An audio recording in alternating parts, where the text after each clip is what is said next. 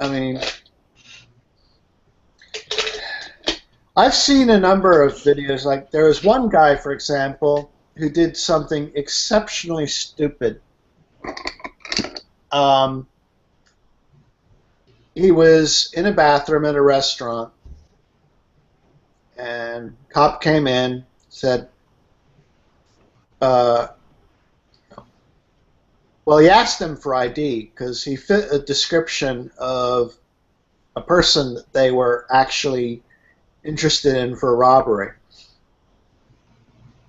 So obviously they didn't really know who he was at the time, but that's not the stupid part. The stupid part is the guy escorted him out of the bathroom, and his partner was there.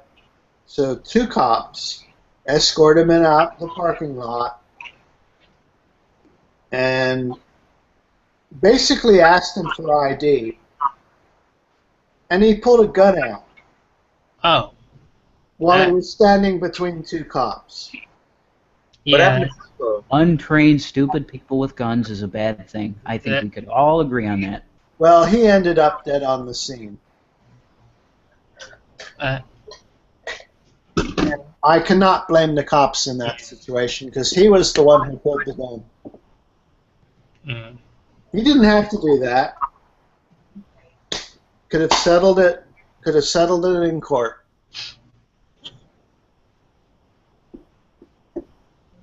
No.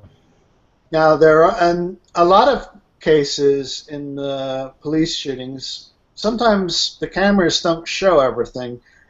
Like, for example, the camera will be at one angle, so you don't see the guy pulling the gun when the cop's partner then immediately empties his, because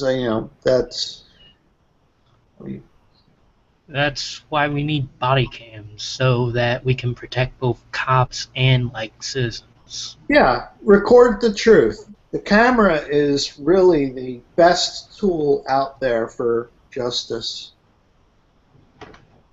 And you need to make sure that the cops are unable to mess with the footage.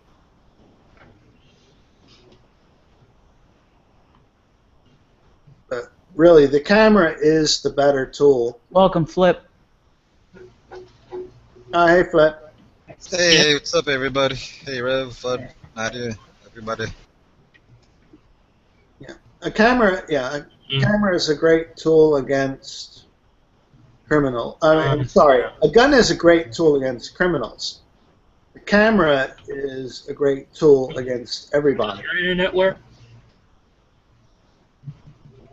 Yeah. I mean,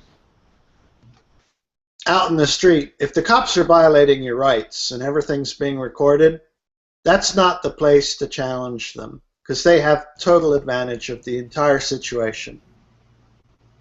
They got numbers, backup, everything.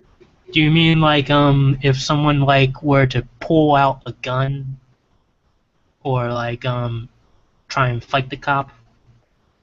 No, I mean if the cops are going over the line. If the cop's going to shoot, I mean, if you pull a gun on a cop, he's going to shoot you. Because, well, I mean, if an ordinary person pulled a gun on you and you had a gun and you were able to outdraw, what would you do?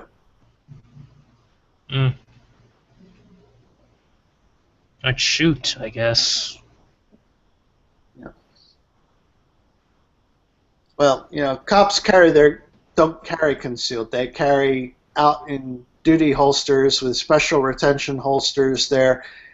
Those guns are designed to be very accessible, and they're trained. So it only takes them a second to go from no gun in hand to pulling the trigger. If you're carrying concealed, you've got garments in the way, so you're up to 2 seconds if you're really good. That's twice as long as necessary to get 6 rounds into you.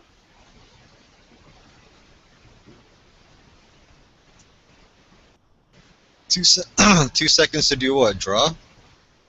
Or to fire? Yeah. 2 seconds to draw from a concealed carry position to being able to squeeze the trigger. That is the typical time for someone who is reasonably trained.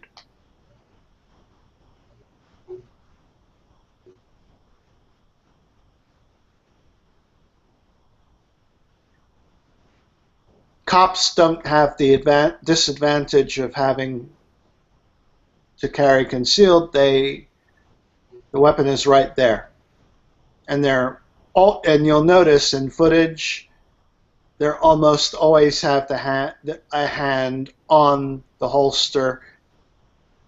They're ready. Plus, there's more than one of them.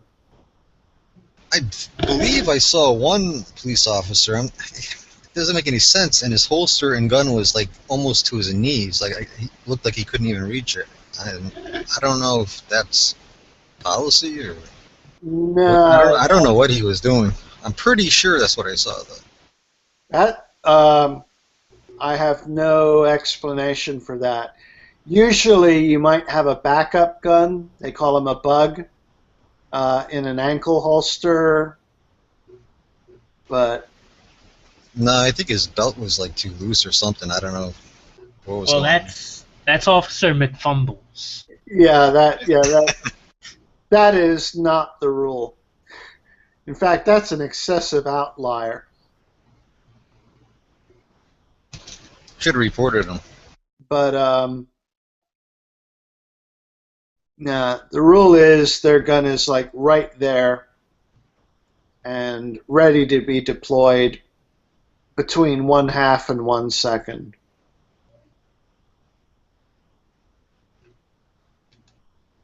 Well, that's what I'm saying. The majority of these police officers these days, they're young guys coming back from Iraq, and they have PTSD, and they shouldn't be on the force. You know, guys? Yeah, there is definitely a need for better screening procedures and training. And I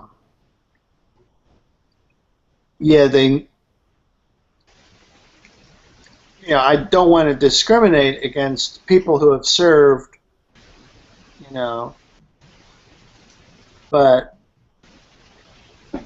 I don't think they are suitable for law enforcement. Mm. Because they're Isn't going to start thinking of us as the enemy. Right, the mentality is they're they're the enemy. So they kind of bring that back, and it's kind of like the citizens become that mindset. You gotta flip. Yeah.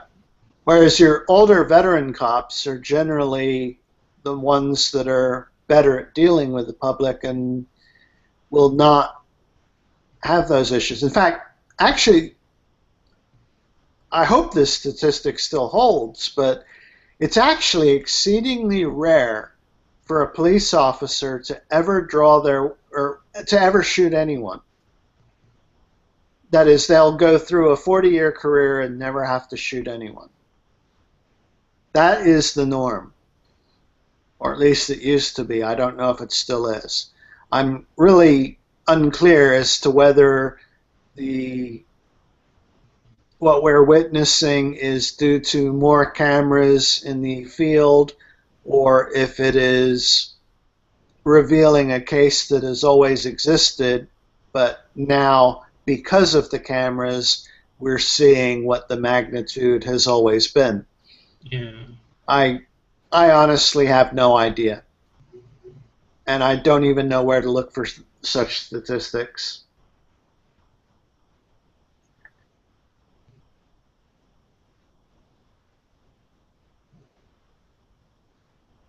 But there is the other question, of course, to protect and serve.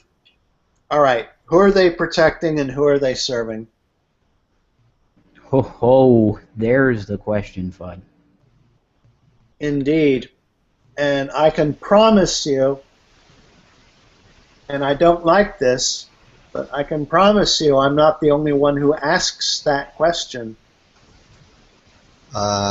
Probably they're protecting their fellow officers and serving, well, Serving the people those who who pay have them. paychecks. Yeah, and we can go down the road to who they might be. Yeah. Mind you, I don't wish to use a broad brush. There are good cops out there, and Yep. I would like to hope that they are, in fact, in the overwhelming majority. Here, here. Same here. Like I said, I don't have supporting statistics either way. Yeah, I've seen a couple. Well, I don't go out too much, but I've seen a couple. Seemed like very nice police officers, you know, smiling and not giving you that thug look.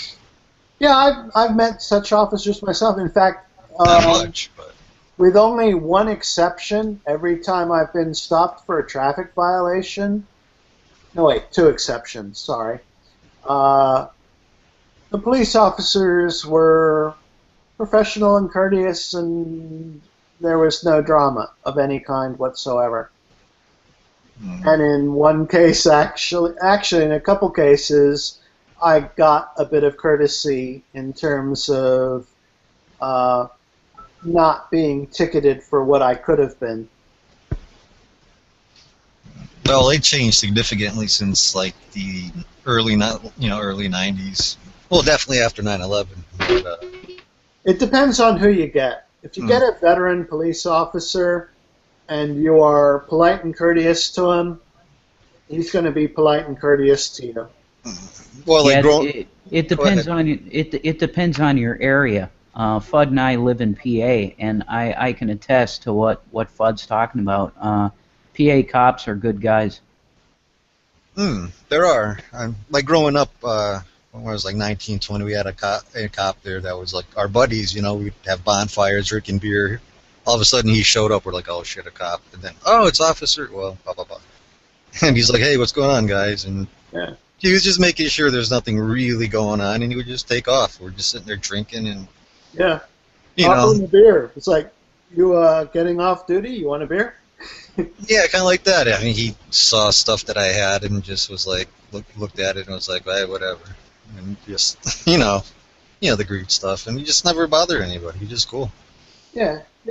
That's a rarity, but Depends Well- on where you're at. Yeah, it depends on Where you're where you living. are, but ultimately they're human beings like all of us.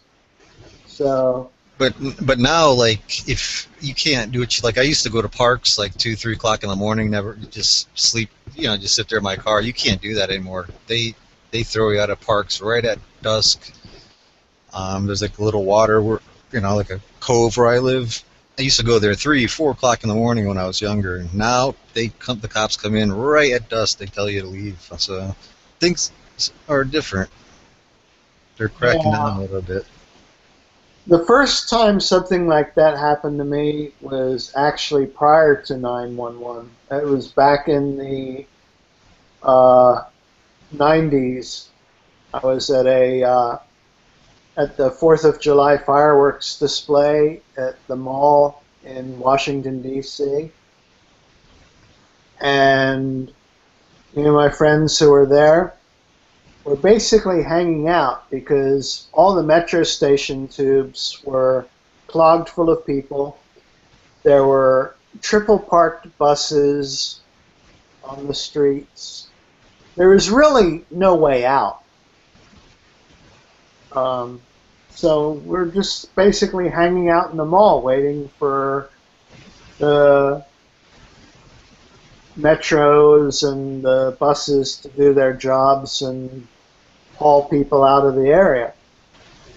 And this motorcycle cop came along and it's like, get out, the park is closed. Yep. And he was not polite about it. In fact, there was even a government employee there, a janitorial type position, trash collector guy. And the cop even told him, it's like, aren't you supposed to be doing your job, picking up the trash? It's like, I don't know. The cop had an attitude for whatever reason. Right, but some of them Yeah, still have the protect and serve thing going on. You know, they respect that. Yeah, Some of them. this guy didn't, but you know what? It's not worth it to go and, sovereign citizen, I have rights, blah, blah, blah, blah. No. There's a time and a That's a place- bad idea. Yeah, there's a time and a place for that, and really you got to be tactical about it. I tried that once. Maybe it was like 10 years ago. Not that, but like I read a book about what you can and can't search and all that. I forgot exactly how it goes, and I was drinking a little bit, but not too much. So I actually went through it, and I actually backed the cop off because he kind of looked like this guy kind of knows what he's talking about. Sometimes he didn't, and I don't know how I got away with it. I was just really, really, really lucky. I forgot what the lines were, but you know what they are. Like, you can't search this. Right. Well, I forget the lines. It's stupid to do. Yeah, but you basically, if But you do it with courtesy and respect, they'll generally return the favor. And it's like, just go ahead and be the sheep. I did it with confidence, and I think I kind of shook him a little bit to where it was like, and he had nothing on me. I wasn't doing anything. He didn't check my car. He said he saw a vodka bottle, but ended up being a candle holder. Yeah. So, and he was like, you know what? Screw this. Yeah. I mean, But I felt like a dick later, though. well, no, you have the right to say, look, I don't need to show you ID.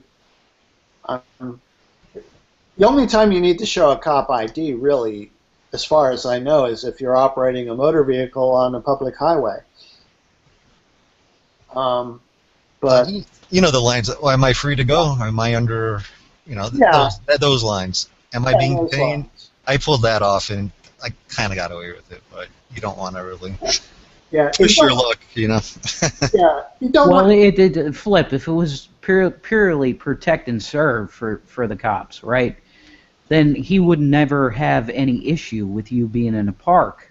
You know what I mean? I mean, who are you hurting? You know what I mean? Well, that's the Well- closing hours. I think it turns out that they told me that there was some kind of thing going on in the area, so they were like concerned. And I was on a semi-private property, so technically Well- they had the right to. Well, wait a minute. It wasn't a public space. It was a private space. It was farmland that is open, pretty much open to the public, but technically it's private property, but it's open to the public. And I was there at night. That's why it happened. I've been going there since I was 16 years old, and this was like 15 years later, so it's like my second home. Yeah, if it's private property, They had the right. property owner has the right to call the police to chase Yep. them off or whatever. Oh, Right. No, they all Right. know. They all know me there, and it's But kind yeah, of open. No, to the but public. it's still private property. Yep. So Yeah, Yeah, it's open that's to why the it public. happened. Yeah, it's just Why it farmland. happened. but But I got out of it a little bit. But that happened like once in like 15 years or twice. but generally, I mean, it's like you could say, like, no, basically, how do I want to say this? You do not have to consent to a search, and you do not have to show ID, little things like that. But, if you're on private property and they want you off, you better get off. Yep. Yeah, Because well, otherwise they've they got saw, they trespass. saw me coming out of it, so Once they got you for trespassing at that point, now you do have to show ID, and they could potentially search you. yeah, that's true. They had the right to. I mean, and they're not even going to be violating the Fourth Amendment for it. It could be simply like, well, we're detaining you or even arresting you, and we need to inventory what you've got. I mean, depending on how far things go. Yeah, I think he did mention. I could have ticketed you for being on private property. I think he mentioned that too. So, but I was like so used to being there. I basically lived there, go there every single day at that time. So it was like kind of weird. So, Yeah. I don't know how we got on this topic, but Well, don't let me derail where we're going. I don't know what you guys were talking about. I think we were sort of drifting around in the general area of Oh. police versus non-police. When we get our chip, it won't matter. We'll just wave it and they'll know. Yeah, that. I know you. I'm sure you're joking there. Yeah, I'm joking. It was a joke. Yeah. Well, your dog has a chip. My ex-girlfriend's dog had a chip. Well, my cats are chipped, but that's because they won't wear their collars, and you know, unless you get like a halter or some such thing, they're going to get their collars off. But because they're chipped, they have an ID that registers to an owner, it's hooked up to their medical records that proves that they've had all their shots, etc., etc., etc. I think it was in New Zealand. They just passed a thing where girls under 12 are all mandatorily going to be, given birth control, whatever system they use, like inserted birth control until they hit a certain age.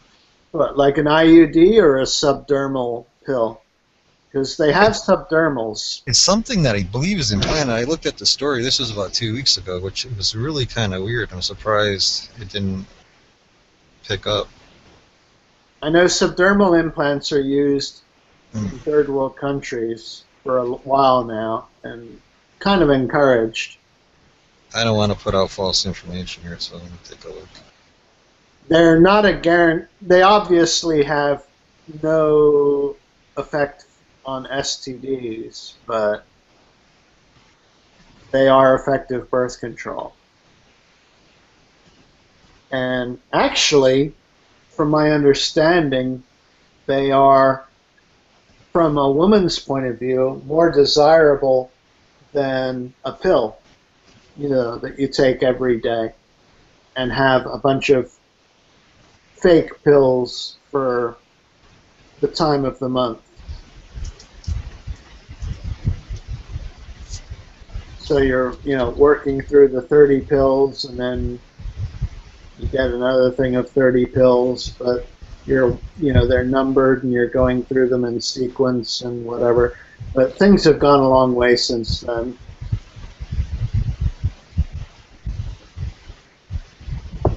As the technology has improved, and the negative side effects have been ameliorated somewhat. Well, how do you feel about something like that? What, mandatory? Yeah. Well, for teenagers? No, I always suppose it'd be girls up until the point of. Okay, I'd have to find this story. This is going to mess my head up. Well, that's an interesting question. I guess it depends on how well you would associate it with vaccination, for example. Because I do believe for children to go to public schools, they absolutely should be vaccinated, against things like rubella and what have you, because those are horrible, nasty diseases. I've had rubella. It really, really does suck. And so increasing the herd immunity to the diseases is a good thing. Now, as far as the birth control thing, I can make an argument that that is also a good thing, because there is a fair chance that teenage girls would practice sex in spite of any kind of abstinence preaching. And if they are deliberately maintained in ignorance over the consequences, there's real economic harm that can come to them from becoming young mothers. Holy fuck, Fudd. So you would sterilize young girls? No, no, no, no, no, no, no, no, no, no, no. No, no, absolutely not. No, I'm not talking sterilization. I'm talking birth control.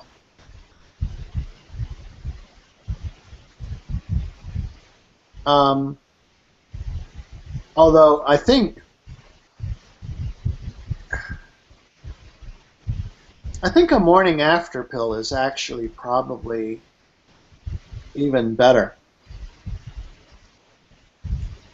No comment.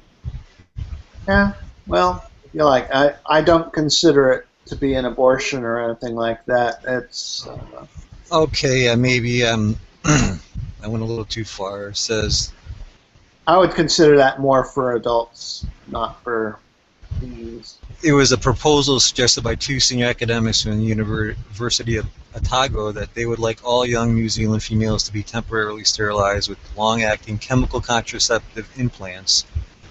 But it is being considered. Dystopian George Orwell, long awaited. Let's see where it goes. I would want to see proper medical studies on those things before policy is actually made. Because, I mean, temporary sterilization, obviously that is going to be the kind of phraseology that is going to have everyone up in arms. And also, at what point does this thing wear off? And what kind of side effects, risks, etc. does it introduce? Because you obviously don't want to have increased birth defects or anything like that.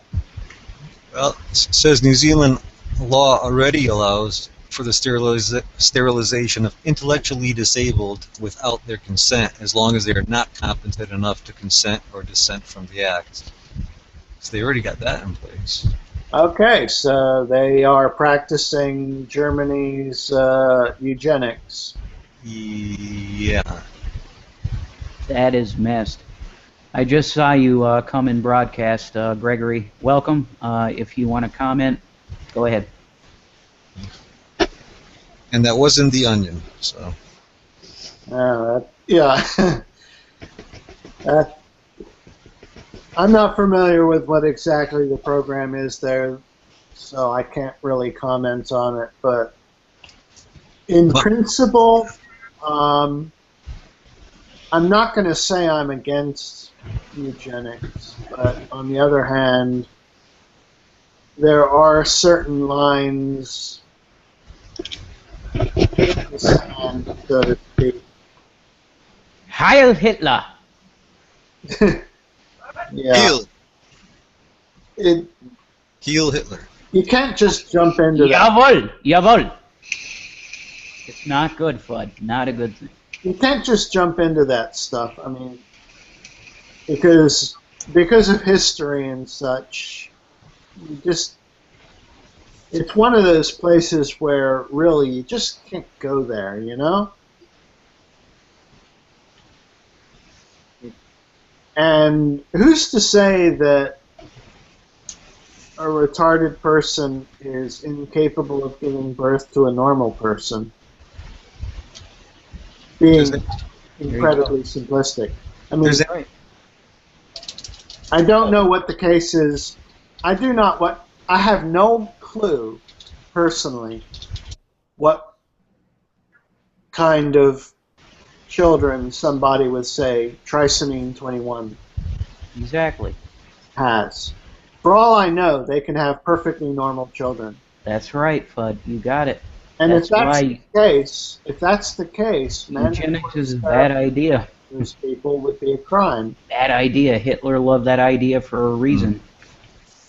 There's some interesting videos of supposedly this self-claimed smartest man in the world with like an IQ of 200, Chris Langdon. I don't know if you ever heard of him.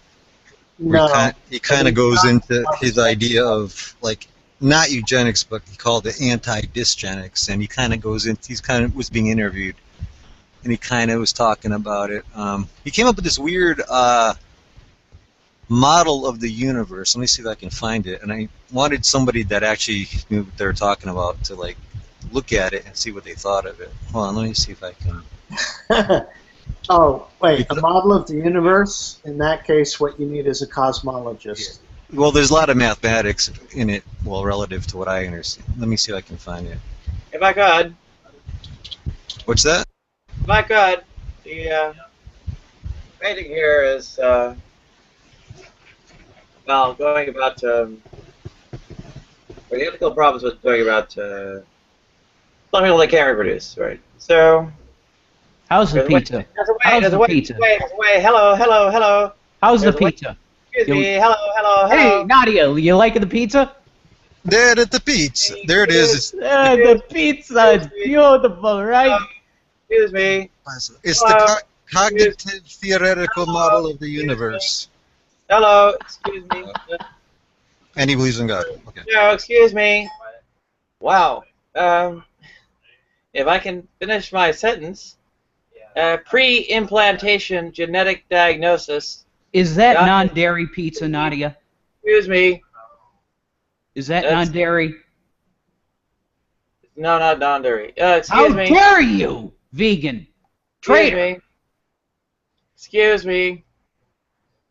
So, pre-implantation genetic diagnosis gets around most of the ethical problems with ways of trying to, I guess, control reproduction and so on to prevent diseases. All right, you can basically select embryos and have the trying, something that's a mechanical process, right? You're a disgrace to vegans. Absolute disgrace. Yeah. All that stuff happening. But I'll give it. Yeah, Rev, if you're drinking, you might want to take a break.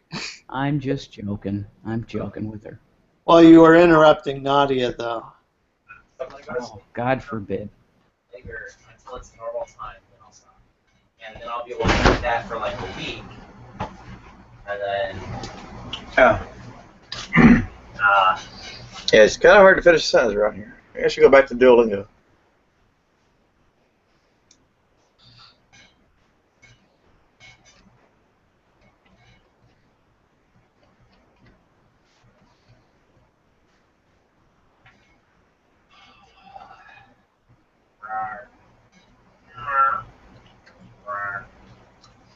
Yeah. Somalia. Unatasha. Alright. A little bit of Italian there. I would simply say, Nadia, don't become an arrogant vegan. Yeah, and they have bizarre stuff like a cobra como una abrashi. Or uma abrashi, or something like that. Whatever it is. The serpent eats the pineapple, whatever it is. The snake eats the pineapple. Never heard of a snake eating pineapple. That's a little weird.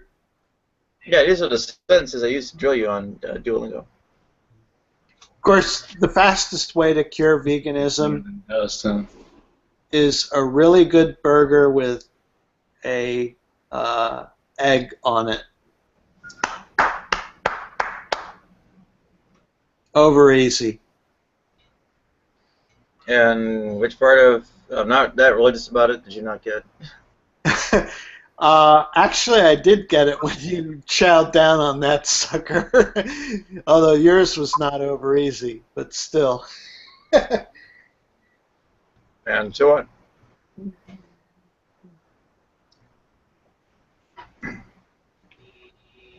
Yeah, it basically means There was no veganism there for sure.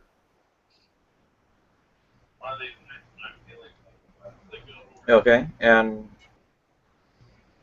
your point is? Oh well, Rev was going on about the veganism thing. Yeah, I don't want Nadia to turn into one of these, you know, she's going to add veganism to her pointing at people. And I saw her doing that in the last hangout, so, you know, just keeping her honest.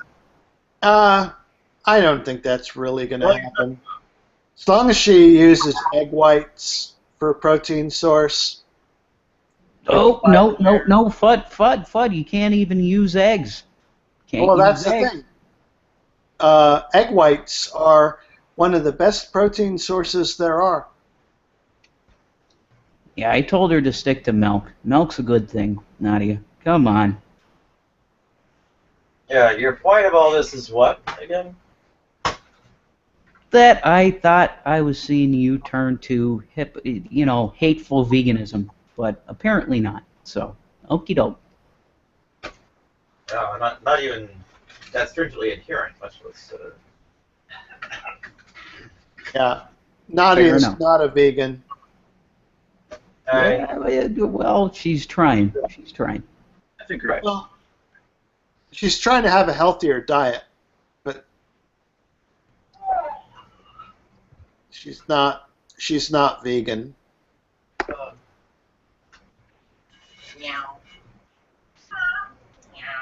Again, you're basing this on, I guess, the stringency of adherence, which I've never made a claim to. Just don't become an asshole vegan. All right, Nadia.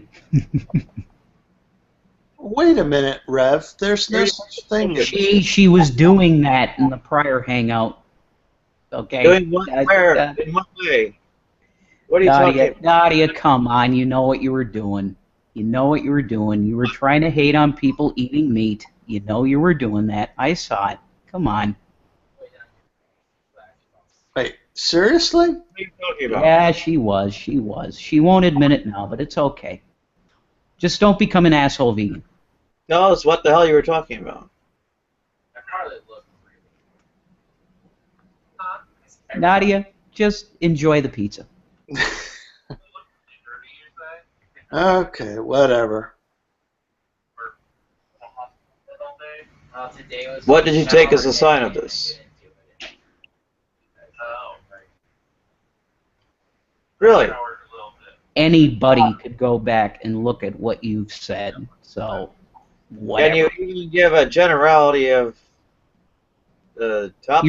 You're sitting there eating potato chips and condemning people for the other stuff that they're eating. So enjoy the dairy. Enjoy the dairy, Nadia. Enjoy it. Enjoy it. I told you, stick to dairy. It's good for your calcium, okay? I never condemned anyone. Oh, God almighty. Okay. Can you give any other point of reference? Trapping animals for dairy. Right. Right. Amon talked about it, too. Yeah. Yeah. So you're eating cheese. Stop. I'm not producing it. That matter. But you're consuming it. You're consuming it. So What? you're consuming it. So stop.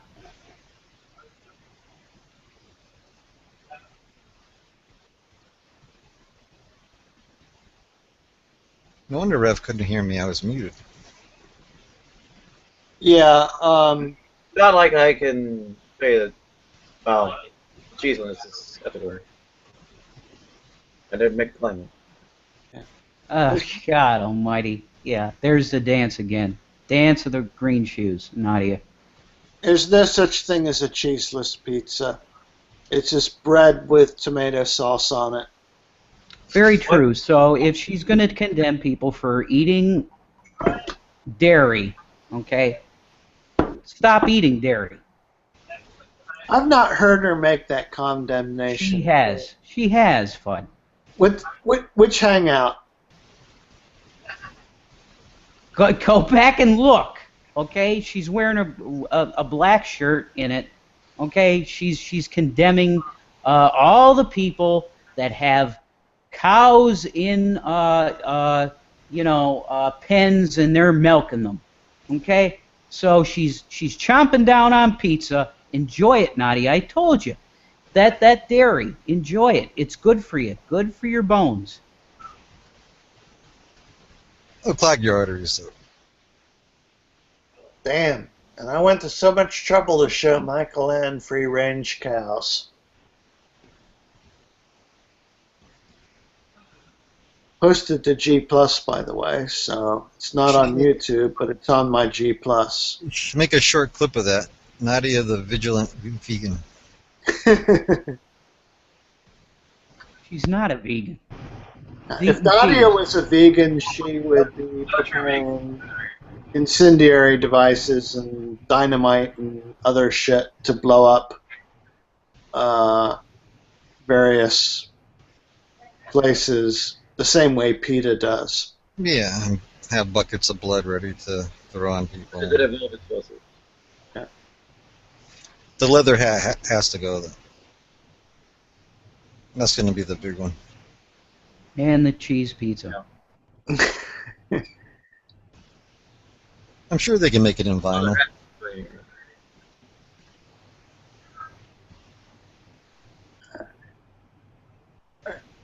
For some reason, I think there's an argument here that is trying to be made just for the sake of argument.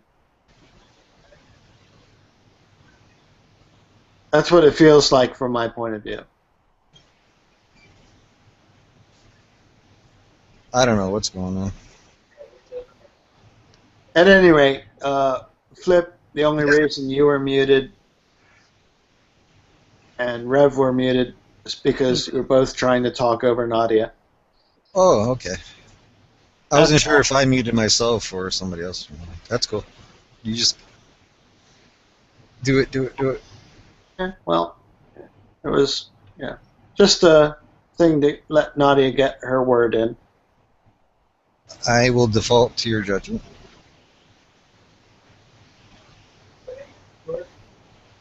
Bring it back on the rails, Nadia. Your hangout. Forget what? Bring it back on the rails. It's your hangout. No. Bring it back on the crazy train. Going off the rails on a crazy train. Dun, dun, dun, dun, dun, dun, dun, dun, dun. All right. Well done, Flip. Thank you. Was that a copyright violation? Yeah, no.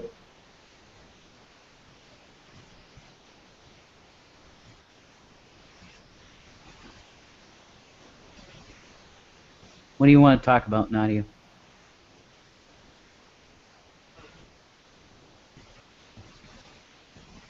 I was trying to say pre-implantation genetic diagnosis. Now, it resolves a lot of the ethical problems with trying to do diseases. I didn't catch that. Did anybody else? Kind of breaking up. Did you not hear me or something? Yeah, it sounded like the Gattaca solution. Basically, you've got your ovum and your sperm mixed together, and you look at the ovary, you look at the zygotes that result, and you weed out the ones that will have genetic defects, This is not exactly new. and then implant the good ones back. Well, no, it's not. It's not even remotely new. It goes back to, what is it, baby Jessica being the first in vitro fertilization that was successful? Like back in the 1980s? What's the word opposite for in vitro? Uh, well, it would be vitro. Okay. That would be your standard form of fertilization, the fun one. Usually, I guess the alternative is in utero.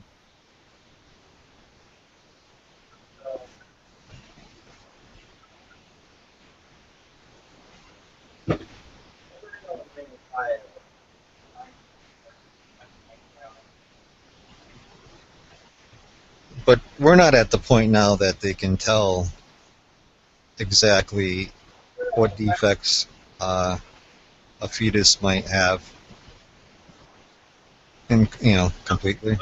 Let me tell you what we do have. There are a number of specific medical conditions that are genetic tests for. Okay. So, have your laundry list of things like, I don't know, Huntington's.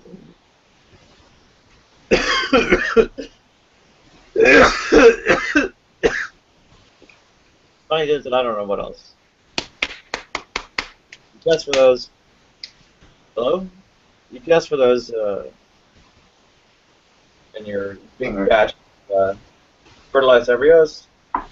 We got the ones that end up happening. There are some nasty issues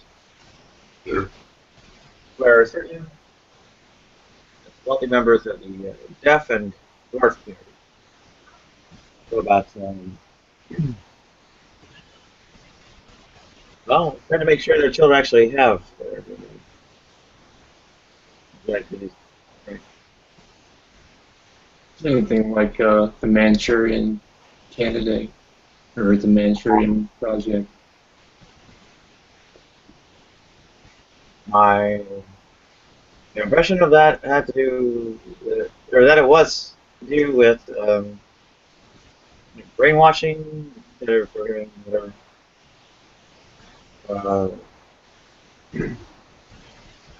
What does that have to do with?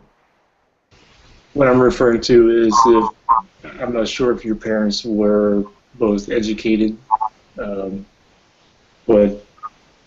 hypothetically speaking, if you have two parents and they're both really intelligent, I'm sure it would reflect on your kids. And somewhere that's got to reflect on the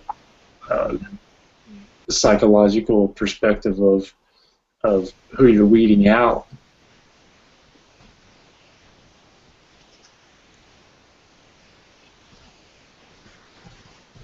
I mean, some of the things you guys talk about totally blow my mind. I'm not a philosopher or anything of that nature. My major was electricity, so.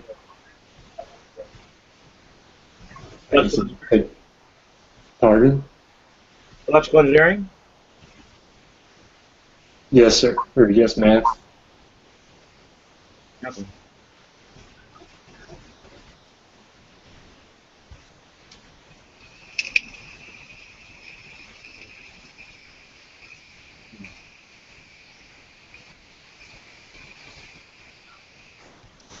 I remember the liquid mesh analysis, but that's about it.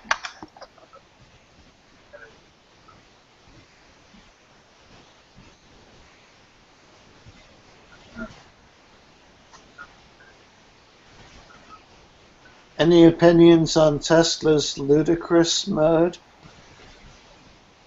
I think they only did it because Subaru came out with a WRX STI model that could do 0 to 60 in 2 seconds. What the hell? How does that relate to electricity? How does it relate to tree implantation genetic diagnosis? Embryonic injections into electric cars. Well, I was thinking we'd do a lot with electricity in screwing with brains, but that's in adult stuff. I don't think. Well, there's more than that in our world. Magnetism actually runs our world, electromagnetically. If you didn't think anything about it, everything we have runs on magnetism. car generators. You know, you can magnetize a piece of metal with AC current, physics. It's kind of complex.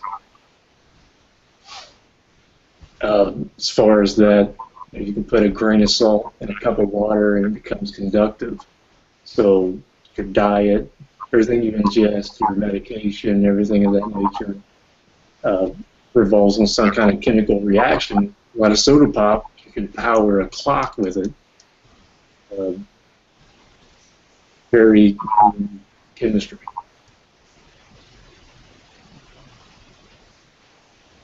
You could power a bulb, right, with salt and water. Yeah. Next step, how do you turn a human being into a copper top battery? So salt water is electric, and our bodies are electric. Well, So electrically conductive anyway. we run on electricity. Yeah, chemical reactions. Not quite the same thing. Well,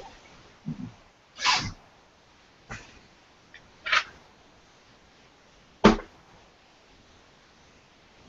wonder if you could electrically charge your food, like to make it like negatively charged or positively charged. What the hell? I just got back. Huh? Duolingo is starting to sound really good here.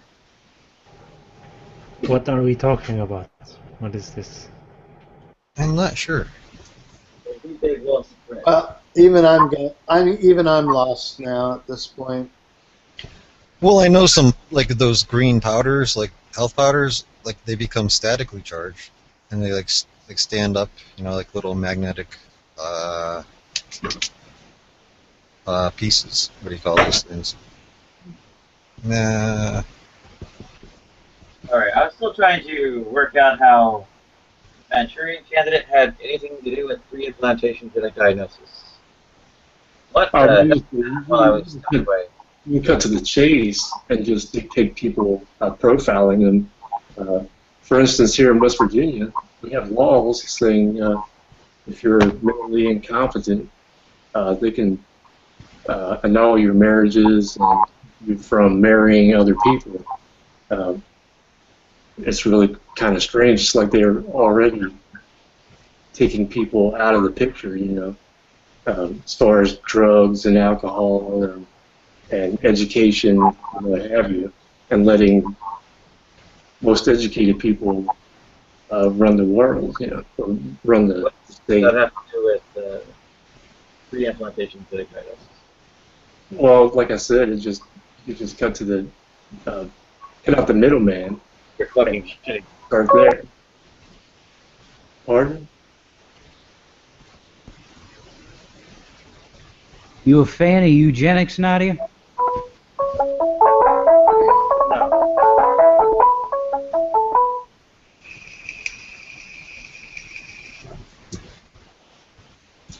Are you a fan of preventing disability? Yeah.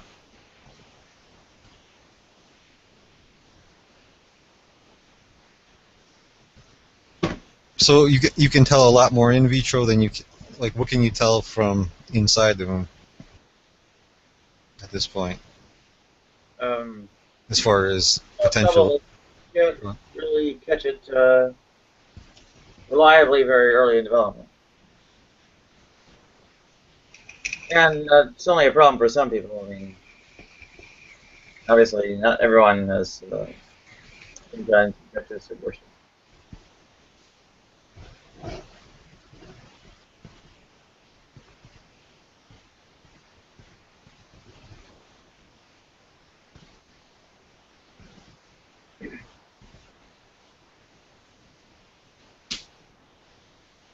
So, are you wanting to have kids and wanting to see this procedure prosper? I mean, that'd be a feat for mankind. It's It already exists. It's already available. You just have to pay for it. Yeah. It costs a lot. Why are you against eugenics? I mean, just in a strict form. Usually, violation of people's bodily sovereignty to forcibly sterilize them.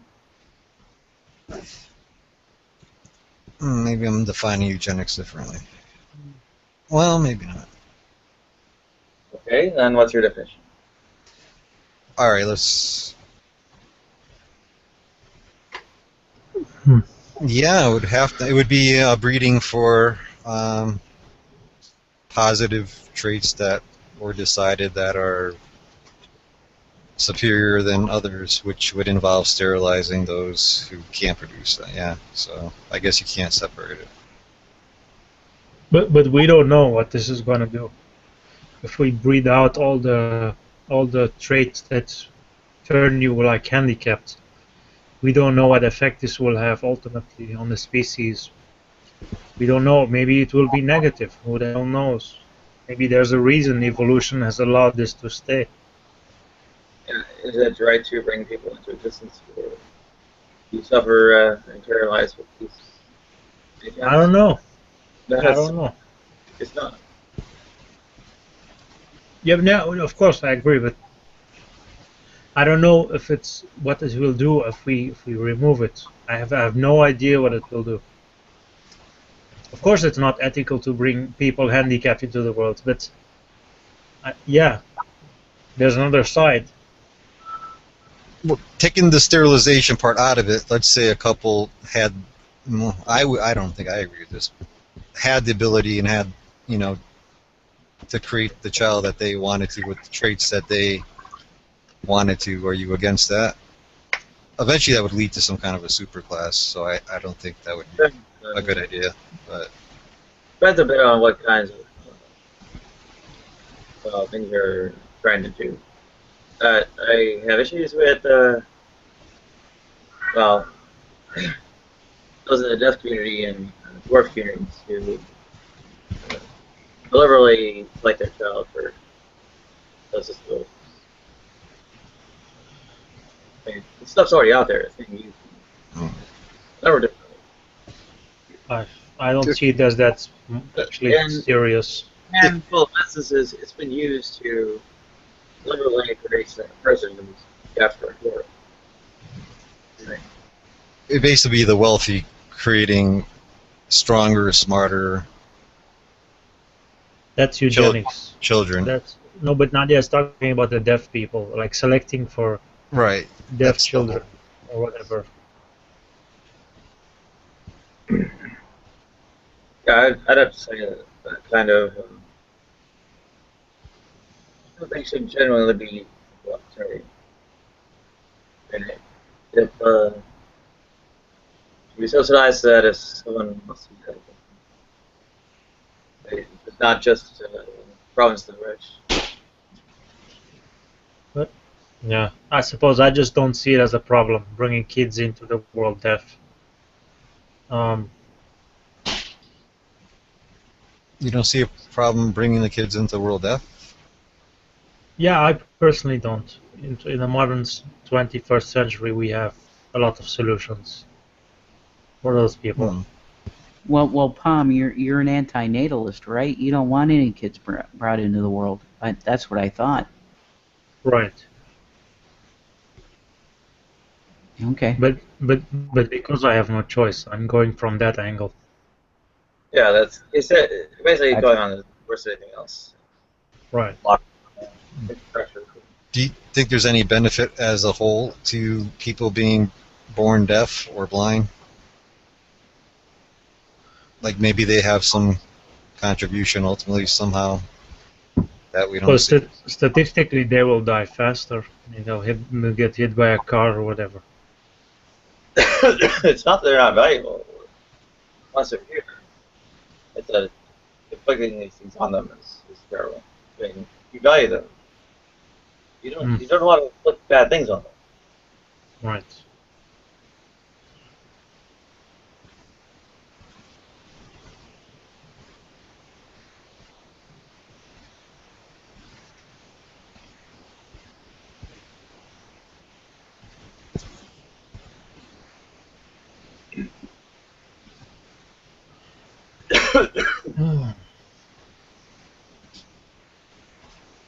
Yeah.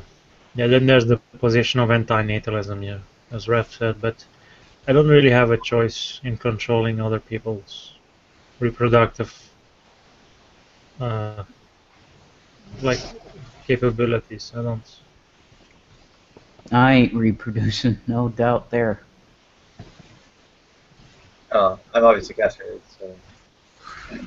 Who was Beethoven deaf by birth, or was it Beethoven? It was deteriorated over time. Okay, so he was inborn deaf.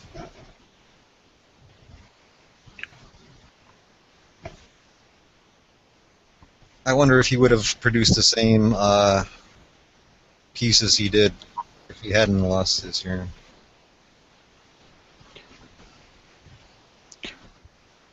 Even so, yeah, is it right to exploit them? Is it right to put your suffering on them so they can get some value out of it? I mean, if we do get something out of it, it's at their expense. Malek, did you want to speak? Yeah, kind of. I've heard that now we can control the baby and how it's gonna be. I mean, yeah, his shape and his smartness, and we may theoretically make him or her smarter or prettier. That's not true. Actually, as things now stand, things like intelligence and strength and such are not within, I guess, the technology, so to speak.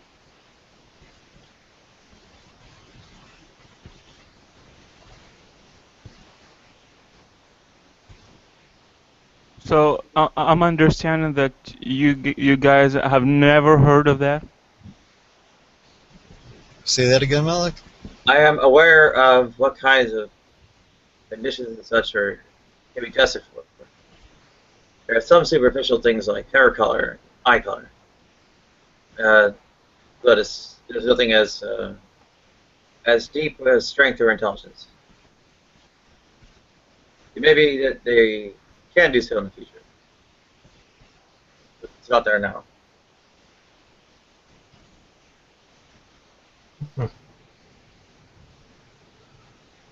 But it would be interesting to have like genetically superior, physically and mentally, children. They don't have anything now that can increase like the certain type of muscle fibers or things like that? Nothing like that yet? No. There are people. There are people who are. There are people who are exceptionally strong naturally, and they will just be naturally stronger than even other people who train just as hard as them. I can't imagine that's going to be a big problem to accomplish. They exist though. Those people exist. The reason why because horrific diseases that he tried to heal or otherwise mitigated. Right. It's we don't even bother investigating that kind of strength into whatever.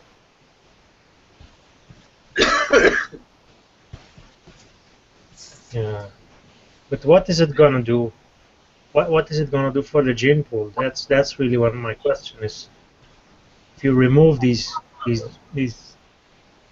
if you remove these diseases like cancer and whatever, all these natural things, what will it do to the species? I mean, we don't know what the unforeseen things.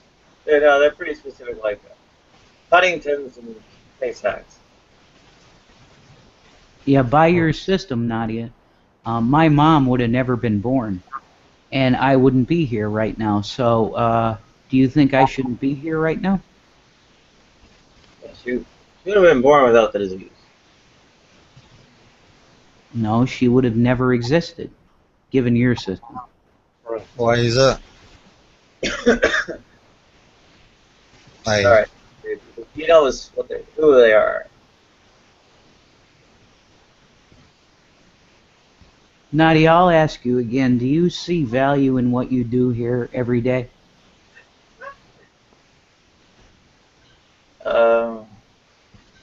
I wouldn't be doing it.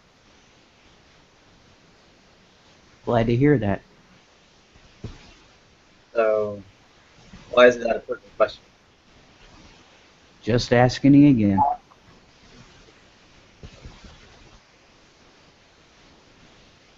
So what would have to happen for man to say we are now in control of our own evolution and nature has no bearing on it anymore? we just select for it. We just select what we want and what we don't want. We already do. It's called, well, many. No, not that's not what he's talking about. I'm talking about a more specific. Like two people, they carry a whole lot of bad genes. They carry cancer, like that they get cancer faster. Their offspring. I'm talking about where we can manipulate every single aspect of our genetics. You understand implantation, genetic diagnosis, recombining this into people's genes. And it's not new genes or different genes or artificially injected genes. It's just taking combinations of those two genes. Snips and cuts from one and paste them into the other person's, right? It chops up mother and father's genes and glues them together, right? And just the combination that came out of that ends up having We haven't gotten to the point where we can select every aspect of. No. How far off do you think we are from that? Or do you think we ever will get to that point? They're going to happen. You don't think so? The main point, which would be scary. Say it again? The main point is that these horrific diseases can be prevented. Why is it you think that we can't get to the point where we can manipulate the genetics to where we can decide if the child's going to have this many certain kind of muscle fibers, this much intelligence, this eye color, this length of finger, this to that point where we can design it to that degree? What prevents? It's not that some individual trait couldn't be researched, that can't achieve this totality. Too large of a problem to be able to control every trait. Assuming human beings keep going and we don't kill ourselves off, you don't think it's possible to ever reach that point? But the questions don't have to do with killing ourselves off. What's that? It doesn't have to do with killing ourselves off. It has to do with going on with the high-tech civilization. There are time limits on that. So what you're saying, we're going to devote our time and money to other things before we ever going to go to that degree? No, we're not going to have as many resources to go about doing high-tech. Well, Flip, I think that to reach the position that you're talking about, we have to invest in science a lot more than we're doing right now, and that will, require a lot of money and time and, people wanting to do that. Okay, so it's not the limit of can, it's ability to afford to be able to do that, the resources to accomplish that. You don't think will happen? I'm just saying, do you think it's a possibility? Well, it seems to be. Where are we going to take some ads, if you still had religion I'm gonna drop that part. Technological society is as the level of technology or whatever it is you're calling this, not going to persist indefinitely. Someone is having white noise, and Nadia, your volume control or whatever it is just making you incoherable half the time. I don't know who has the white noise, and There's still white noise. Could you mute if you're not talking, people? Nadia's audio gets messed up.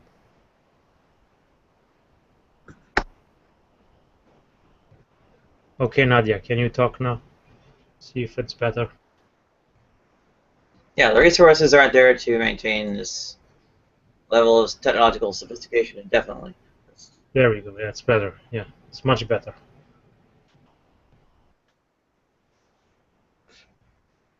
Yeah, it's noise flooring.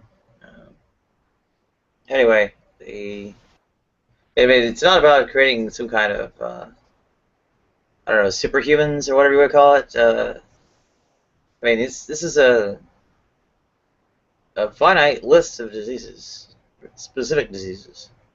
The ones that we've seen are horrible, and actually even common enough to be able to, find a genetic basis for. Well, of course, A child with Tay-Sachs, dying in agony at the age of 4 is something you don't want to bring into the world. Caused. But Nadia, if you select it out of the gene pool for a couple of generations, then it will disappear. Then it won't reappear again. of course, this is the main focus right now. I was just talking about. You don't have to keep doing it. You don't have to keep doing it if you just remove it from the gene pool. Oh, you would have to keep doing it. You would, I guess, have different genetic diseases that come up and need to bring those down. If this system existed before you were born, Nadia, would we know you now? That would be a different and a more whole person. I'd be. No, I would not have type 1. I would have. I probably wouldn't be trans either. I don't think you would exist, Nadia. Well.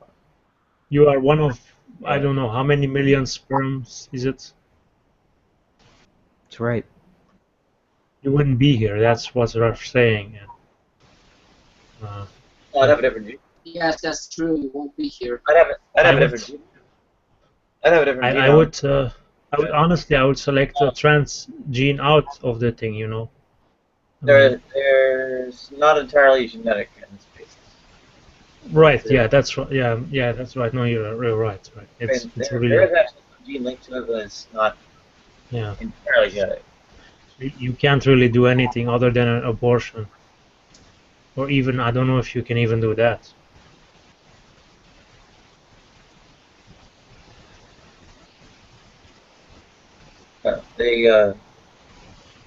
A different genome for me would have been much better for me. I wouldn't be suffering. But you wouldn't be you, Nadia. Well, first of all, if anything had happened different in your life, by that sort of theory of identity,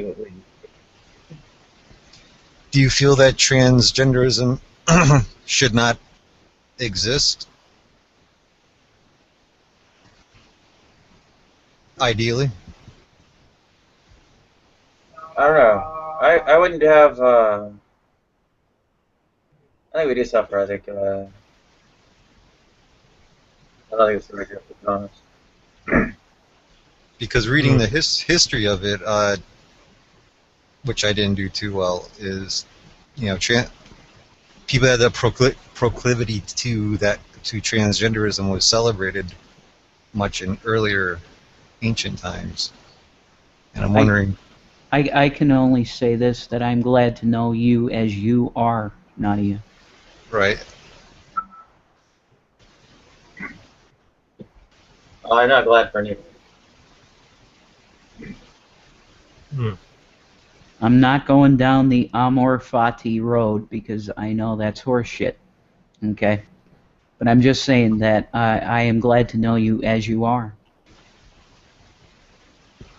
That makes sense.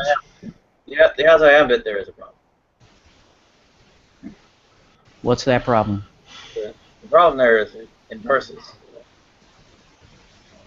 Things that are terrible happening.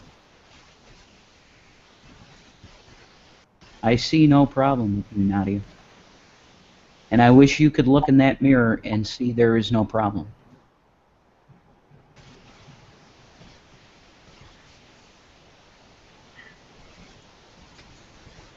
Listen, this has been driving me nuts for like a month, and I only found it one time. But what is Amor Fati?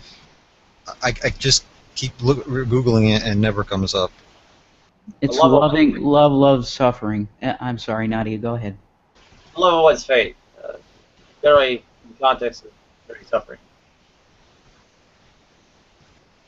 Can you repeat that one more time? The love of one's fate. Generally, in the context of considering suffering. You gotta mute Flip. Her audio gets messed up. I said. Okay, Sam. I said Amor Fati is the love of one's fate. Amor is love. Fati is of fate. And it's generally in the context of considering suffering. As suffering is a good thing because it's your fate, basically. Ooh. Is that what you're saying? That suffering is fine. Would be that there's a purpose to the suffering. Okay. No, the purpose doesn't actually excuse it. I mean, intentional infliction of suffering is what people call malice. True. That's why I don't push it on you anymore. And I've done that in the past, and I'll never do it again. Or poetic justice. Just No, not so, Gregory. Not so. Well, it depends on the model of justice, and I'd say there are some rather strong arguments against retribution. Nadia does not deserve this. Trust me, Gregory. She doesn't deserve it. Well, I live the same life. I mean, my middle name's used all over television, and my family's surname has been associated to religion since before the conquest. They held a royal seat, or a seat on the royal council of King Edward, and helped write a lot of the scriptures, and that's how they got their name. And from Nadia's perspective, I see what she's talking about. If you were living and enjoying yourself anyway, but you still suffered because there was something you couldn't have enough of, then it would be poetic justice if it encouraged or influenced everything you did. I mean, from an aesthetical perspective, that's what humanity does. I mean, there's nothing wrong with it. I consider it euphoria. If I'm suffering, for instance, if I feel mom, and this person I fell in love with, I had him, but I just couldn't be a whole part of him. It would be kind of a suffering. The mania I put myself through to enjoy myself. But then you have to be creative.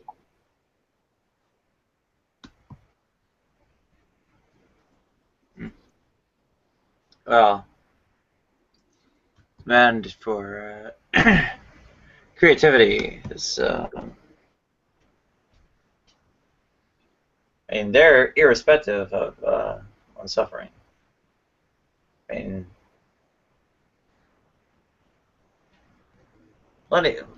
There's no actual, say,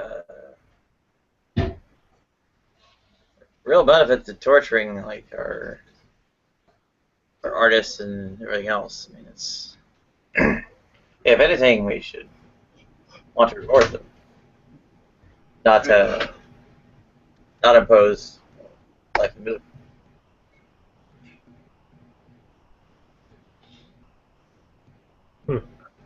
I think they do have to suffer, Nadia. If you view this hell, if you view this world like hell, and artists represent reality, they present reality to you, and so they naturally suffer, because I mean they are in hell and they are portraying hell in their art. If you consider this place hell.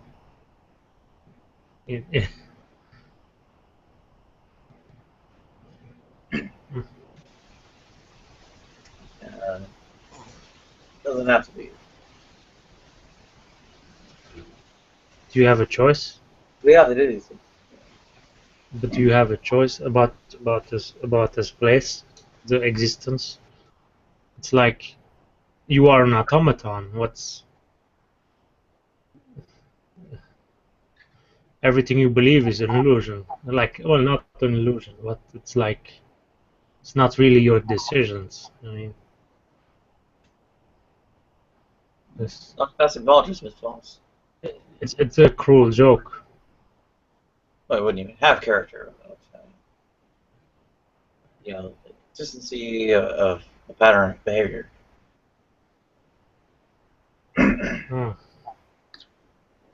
Would you be referring? You're truly an atheist, correct? Me? Yes. What? How? I was talking. Yes. So you're not an atheist? I am an atheist. Yeah. So are you kind of skeptical about your own faith? Well, what I'm referring to is if you devoted yourself to your faith, but you're seeing something changing somewhere else, and you see it as a no-win situation or a struggle somewhere. I'm just saying, you know, to maintain your faith, you have to apply yourself to a certain degree.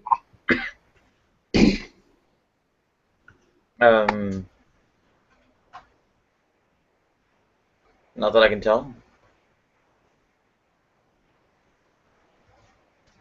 I mean, faith isn't really a big part of doing what I am, and I certainly don't engage in much effort to maintain, well, whatever degrees of confidence I have in excess of the warrant for their justification. So, What he's trying to say to you, Nadia, is look in the mirror and love yourself. he was saying something. You stay, no, that's boiled down. That's what he's trying to tell you. Please do that. Do your best to do it.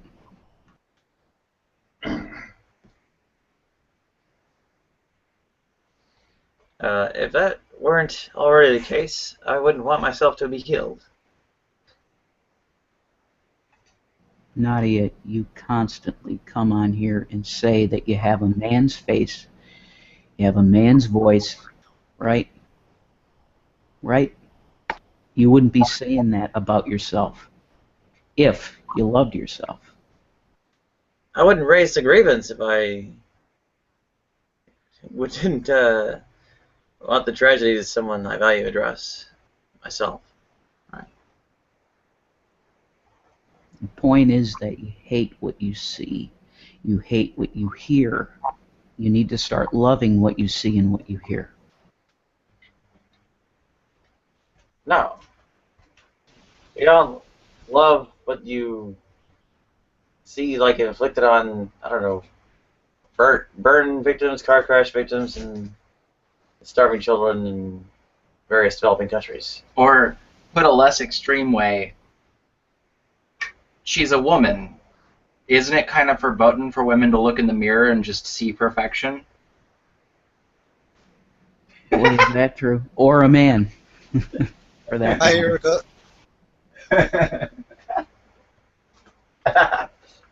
Over here enforcing my traditional gender roles.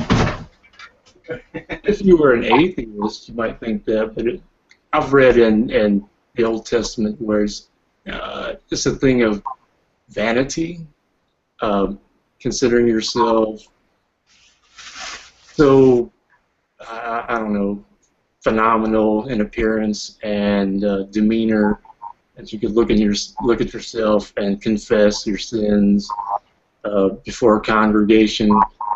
I'm not sure if you guys actually read that much about that. I mean, I'm sure you did because I listened to you and I know you've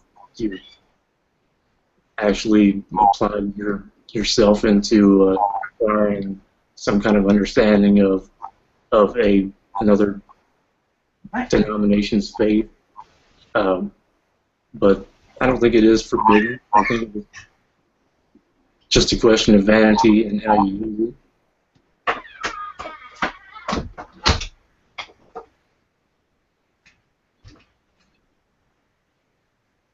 Well, for one, that translation in terms of vanity is not what's meant in modern English by it.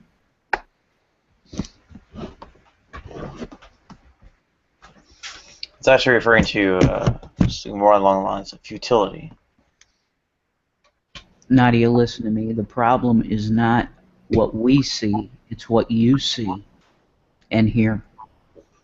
You understand what I'm saying? Oh, you don't give a shit about men or women. What? Okay, ask a question that's on a same area but like on a later track, different track, after you're done.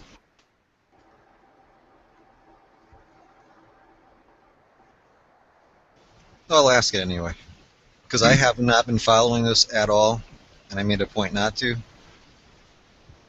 To bring up Caitlyn Jenner, because I know she got some kind of award, and I never seen really her speak or anything like that. And my question is, why hasn't she corrected her voice yet? Because I heard her speak just like 3 or 4 days ago, and because you were bringing up sounding like a man, and It's hard, and it's not worth it.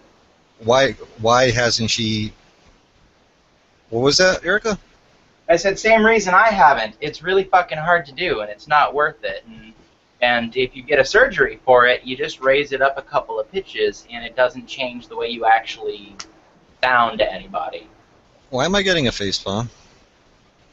No, she's face palming at everything I say.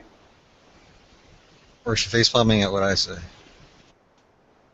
No, it's just a curious question. Sorry.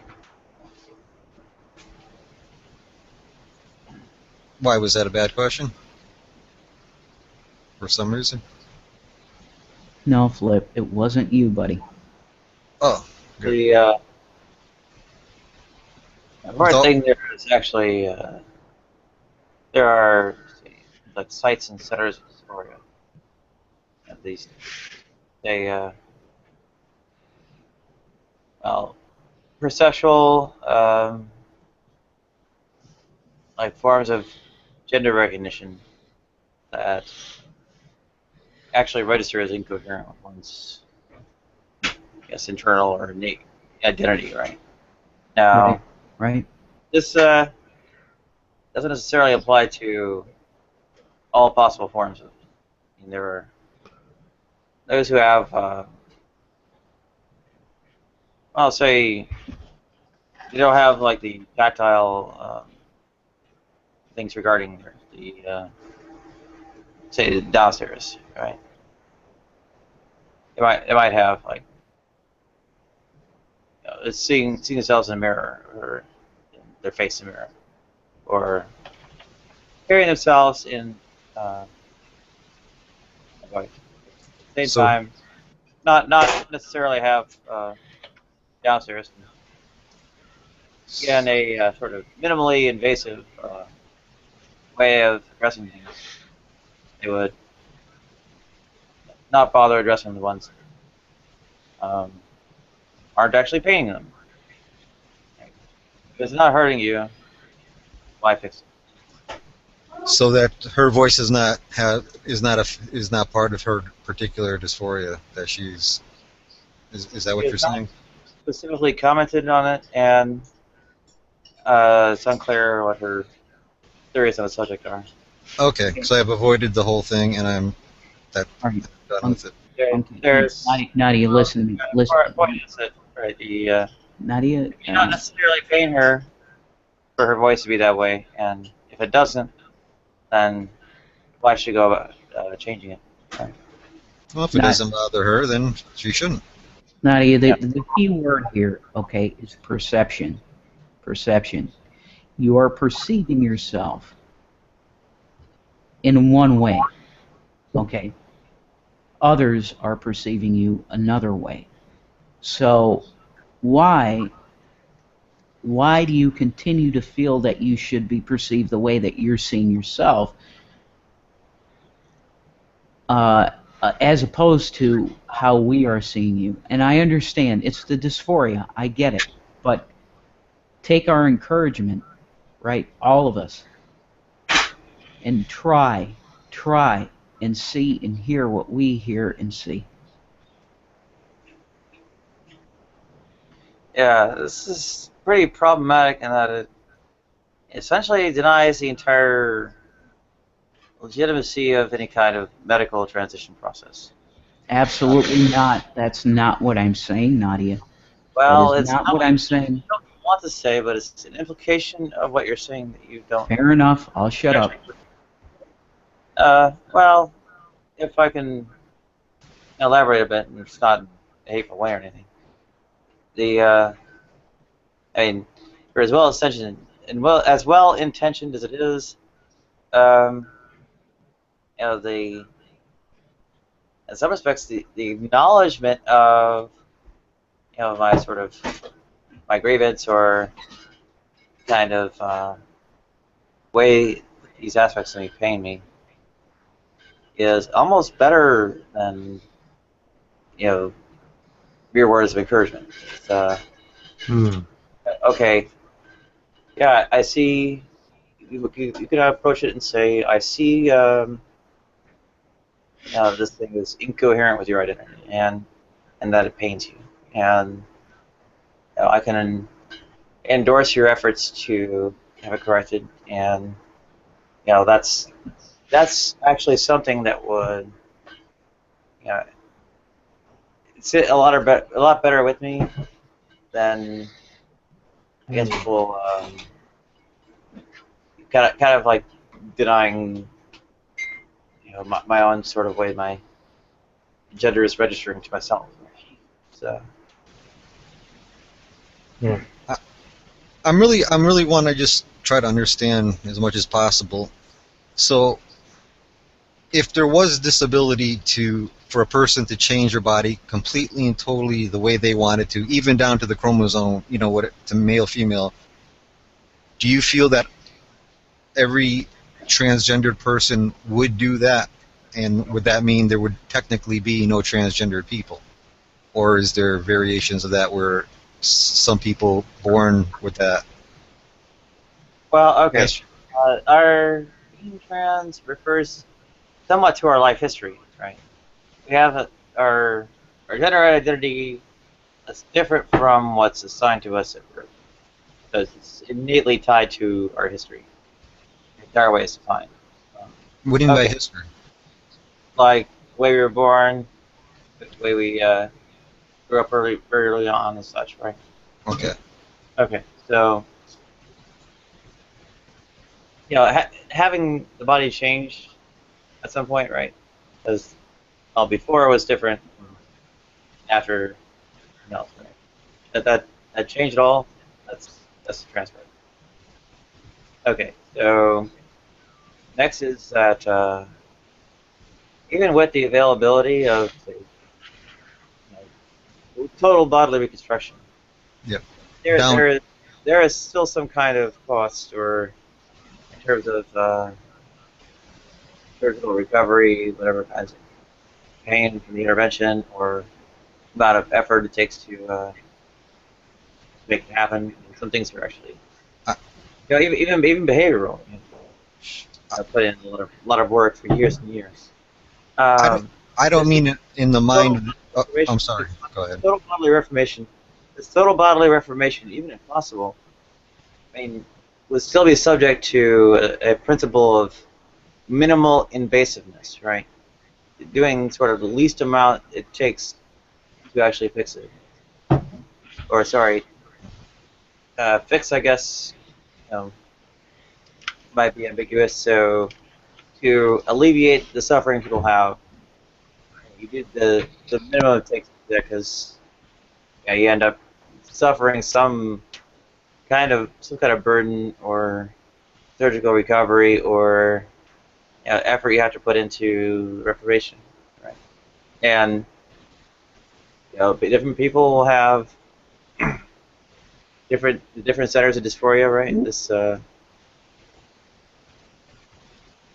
Of course, in the mind of the person, the history is going to be in their mind. But I'm talking about out societally. Do you think most transgender people would go for the full transition, genetically? Where even a genetic test would show that they are now the gender that they were different than they were assigned at birth. Do you think? Well, let's think about, say, just the genes, right? Because you can envision a total bodily reconstruction. Yep. It doesn't actually affect the genes. All right, there are already born XY females, ovaries, eggs, uterus, even giving birth to children, XY chromosomes. Right. Okay. So this is the total bodily reconstruction possible to arrange. Now, but I want to go a further step and convert the XY to XX. Well, why? There's very little anyone discerns about it. As far as your own perceptual gender recognition that's targeted at yourself, you're never going to see your own karyotype or hear it or feel it in terms of touch. There's also the social elements of the gender recognition as they're applied to yourself again. The socially dysphoric have this as one of their larger sites of dysphoria. And actually the socially dysphoric are,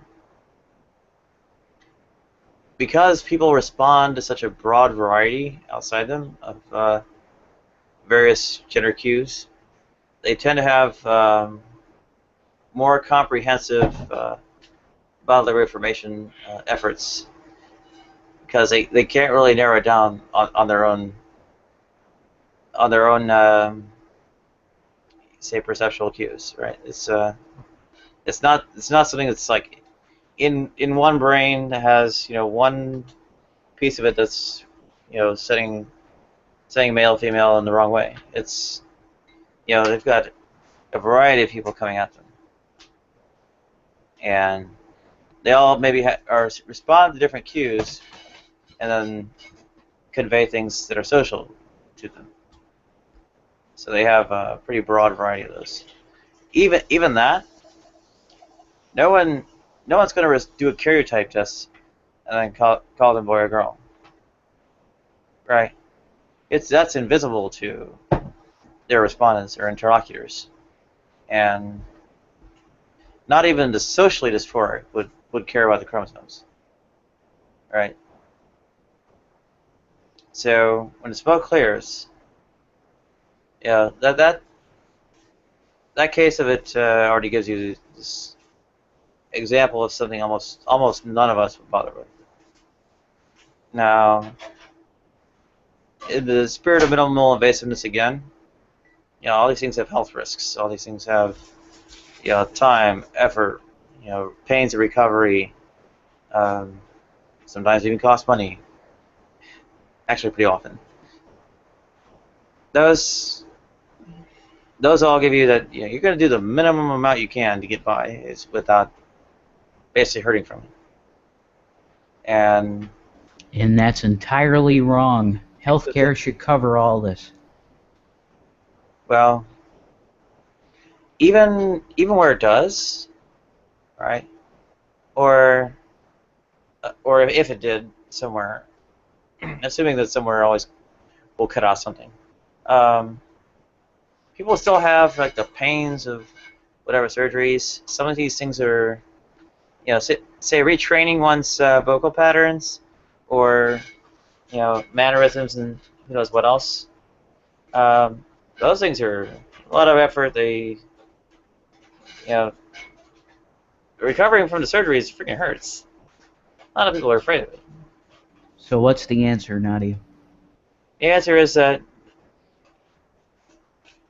you're not going to have like a factor just like, say healthcare coverage for it. It's going to make people go like, try to wildly reform everything possible they can. They're pretty much going to stick to the minimal invasiveness on quite a number of good grounds. Welcome, So, GC. Ed, yeah, welcome. Hey, JC. Hi, everybody. Let me move that closer. Yeah. Hey. Well, it should make sense why, say, Caitlyn Jenner doesn't bother with what's up? going about getting like surgery for voice or speech therapy, right? If it's not hurting her for whatever reason, well, Right. why should she be pained by all the efforts to it? Okay. I was just wondering if there was a reason she was waiting because of a medical thing, or she just wasn't going to do it at all. I just was curious when I heard it. There's obviously no financial barrier to surgeries. Yeah, that's what I mean. There's no financial barrier. So is there like a medical, or she just decided that's far enough? Or for that matter, speech therapy. Or she never addressed it. Yeah.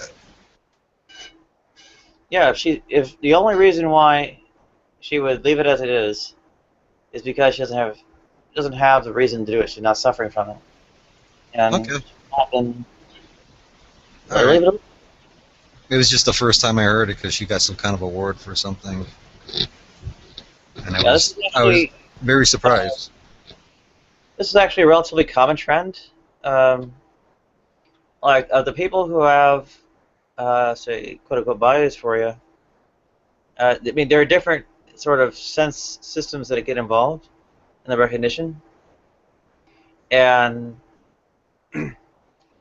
whatever they might hear of their own voice, the gender recognition coming out of the auditory system doesn't trigger it, right?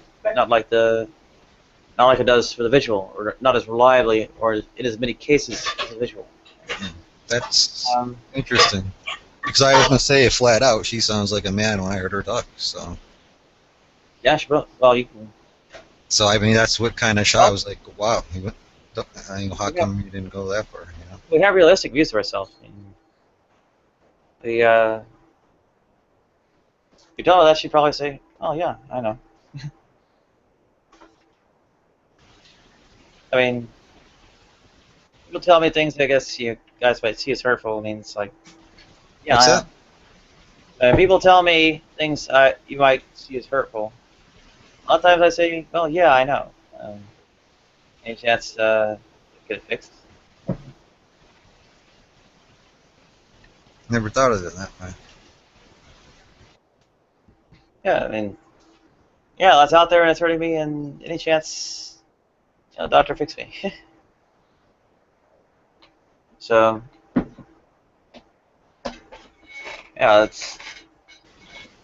I don't know why, but it's a lot more common for that visual system to be involved in the quote unquote, body dysphoria stuff, whatever. It's I should also be careful because the gender dysphoria has something of a unique kind of status. Like the other things referred to as dysphoria are not of the same character. People don't get ripped up quite as badly, emotionally or whatever, by the other things called dysphoria. I mean, it's literally as trivial as like dissatisfaction or unhappiness. Not to make light of it, but it's like, you know, if you have the money, so why not go for the whole bells and whistles? Yeah, But I mean, well, do you go for the? I mean, bells and whistles can actually, be physically painful to some people. Also, be a lot of like time and effort. what do? They tighten up the vocal cords, or That, well, what that surgery does only raises the pitch a bit. Unfortunately, there's quite a bit more to it. You need serious speech therapy stuff to try to deal with the rest, and speech therapy is basically just guidance, coaching, and stuff by professionals. You actually still have to like do all this endless drilling and try things over and over, and so there's no point of it if it doesn't bother you. It's a lot of work if that's not part of that's bothering you. A lot of work and a lot of possible complications. yeah, the non-surgical parts of it are a large part of what I actually originally signed on G Plus to do.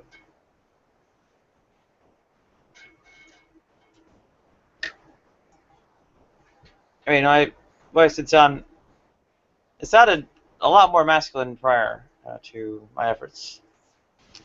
I didn't get over the hump to sounding actually feminine, but at the time, I got something out of it. Oh, I'm not gonna argue your point.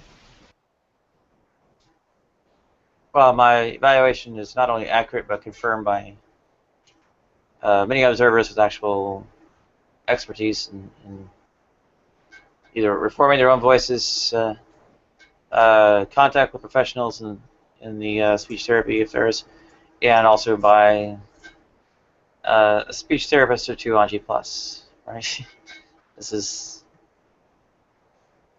You're not going to win the debate here. No, I'm not trying to. I'm just.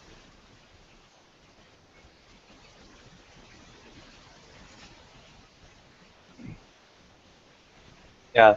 I'm sure there's plenty of women that fall into the same frequency and category, though, because.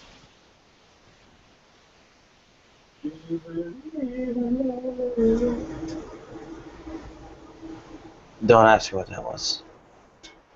What was my awful Cher impression? Bob Ross. Why, is there a good Cher impression? I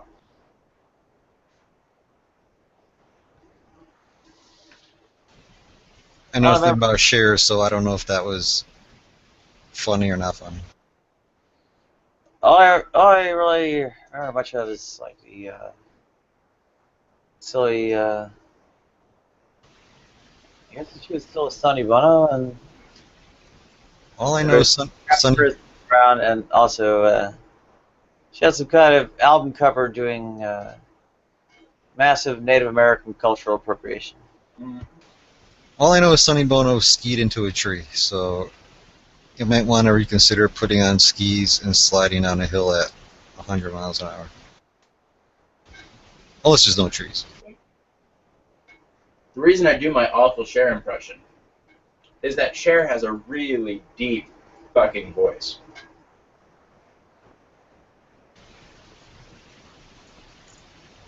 Like, I find your quite disturbing. I'm trying to remember where I heard Cher. She was in that movie with, what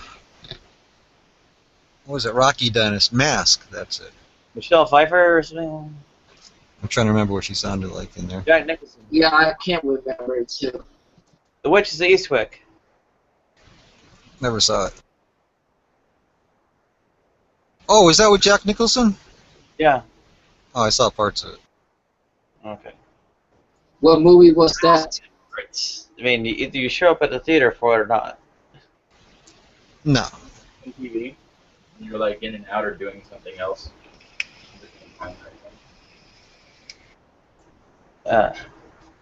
You people are weird.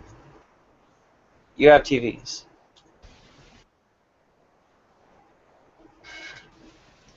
I have large gaps in my movie movie viewing repertoire.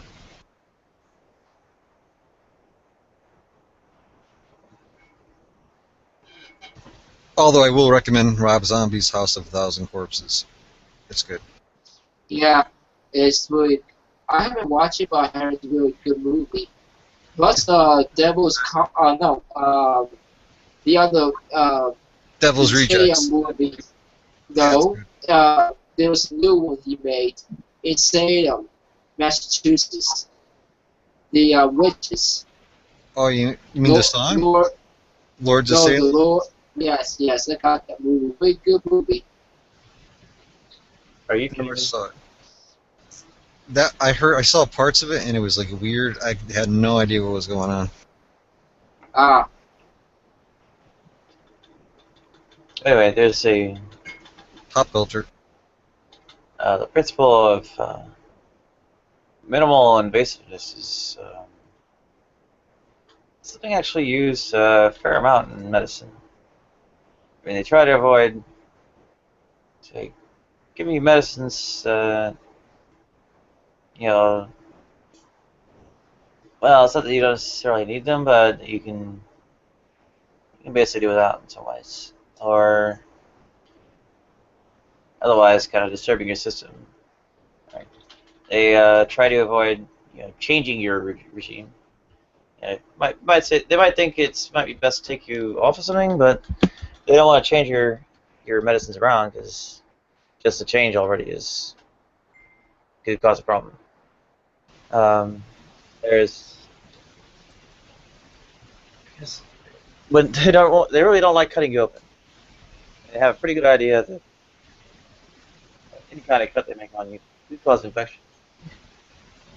That's kind of why we couldn't really do major surgeries until we had antibiotics to act as prophylactics against the infections you get from the open wounds, right? And kind of why getting any kind of major wound on a limb generally costs you that limb prior to the invention of antibiotics, right? You have a pretty strong incentive to do all this minimal invasiveness.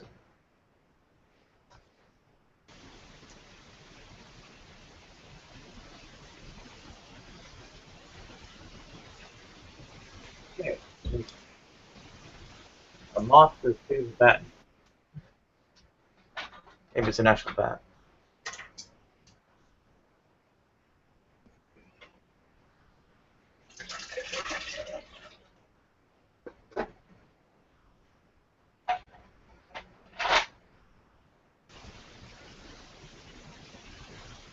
That's a lot of fun. So I take it your condition has improved, Nadia? Relative to what and when? Well, I see you're up and out of the hospital now.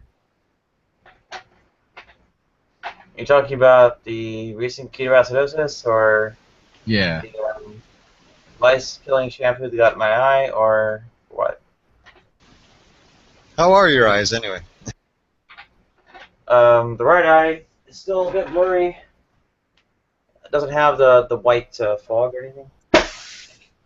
Left eye is fully recovered.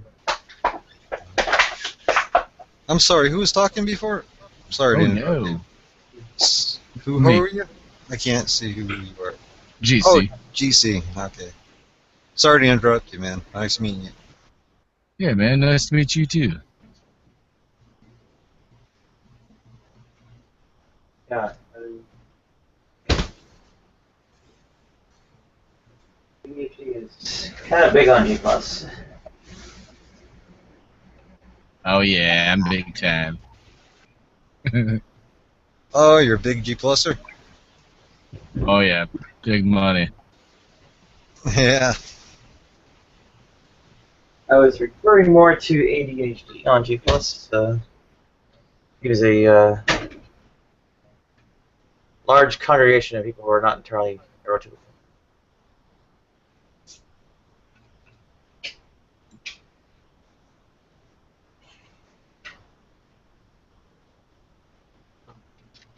There's a time to be a bit awkward for those who, well,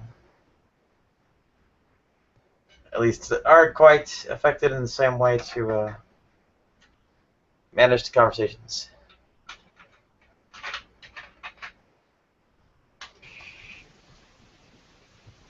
Hey, look, a bird.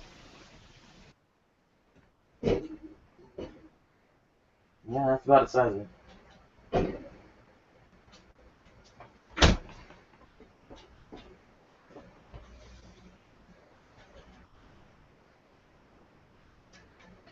I got a bad feeling this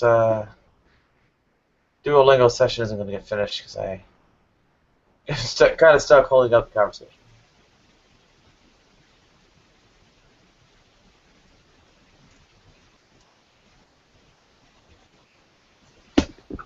Huh? I said I have a bad feeling this Duolingo session isn't going to get finished because I'm stuck holding up the conversation.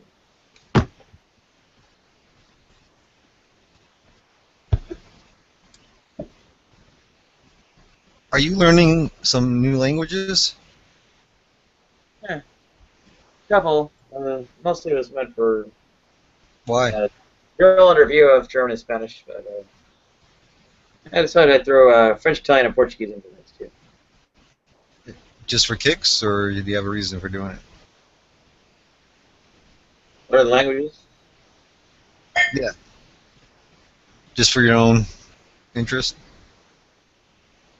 Well, in principle, the more languages I'd have, the more connections I could put to, especially for immigration.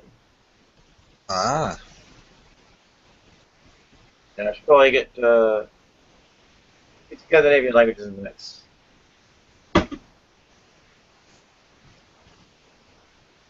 Don't leave out Martian. You never know. Last I checked, it wasn't like a. There's always possibilities.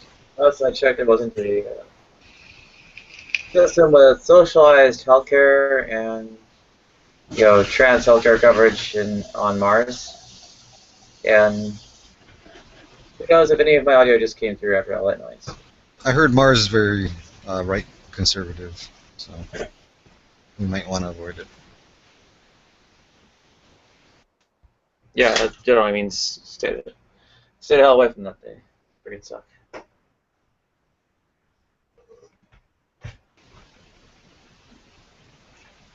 Now, Uranus is very LGBT friendly. Alright, that was stupid.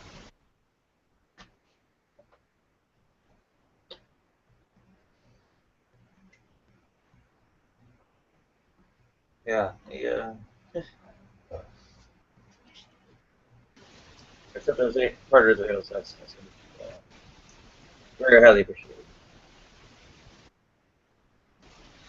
Alright, I'm staying out of it till somebody starts up the conversation. I'd be having vaginal sex if I had a vagina. Bound chicka.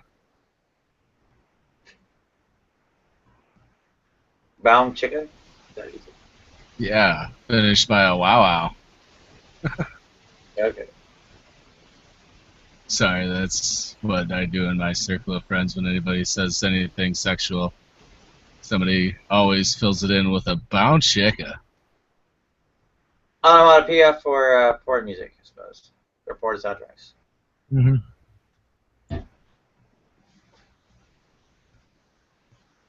It's actually freaking cold out there. Who composes the music for pornos? I suppose failed musicians, right?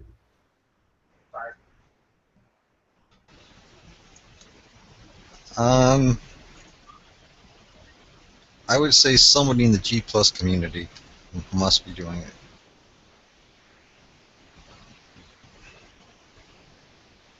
What about in the 70s, though? That's when G+ was a military experiment underground. They composed it there.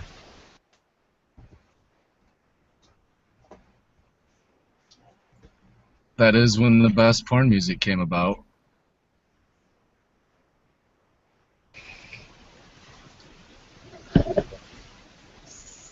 Yeah, I went back and looked at some 70s porn. It's pretty good.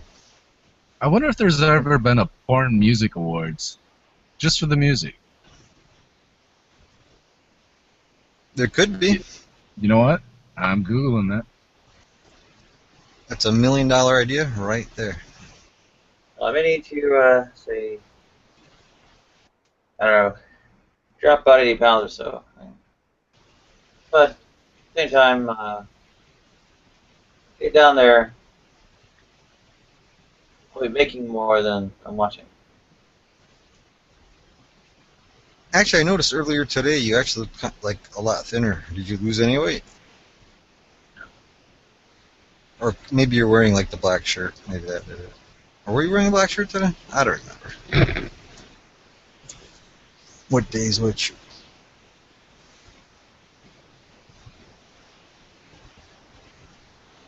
Yeah, I should take it down. You should do that thing I told you with the cord. You put it up above your head, and then you just do that pulling thing for exercise. Yeah, rotator cuffs anyone? No, it won't affect your rotator cuffs. Your hands are not going above shoulder level. I mean your elbow socket. It is above your head. Well, no, you can go back further and put it in front of you and just pull it back. You won't listen to me. What do I know? Well, these aren't actually that good of ideas. It's a very good idea.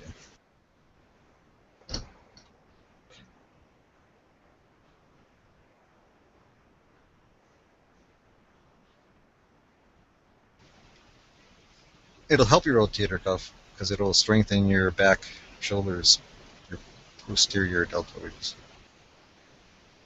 Well, it's not going to hurt it, put it that way. Yeah, building out muscle doesn't restore cartilage. Yeah, Building out muscle doesn't restore cartilage. It's destroyed? Okay. The destruction of cartilage is the entire content of injuries to meniscus and knee and rotator cuff. I thought you didn't know exactly what the problem was. Oh, what do you mean by exactitude? A torn rotator cuff doesn't mean necessarily the cartilage is gone. It's a different thing. The rotator cuff is the cartilage.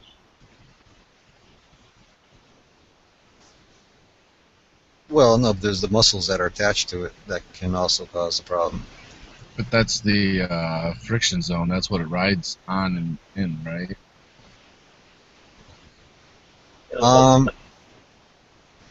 Those muscles have names.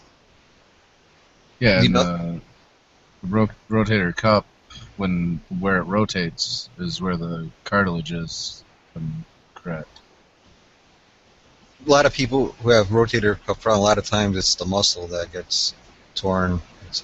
But the cartilage could go too, I guess. Hey, I went to 3rd floor Hollywood Medical School. I know what I'm talking about.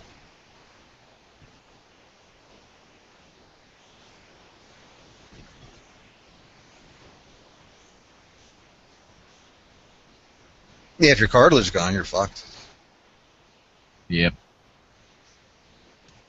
I had an ultrasound like 10 years ago on the right side of my jaw, and they said for some reason the cartilage is completely gone on the right side of my jaw, and that one day my jaw will probably fall off.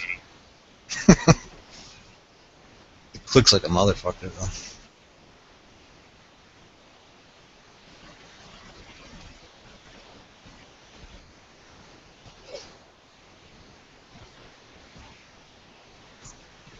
JC, you theist or atheist? Atheist and anti-superstition. Oh, really? Yep. Do you include God in the superstition, or is that like... Oh, definitely. You hear about the Was it a family or just a girl who were burned alive for witchcraft and sorcery in India? Recently? Yeah, in the past couple. I didn't hear about that. That's eyebrow worthy. Wow, that is fucked up.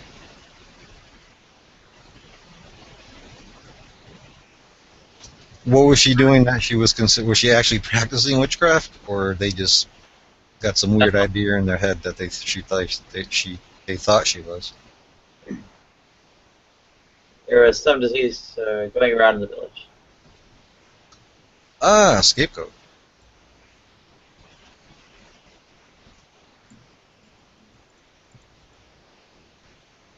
Was this in America?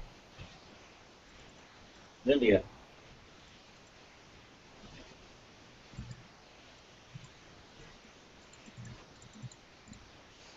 Sure, have then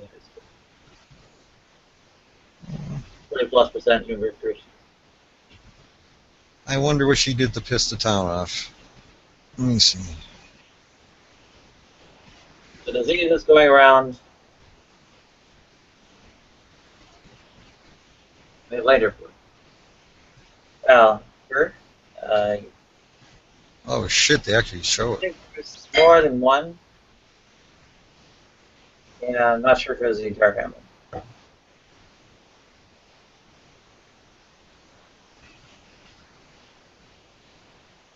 Is this really Earth? I mean, is this really going on?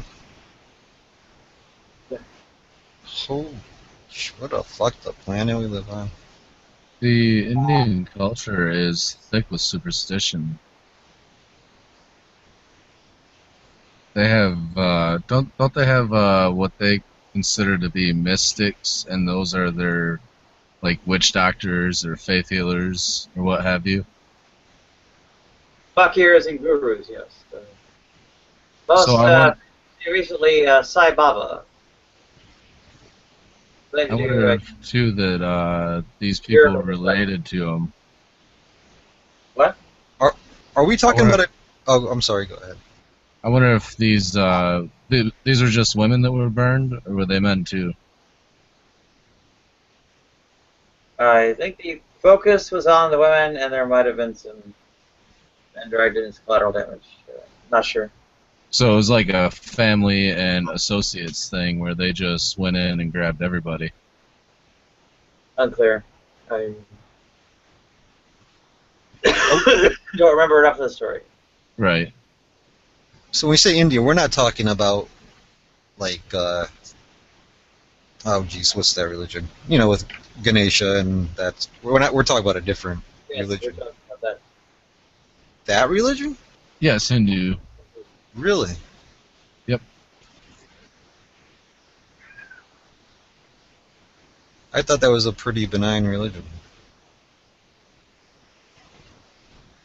Well, there's some aspects of it that are always questionable, like the caste system. If you're born into a certain social class, you're never able to leave that social class. The sacred cows. Sati. Yeah. Abolished now, but historically, widows burned alive on their husbands' funeral pyres.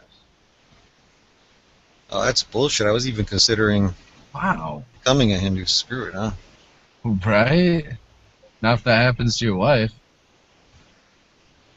Well, it's abolished now, but tradition. I gotta read more of this later. That's fucked up. Also, one of the most polluted rivers in the world is the Ganges. Is it? Yeah, Ganges, and it's polluted by human remains, and they burn their loved ones at funeral pyres, and anything that's not burnt, they shove it out. Well, they don't, but the untouchables shove it out to sea. Well, river, sorry, not sea. What causes the pollution? The human remains, and just dirty conditions. Trash everywhere.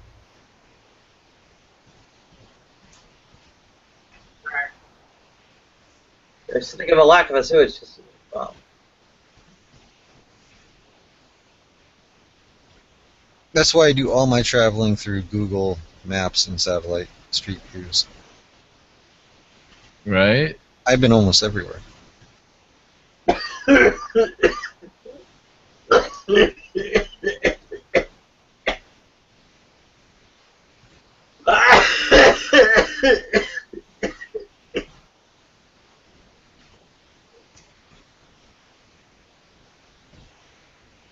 Have you been to many of the Muslim countries? No, I haven't. Ah, Too much crap going on down there. right? I live in a Muslim country. Hello. Who does?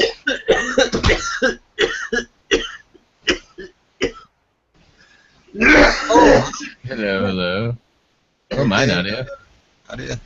Nadia's dying. Don't die. Have a shot of vodka or something.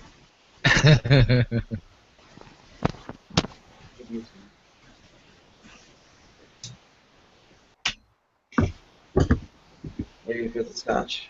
I don't know. Let me see. Have I been to any of the Muslim countries? Let me take a look.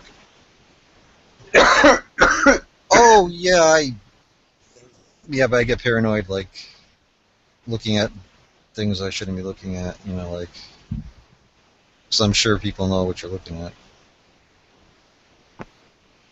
So I want to stay out of like hot zones. I've been on top of Mount Sinai, and I didn't see God up there. I've been to the tippy top of it. I heard he only came by there once. He didn't like it, so he left. And Mount Olympus, I think, or the supposed Mount Olympus. I've been on the Mount Sinai once. I just didn't take my body with me that time.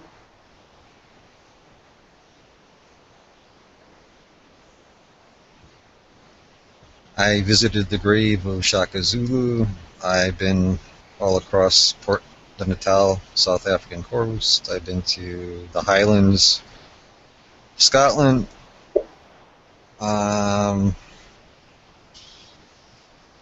else? Obviously, Egypt pyramids.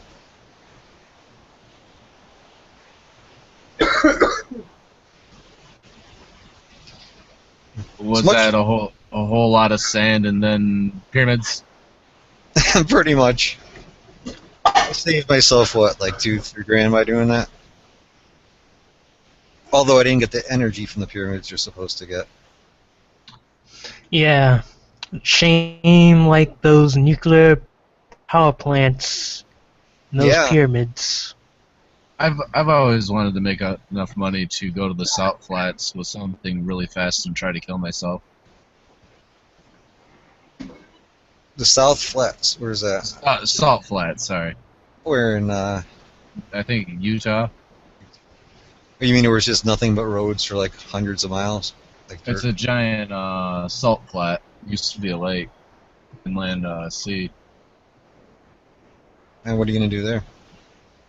Get in something really, really, really fast and try to kill myself. Ooh. Bonneville Salt Flats. It's where they set the land speed records. Ah.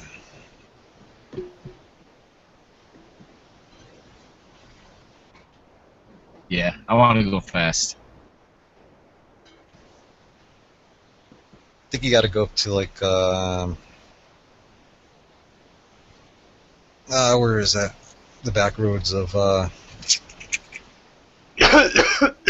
outside of Atlantic City. Oh, I mean Nevada, somewhere in Nevada. You know, really, if you break down, you die. Speaking of Hinduism. Right? Where there's no speed limits. Yeah. Welcome, Rupesh. We were just discussing Hinduism. Yes. I'd like to hear more about Hinduism. Oh, it's great because like the prime god, like basically like we're potentially living within this god's imagination. Why would God be imagining this crap? I don't know, it's just reasons. Is that the premise of the Hindu religion? And who's the ultimate deity? And Like, Deepak Chopra. yeah. I am the ultimate god of Hinduism. Buy my course for $3.99. I don't know. I don't even know if he's related to Hinduism, but when he said that we're just imagined in the mind of a god, it sounded like the theory of the mind.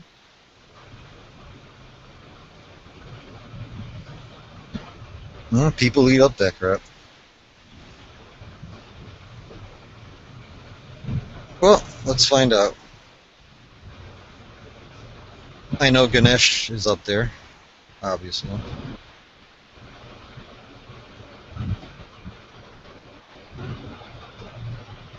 Vishnu. I think it's Vishnu who's the ultimate one, right? Krishna is like the Jesus one. Well, the equivalent of the Jesus of like Hinduism. Don't we have a Hindu practitioner in the room, or is that what Nadia said? Oh, Rupesh. Hello, hi. Hello. Are you Hindu or of the Hindu religion? Yes, I am. Who is the Welcome. Who is the main deity, or if there is a main deity? Main deity means what? The highest embodiment of the creation, God? creator. Yeah, basically. Oh, that's Brahma. Brahma. Okay. There are three main gods there: Brahma, Vishnu, and Shiva. Shiva is the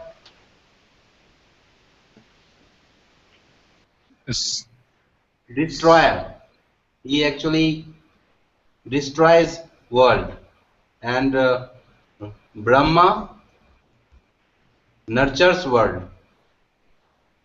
creates it.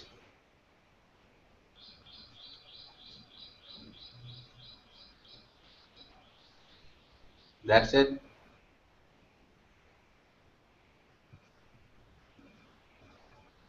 And Vishnu? Vishnu runs it actually.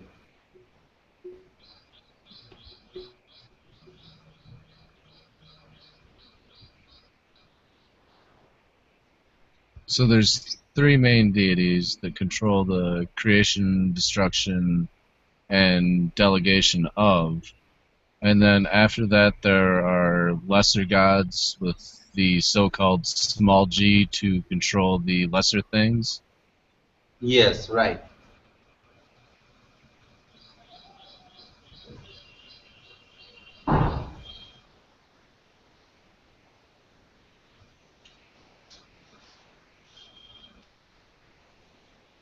And what about what Christopher was saying here about it being in the existence, consciousness, our whole being, and everything around us just being thoughts in the mind's eye of another god? Mm-hmm. Is that a thing? Sorry, I didn't get you. Thoughts and everything around us is what? Existing in the mind's eye of a god? Mind's eye of the God.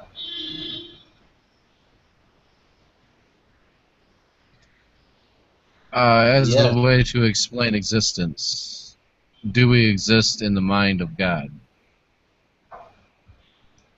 yes. As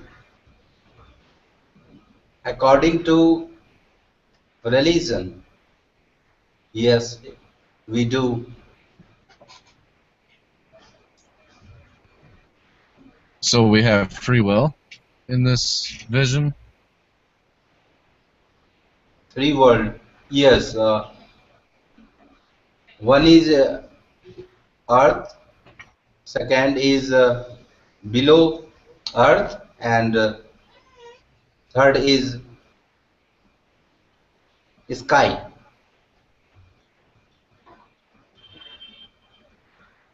Okay, you might possibly explain those three? Actually, the first one, Vishnu God, lives below Earth. Okay, deep down in ocean, and Shiva lives on Earth, near to Himalayas, and Brahma lives in sky.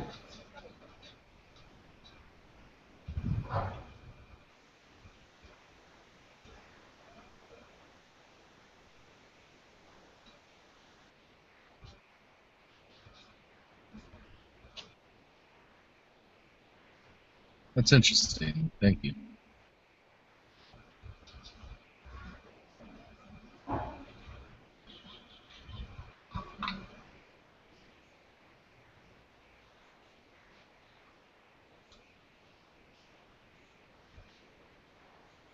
And they have wife also. You know, the first one, Vishnu, who lives below Earth, have a wife called Lakshmi. That means money, wealth, prosperity. And Shiva, living on Earth, on mountain, he has a wife called Parvati, which actually she is just a pure devotee of Shiva actually, and she gets half part of his body. That Shiva is Shiva body has actually two parts.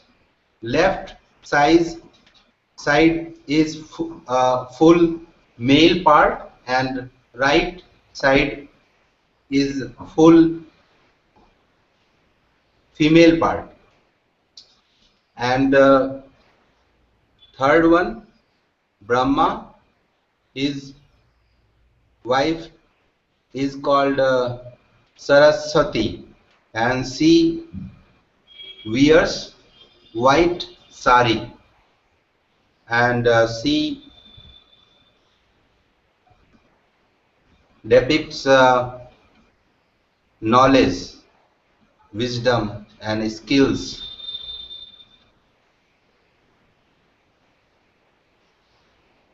So these three gods and these many gods affect the world. How is this the best explanation for reality? Well, Reality in real life,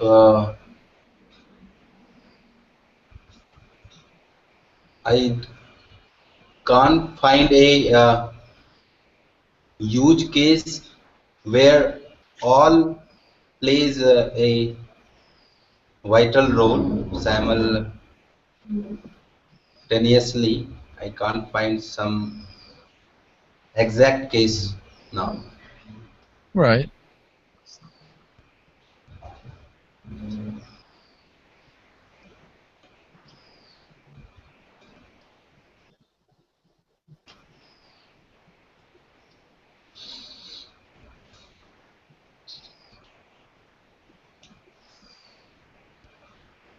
Anybody else have any questions for Rupesh? If I'm saying that No. correctly.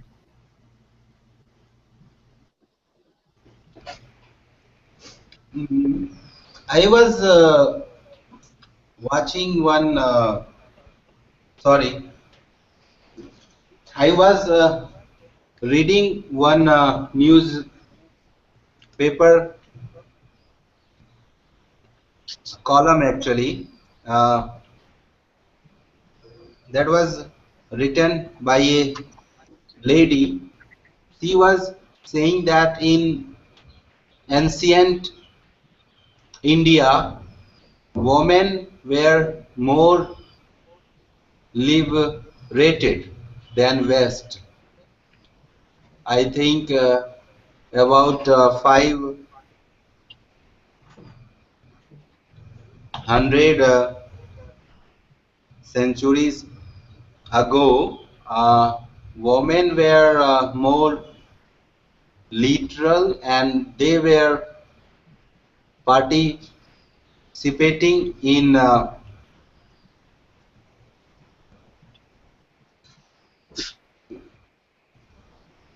countries' debate or decisions, and they have some proofs from religious books and stories also. So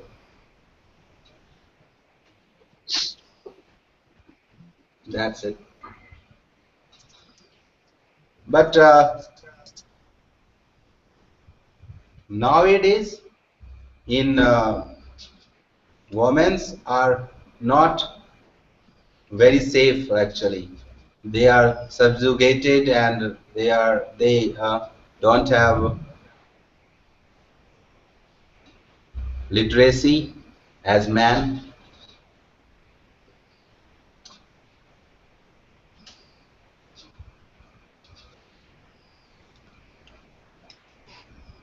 Yeah, I remember seeing, I think they were called the Pink Ladies over there. It was a band of women that got together and they would help each other out. They would walk in groups, safety in numbers type of thing, to prevent assaults and prevent robberies and rapes. And the movement grew so big so fast that the people that were responsible for it were just propelled into the media, and their cause has spread throughout India, and they're pretty badass ladies. They're fighting back, and they're making the people that rape and rob afraid. When they see when they see a group of ladies walking down the street and they're all wearing pink, and they know about the pink ladies, they don't get messed with. They will literally beat these men with clubs. Yeah, they are there, but not many of them. I mean, not each and every part of city. Their counts are limited actually. Yes, but they exist.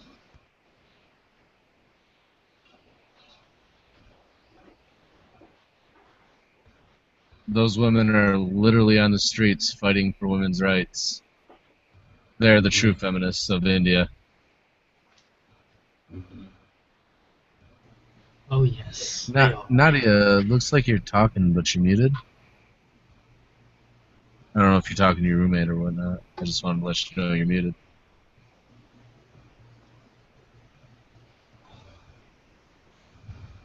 Christopher Thereford is there, GC, Lee, Malak.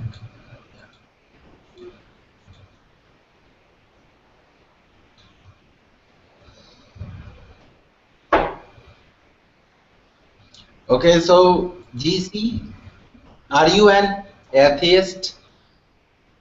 No, I'm atheist and anti-superstition. Uh-huh. I base my worldview, and I can't speak for all atheists, but I base everything on knowledge. Stuff that's provable beyond a point, like things like science when it's proven right and not fraudulent. I immediately deny claims from people that say there was giants when they show me the skeletons that don't have any osteoporosis, any kind of spinal curvature from being so tall. If I can immediately debunk it within a couple seconds of thinking, then it's not worth my time. Ghosts, spirits, spirituality, it's all bunk. Mhm.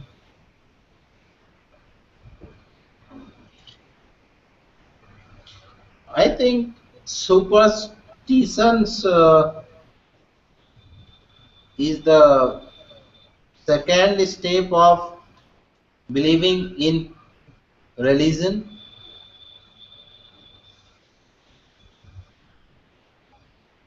If But you I've been able to take a step back and see how religion can be cultural, how beliefs in one area about God conflict with beliefs about a different God, and even within like the Christian religion, there's so many different types and so many different explanations of God. From my mind, if there was one God, he would have given us one book, or not even really needed a book, and had some line of communication, which some people claim that they can communicate with these spirits, which it's laughable. They when you ask them for proof, they'll dodge. yes, we can see that in Hindu, when you go for cremation or death ceremony, you wear white clothes, and in Christian, when you go for marriage, you wear white cloths,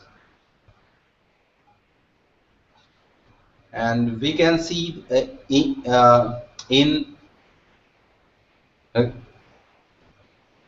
Christian, you have wine inside church, but in Muslims that is prohibited. You cannot take wine or alcohol inside their masjid actually at any cost.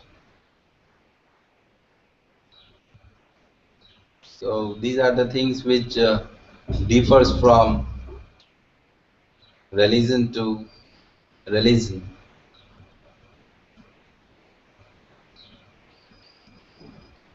See, I used to be a Christian, Northern Baptist to be specific, and when I thought of Jesus, look at my skin, I thought of white Jesus, because yeah, Jesus had to be white, right?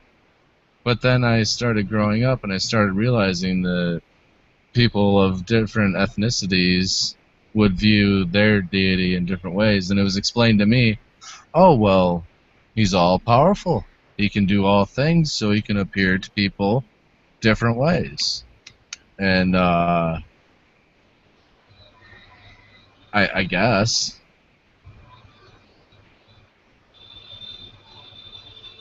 Mhm.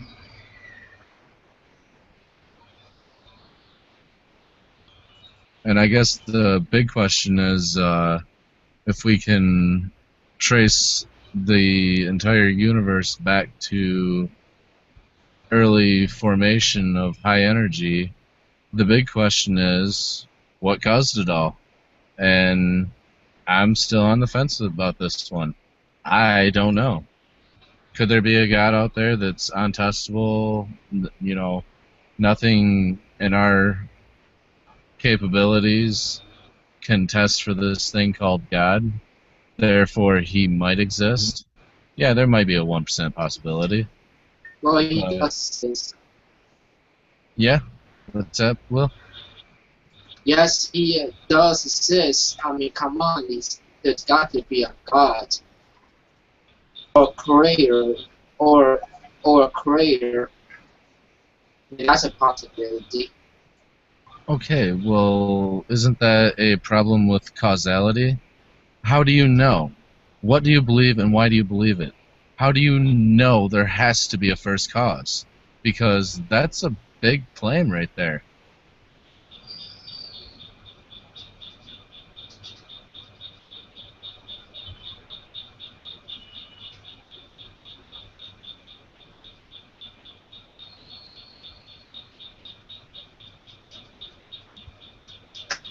Anyone else?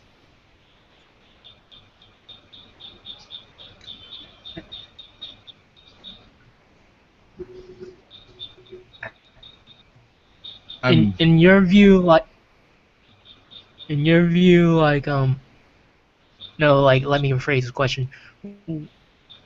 How does reincarnation work exactly?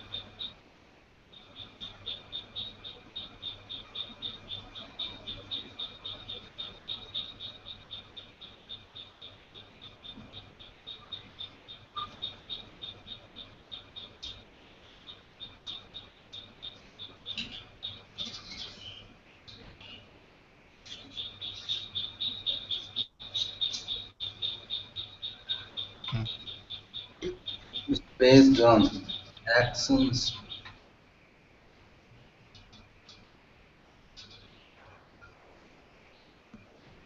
Yeah, actually, in Hinduism, they have one more thought. If you do something good in this life, you will get fruits and results in next life. Or you have, if you have achieved something in this life, that was a fruit of your past life. I find this totally vestige, ridiculous actually.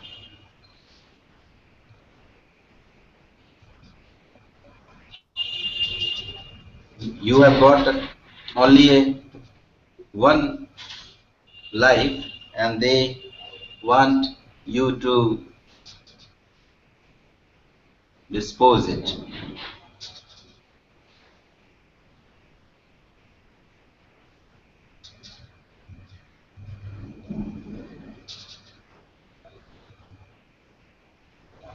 So are you a Hindu or an atheist? I believed in this religion actually, in Okay. rituals actually, for so long, for 30 years, you know. But since 6 months or 1 year now, I am doubting it now. Right, it's always on shaky ground. Uh, like myself personally, I didn't become atheist overnight, much like you don't become an old man overnight. You don't just wake up and go, I'm an old man. When did that Right. happen? That takes time actually. And with your family or your neighbors, it's too hard actually, not an easy task.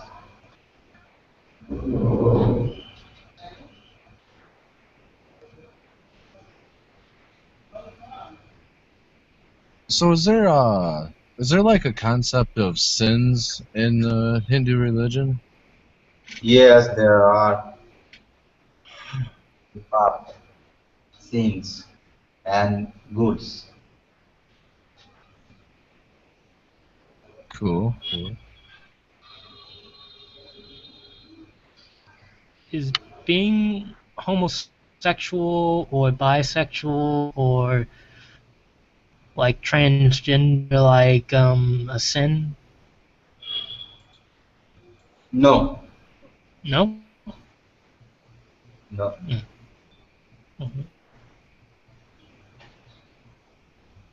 Sin is Wow. if you eat beef, that's a sin. Wow, pretty shock. Now, you said that some of the deities or some of the gods had wives. Are there any gay or bisexual gods? Bisexual God, I can't find, but I find a God who is transgender. Oh, right. Shiva, right? Told you, beginning. Is half part is female and half is male. But they Oh, have yeah, yeah. mythology. They have no. See, just a second here. Yes, there was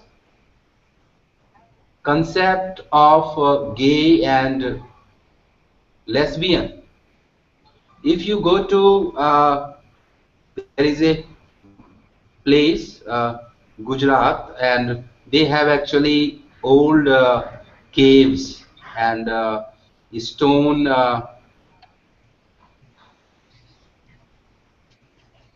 idols and statues, okay, and sculptures and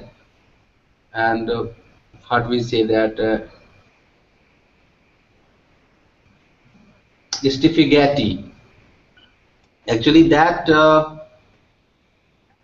depicts sex postures, okay, between man and man,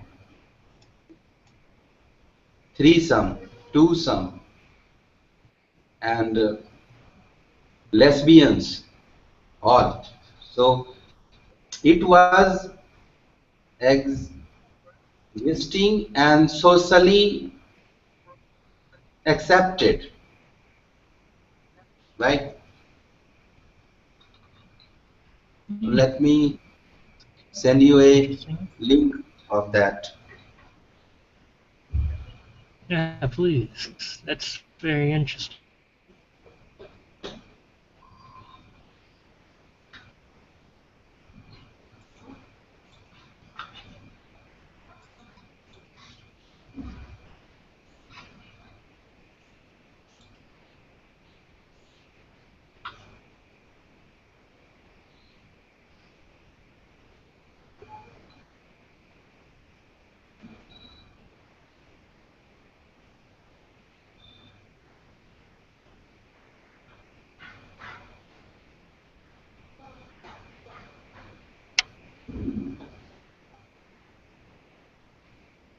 Don't everybody talk at once.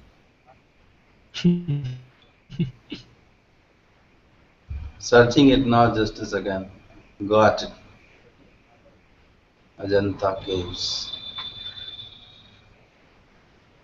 And it was in the age of Buddha, Gautam Buddha. What's that? Just a second. It is not very old actually. This is around 1600 century. I thought Morgan Freeman joined. You could explain this all to me. But it's Morgan Freegan. Hi, Morgan. This one, see. There I go. Morgan Freegan. Okay. Can you explain any conspiracies to me? I saw your little thing. Hello! Hello!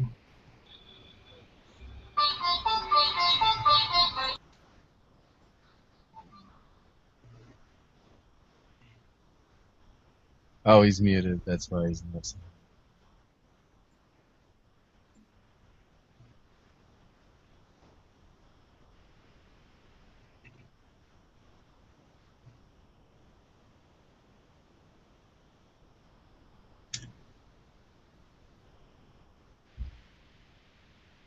Mm.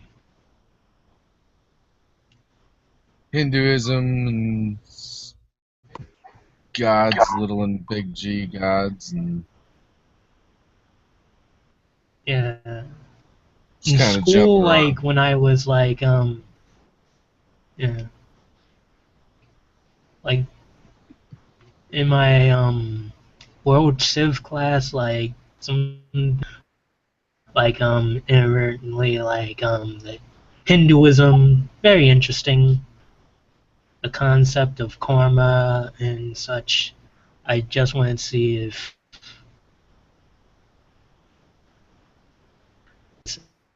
he is a practitioner of the religion. I think he's actually an atheist now. But again, there is atheistic Hinduism. Don't ask me how that would be. Oh.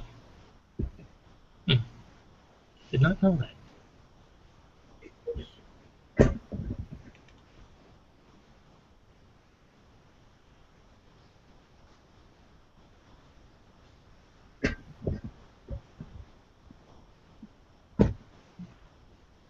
Well, it's good to see you with your hair down. There? Oh, Christopher.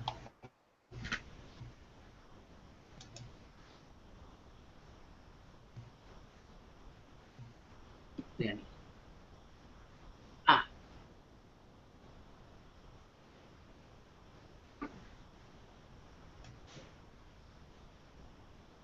What's your description again? Is it pansexual shadow of love? Yes.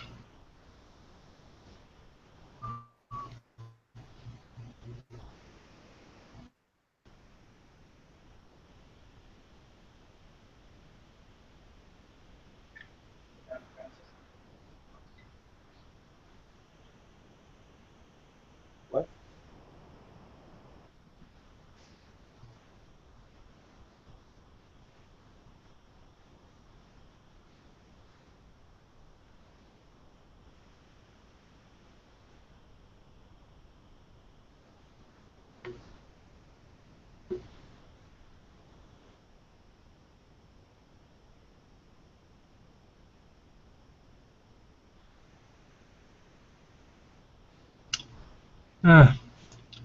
Well, that's another strike against Gandhi.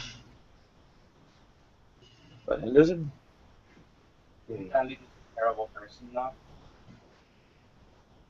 though. Or well, some commentary on Gandhi. And that's kind of more where I come from.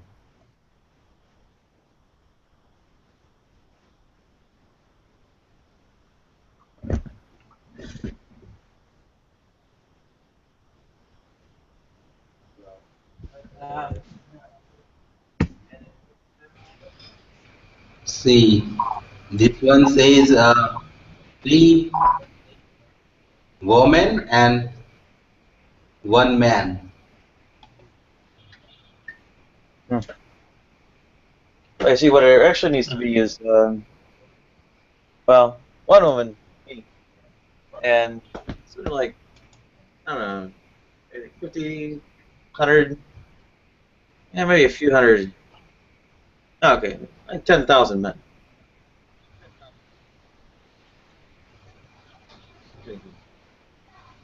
I'll make the million-man march straight to my bedroom door. What do you think?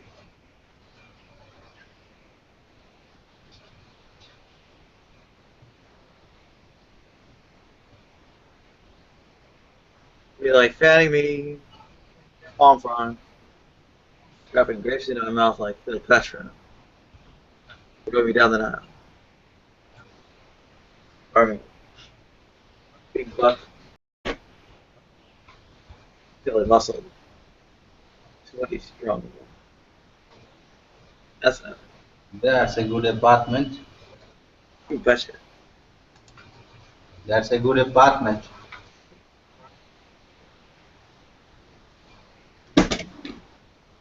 Let. You guys had died while I was working on my French on Duolingo. You guys carry on. That's all.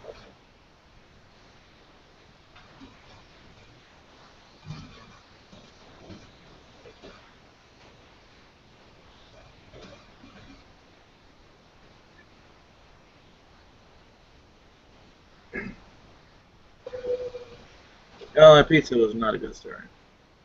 But on the other hand, I can keep it a little bit consistent. Come down a bit. Yeah. I feel like I might be back. Second Glenn. What's that? Oh, it's like that was his last word.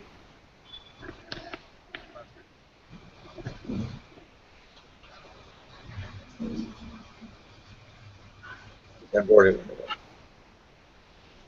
Yeah. That's fine, Morgan.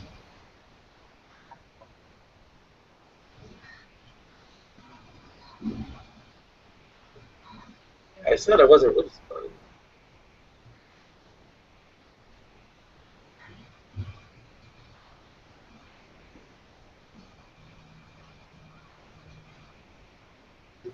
If I was religious about it, what kind of atheist would I be?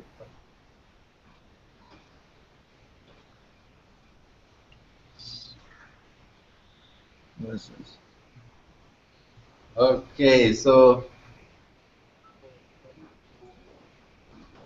we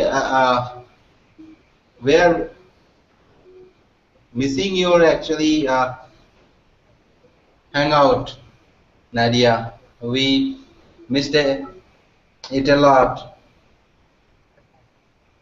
There were hangouts from Rec and some more guys from Faith, but that was not like this one. I'll try to keep it going. We actually brought up Hinduism earlier. Yes, yes. You've, I can recall that. you say you're an atheist now? I can't say that I am fully atheist now, but yes, I don't worship now. I don't go to temples, and I spend times in worshipping them. Now I go to jogging and doing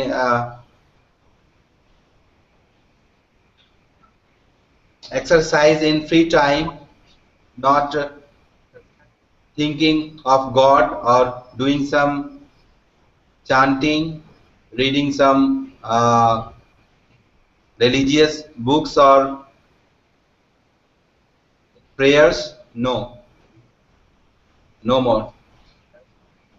What do you feel? Well, made you go away from Hinduism? Yes, I was scared in the starting phase that if I will not pray at least a day, then something bad will happen with me or with my child. But after joining this hangouts and watching more and more videos on YouTube, I am bending towards a, a theism. I don't believe in superstitions more. Okay. Well, it's encouraging to hear that we guess giving somebody an idea of truth. Is this well in terms of your society as such? Is there a stigma against atheists, or is it? Yes, There yes. is. In society, they think it as a social stigma. Yes, they do. Will you be my shadows boy and turn off the living room light? Okay. Thank you. I think this is a transition phase happens with everybody.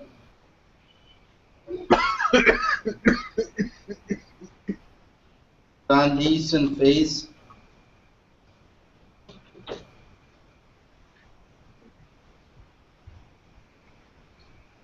Feel that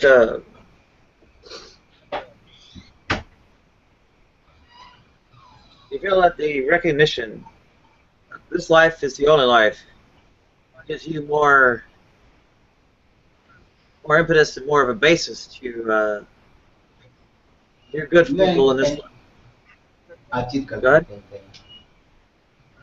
Yes. Go ahead. Sorry.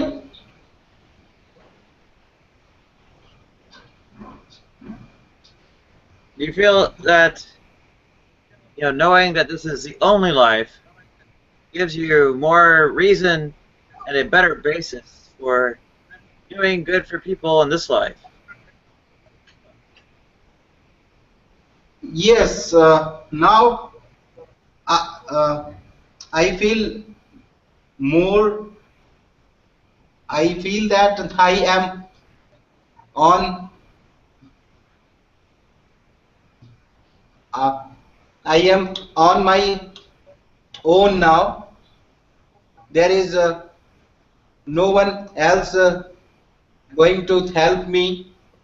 No one else will fix my problems. It's only me who is who can fix these problems and removes my blocker, and it's a single life now. You can you can you can achieve your dreams, so don't get blurred or get confused that in next life your dreams may be fulfilled. So that's how I feel now.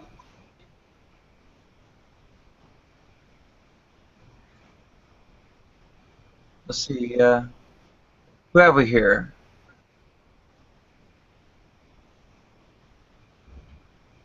Someone from Iraq who's Muslim.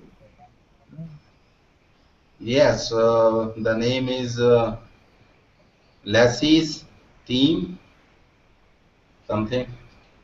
Hello, Leslie's. Hello. He's from Iraq, then it must be Eid for him or her. It is hot down here, yes. Happy Eid to you. What? Happy Eid to you. Yes. Yes, I'm happy sometimes, yes. Not many times. We got a lot of war down here. Did you see moon? If I see... Sorry? Happy Did Eid. you see moon last night? Moon. Yes. Yes, I saw it. Oh, that's good.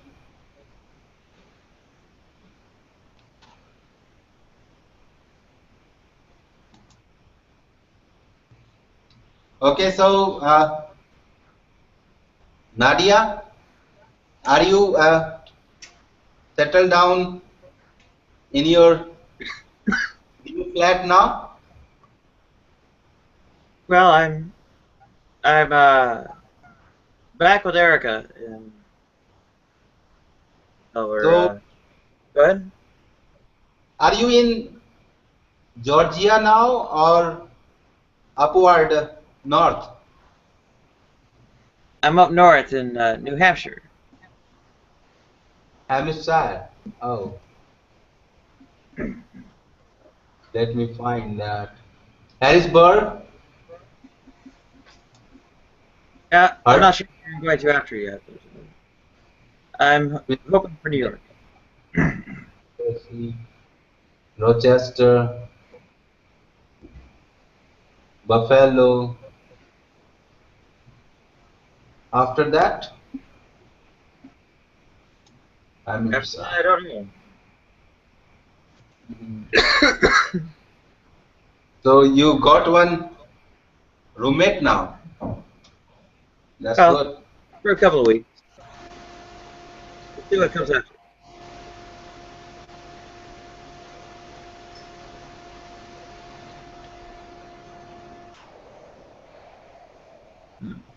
Well, that's.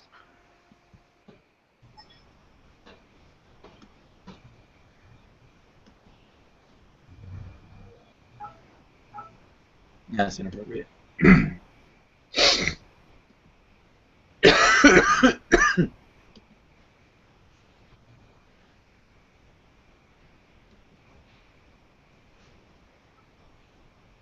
So, in the meantime,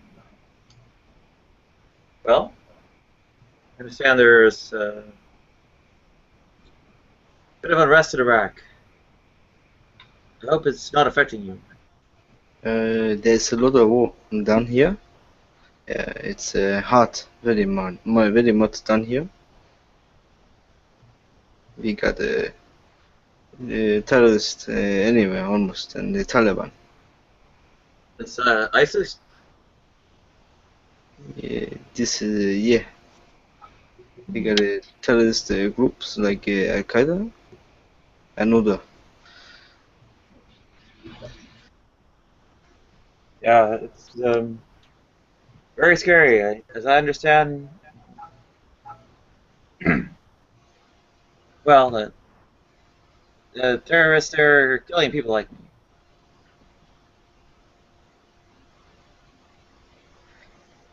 Yes, they are doing the beheadings of citizens, American citizens. Oh, they're actually Americans too. They're getting killed. Yes, real Americans, like journalists. Oh, that's terrible too. Of course, Yes, it is. recognize that they're killing a lot more Iraqis than anyone. That is correct.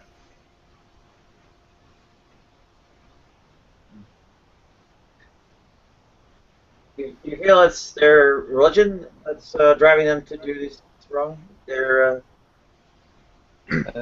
I don't think it's the religion, but I think it's the war that is provoking them to do this kind of things.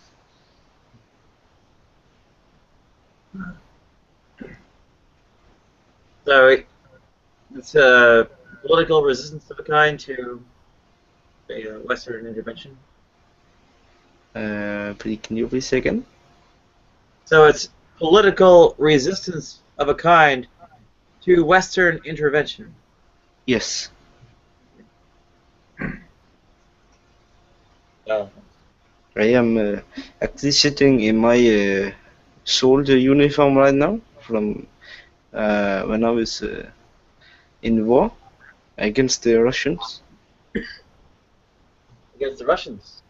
Yes, the Russians down here to fight us earlier, before the American come. Was that in the 1980s? Repeat? Was that in the 1980s, 30 years ago? Yes, that's correct.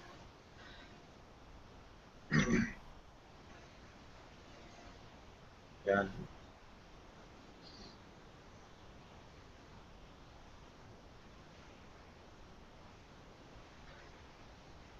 I have. Go ahead. I have also killed many people myself that I'm not proud of.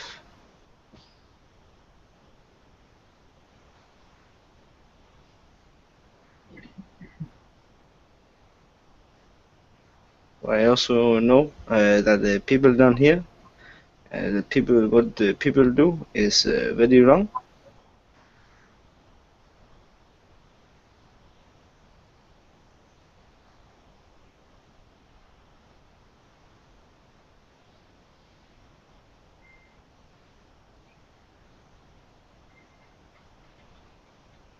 Yeah.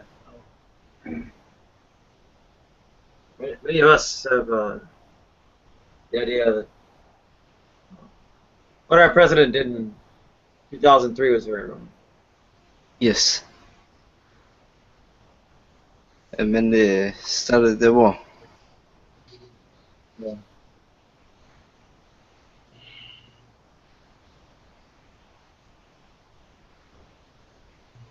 I am also a terrorist as well.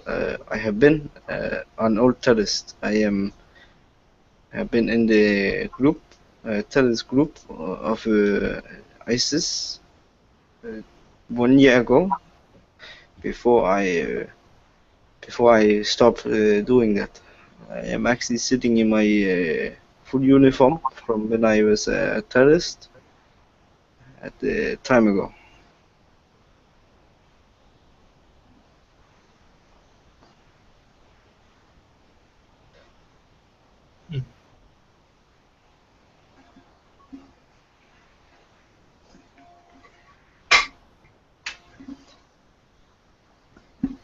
I can try to fix this country, but no one listens to anyone down here. They just get slaughtered left and right. What do you feel drove you away from ISIS? Why did you Connection. connection? Yeah, you mean like what my conditions or connections or how I feel about ISIS? Well, yeah, you can say that.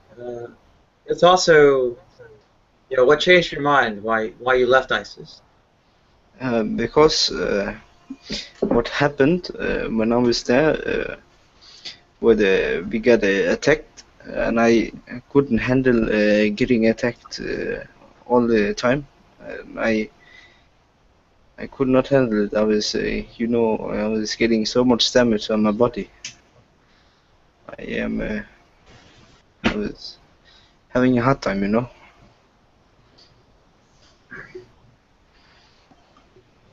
Yeah. You feel there's that what ISIS was doing is wrong? They're doing the wrong things now. Yeah, they are doing the wrong things now, but what they did back in then, they were doing something that actually helped the community for then they start doing the beheadings of our community, and I thought that was wrong, so I left also because of that. I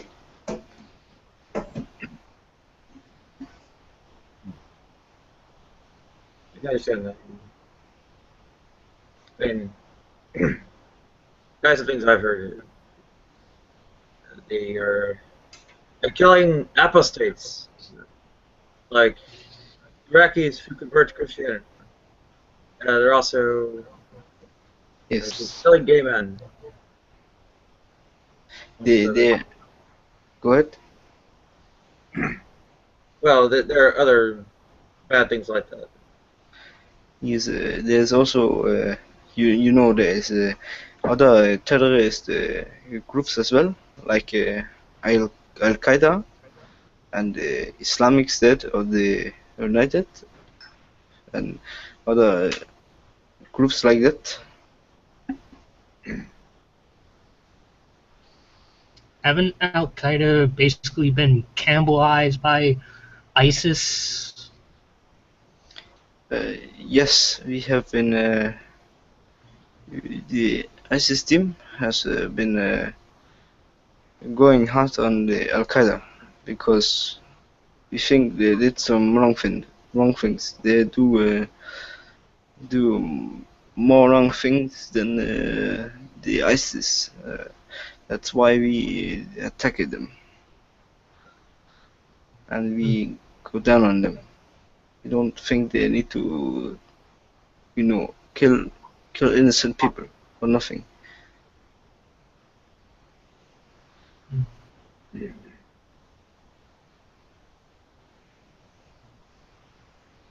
When there are things in the news about the kind of war you talk about in your country, a lot of times they'll talk about Shia attacking Sunni and vice versa. You feel this is a big part of it? I think it's a big part of yes, I think it's a big part of it, yes. But I think it's also wrong what the Al Qaeda is doing and ISIS. I think you just need to calm down, please. You know? Yeah. There are other ways of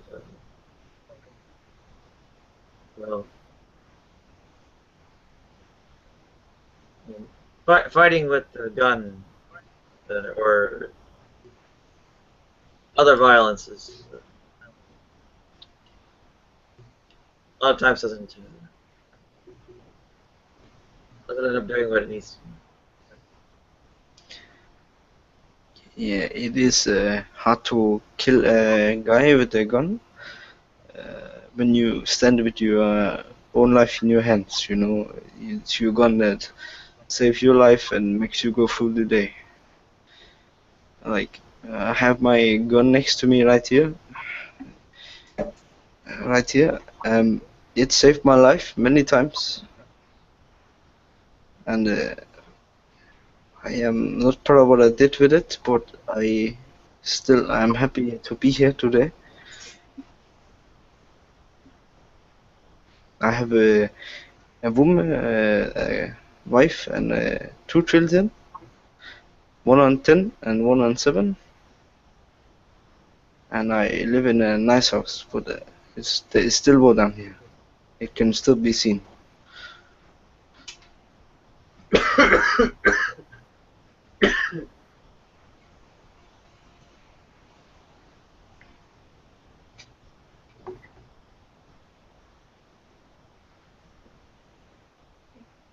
Been a long time since I've had a hunt. Maybe it's more than I get out of life here.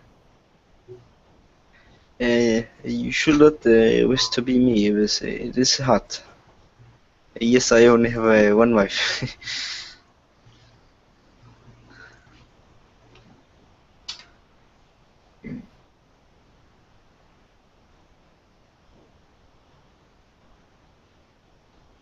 Well, I can maybe open the floor a bit. Anyone else have comments? I can show you what I look like right now. I can try to get my cloth on so you can see what I looked like when I was in war. If you want to. Sure. Alright, 2 seconds.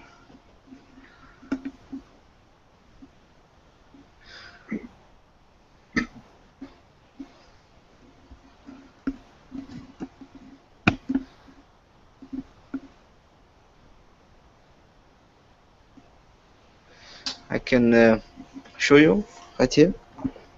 Alright. Let me turn on the camera.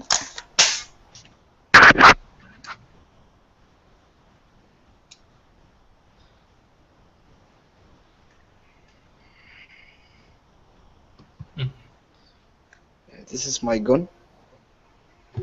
That saved my life many times.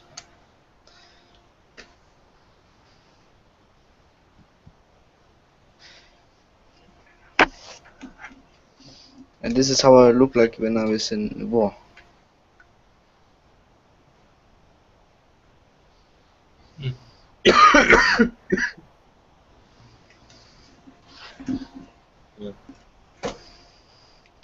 I've never done much fighting. I can turn off the camera if you want me to.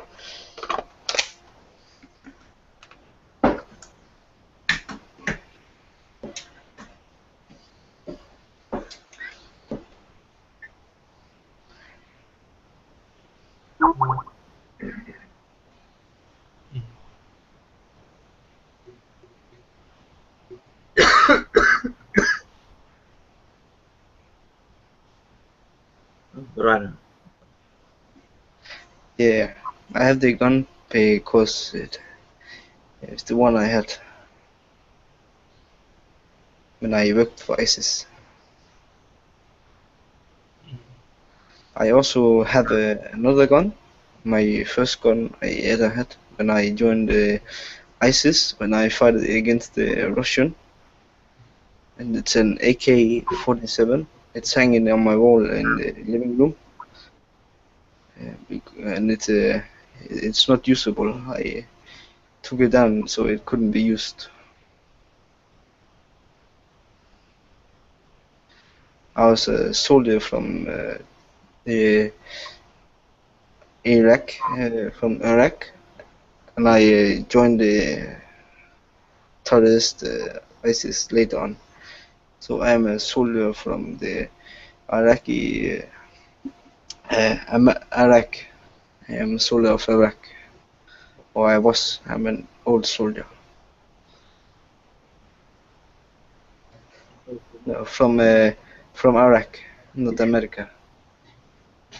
Only from Iraq.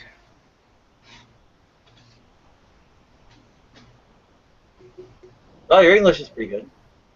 I worked on it because I want to live in America.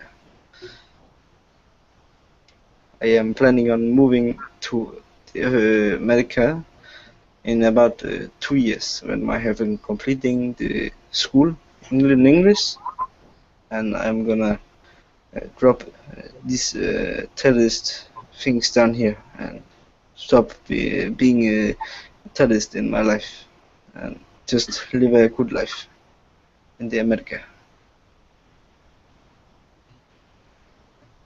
How old are you, by the way? I am 35. Hmm. In and out, right?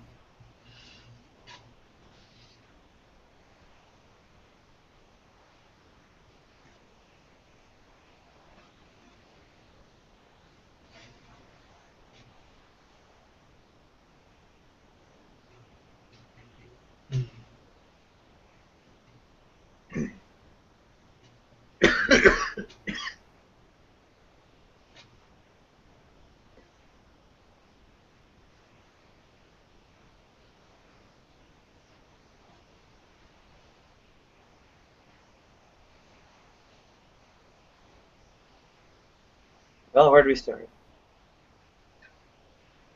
Mm-hmm.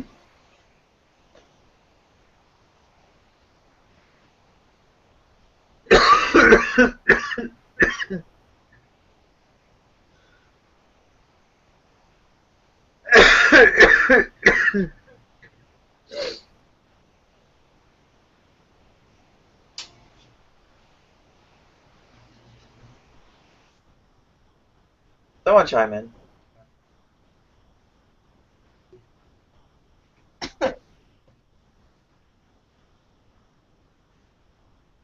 What's that, Leia? I just called. How'd you know my name was Leah? Well, it says right on my screen. Oh, I thought it said Megan. No, it said what? Somebody said it said. I don't know. Okay.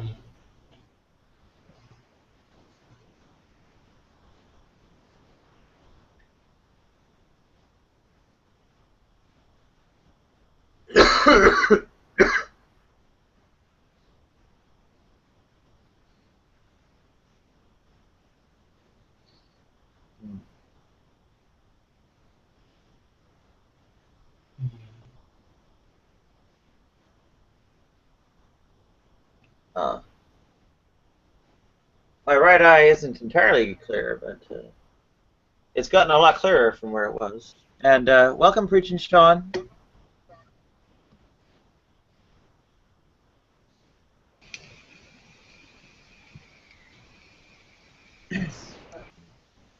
Hello. Yeah, We have a friend of ours here from Iraq. Who, I'm not gonna can you? yeah. Here of, But has love hidden fun. ISIS. Oh, sorry. Man, to the exit. And we also have Rakesh, who's here from India. We have a rather international perspective tonight. Yeah.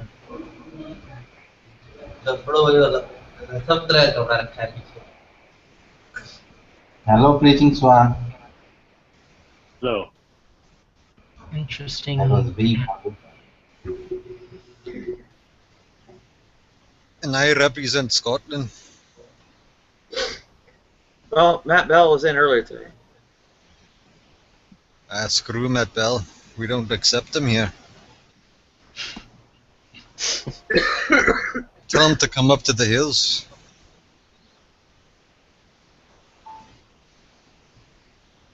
So are the Flip? Are the fights anywhere near you in Scotland? Out of the what? The UFC. Is that going on anywhere near where you live? Oh, you mean the Ultimate Fighting Championships? Yeah. Oh yeah, every day down at the local bar, you know. Get the ground and pound all night long.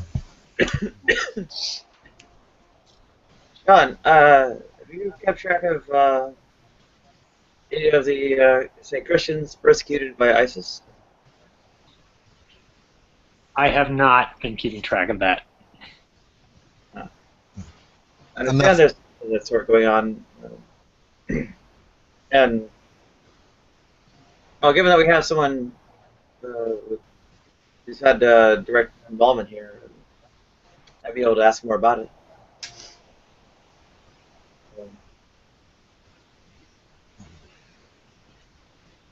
What was the question? Turned away from ISIS because you feel they're committing various kinds of atrocities. You feel ISIS was persecuting Christians in Iraq? That is correct. Yeah. Is that part of why you you turned away from ISIS? Or go ahead.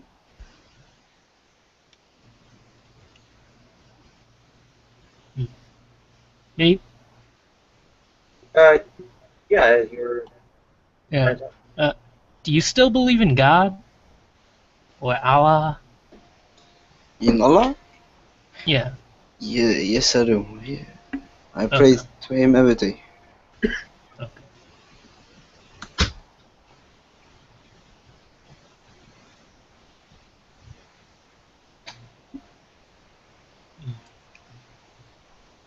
I'm not from Scotland, by the way, preaching. I'm trying to think of some questions for Celty. I think what is it? The Syrian Church to the East is the big one in Iraq that has a mission, and they've actually moved their headquarters to Chicago.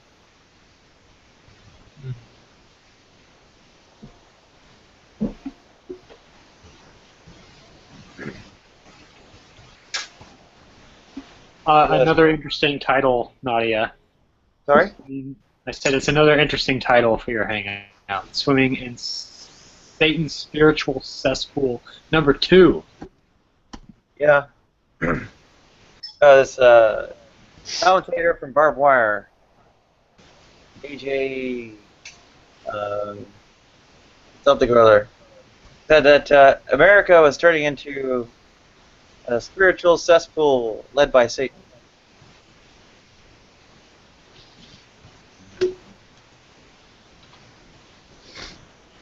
One could make the argument that it was always that, but that's another conversation. Let's see if I can find the article.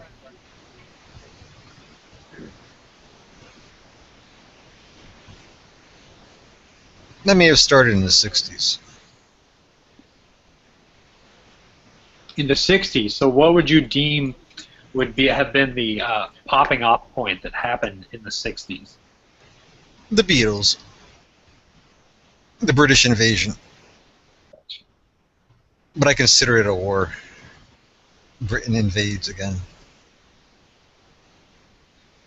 Why do you think they call it the British invasion? AJ Castellito. Okay. I don't know, but I'm thinking you probably just dated yourself. So. Yeah, it's I guess former House Majority Leader Tom DeLay announced he uncovered a secret memo from the Justice Department saying that bestiality and pedophilia will soon be made legal.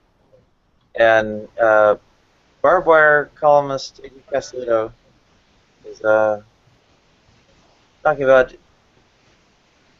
DOJ document which will legalize 12 new perversions. The secret memo no one's seen shows that Satan has now taken over the United States as a country. Become a spiritual cesspool, he says. See, I would disagree with him on the next things to be legalized. I think if there was any, and since he was talking about sexual acts, we'll just stick it there. But I think the next thing that would be legalized on the sexual act agenda would be, I believe it's called pediastry. Someone correct me if I'm wrong. You know, where basically an adult can have a legal binding relationship with a child. I think that's what it's called. You're talking about pastry? That's probably what it is, yeah. Pederasty. That involves more like teenagers, I think. Well, there we go. I looked it up, the definition right here. It says sexual activity involving a man and a boy.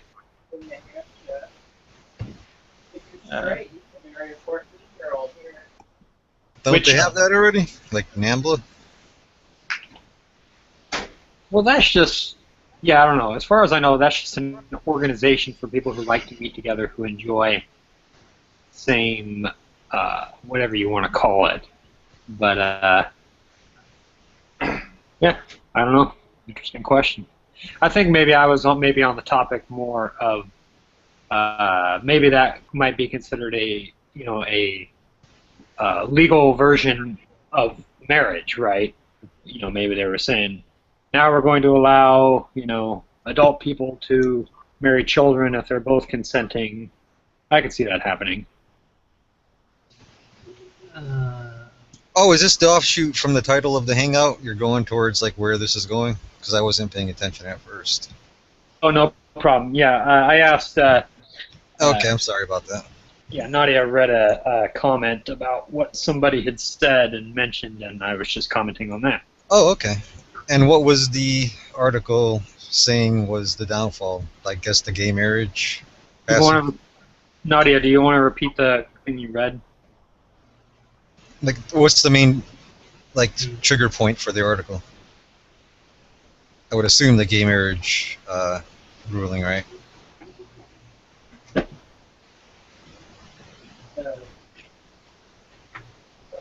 Memo that Tom DeLay, the former House Majority Leader, I guess he exists somehow. And anyway, it was a pedophilia bestiality that we realized. That,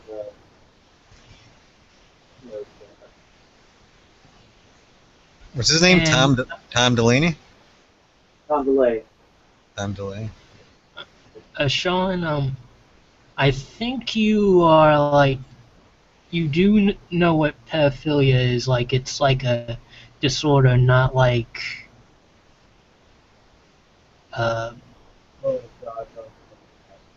an act. Like you're describing it as an act alongside bestiality. Birth to your children? Well, no. I was the person who made the comment about pedophilia was Nadia because she read the comment. I mentioned pederasty, or however you pronounce that. When was this comment made? In the past week or past few days? Yeah, past few weeks. Okay.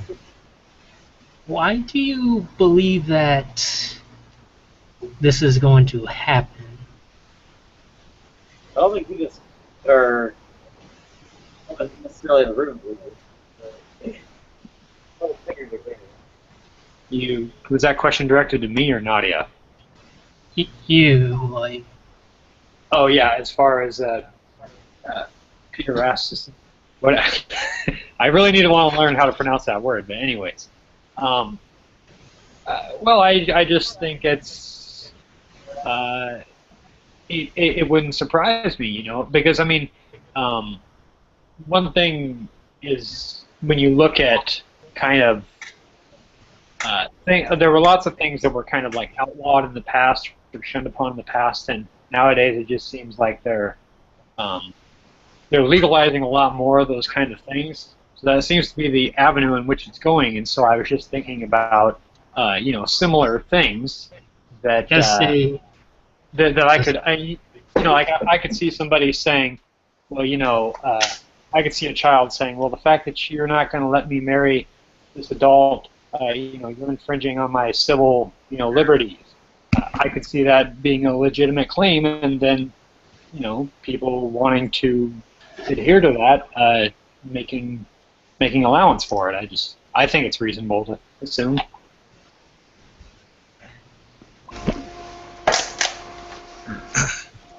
I don't think anyone's going anywhere near. I think that doesn't involve hitting adults as far as. Yeah, like. Is this a serious quote? Is this a serious article? Is saying that there's a secret memo in the Justice Department that their attempt to legalize 12 new perversions, including bestiality and pedophilia? Is this like a realistic article, or? It's from a freaking right-winger site. It's kind of a right-wing conspiracy theory. Hmm. Yeah.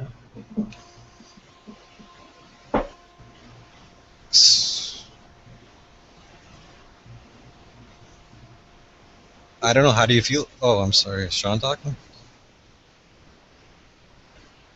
Go ahead. Well, you know it's wrong, right? Like, is there any argument about that? About pedophilia? Yeah. Like, are you gonna argue that's wrong? Like, who doesn't know? You go straight here in America, right? It's a thought, like it's a mental illness, and it's Leia, like when you you say that sort of thing, you're sort of contributing to like the stigma against these people with this mental illness. Yeah, no, but it's just like, it makes me uncomfortable with people like coming here talking about that.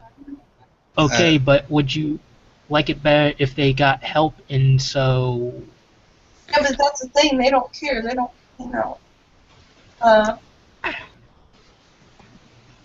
There's got to be a point human beings are programmed not to go beyond.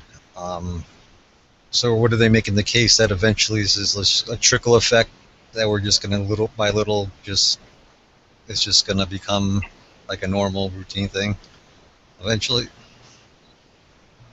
Is that no one's seriously making any effort along these lines. But even the sort of maybe like real considerations of like just the boundary cases of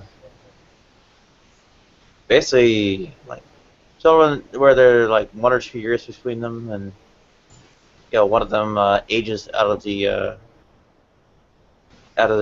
protected group or whatever. I mean, even that's not really seriously being considered for some kind of adjustment or whatever. I mean, like a 16 and 18-year-old type of thing. Yeah, there's no grand impetus to change even things that would really make sense from any point of view. It's like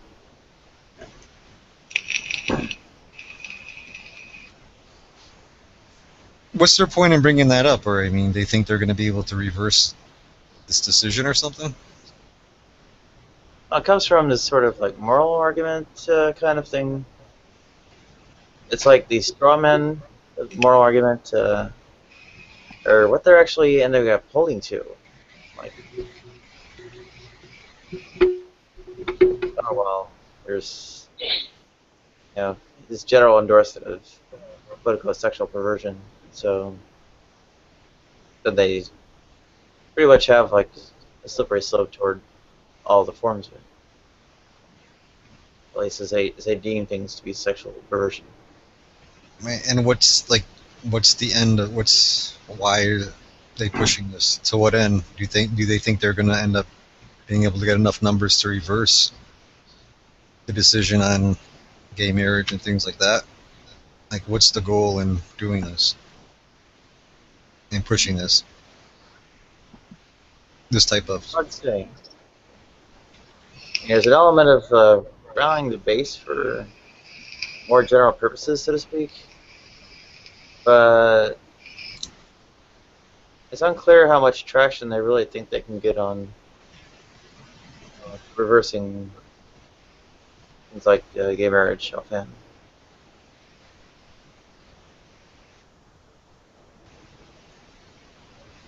I like to hear others' thoughts on it.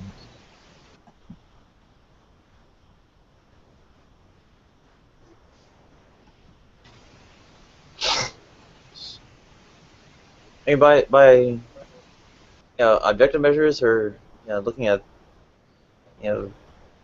more or like broader social trends, just outside the right wing and such. This doesn't actually look very likely to get anywhere.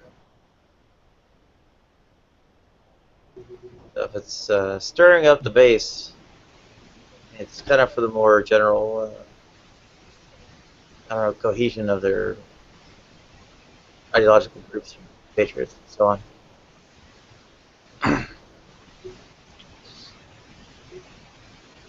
Well, I guess at some point society would have to stop at their point of Christian ideals and goals, and that's no more progression as far as any kind of social progression or anything. So it's either you stop at one point and you hold up that like theocracy type society, or we keep going forward and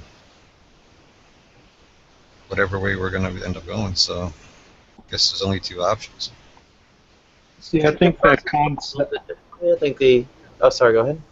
Oh, I was just saying. I think the concept of the theocracy today is a little bit ridiculous, because I don't think anybody's arguing that there is a theocracy right now, and ideally you couldn't really have a theocracy unless, biblically speaking, unless God was on the planet ruling. So I don't really know why anyone is aspiring to a theocracy at this moment.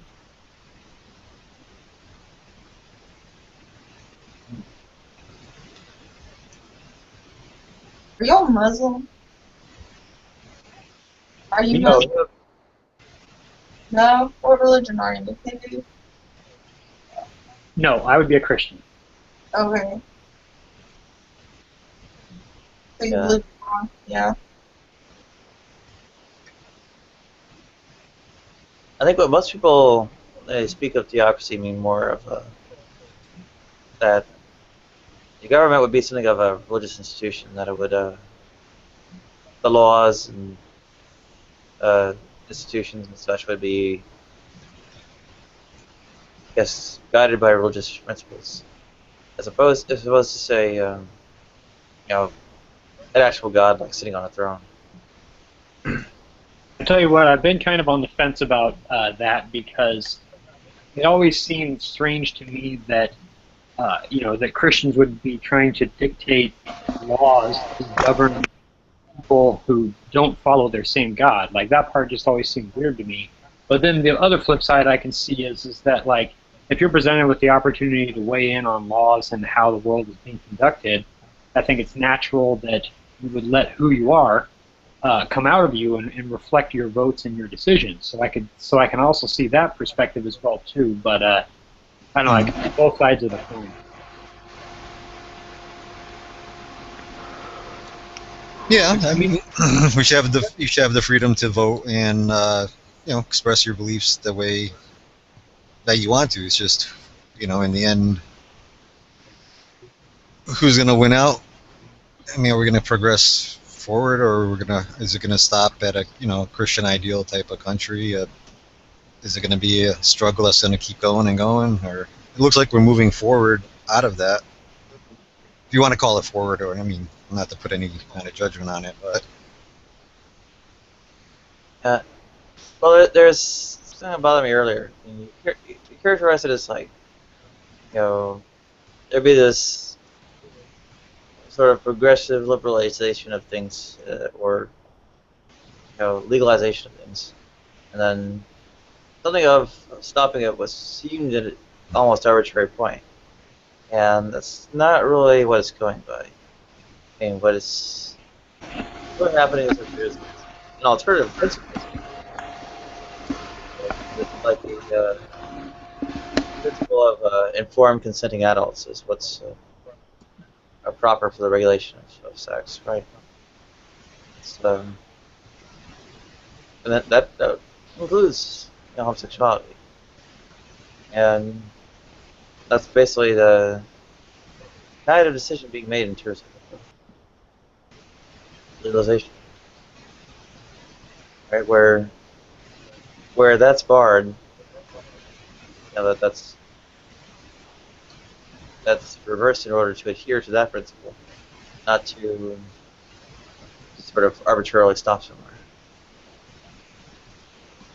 Well, I mean, oh, go ahead, Nadia. Sorry. The new principle is thought of and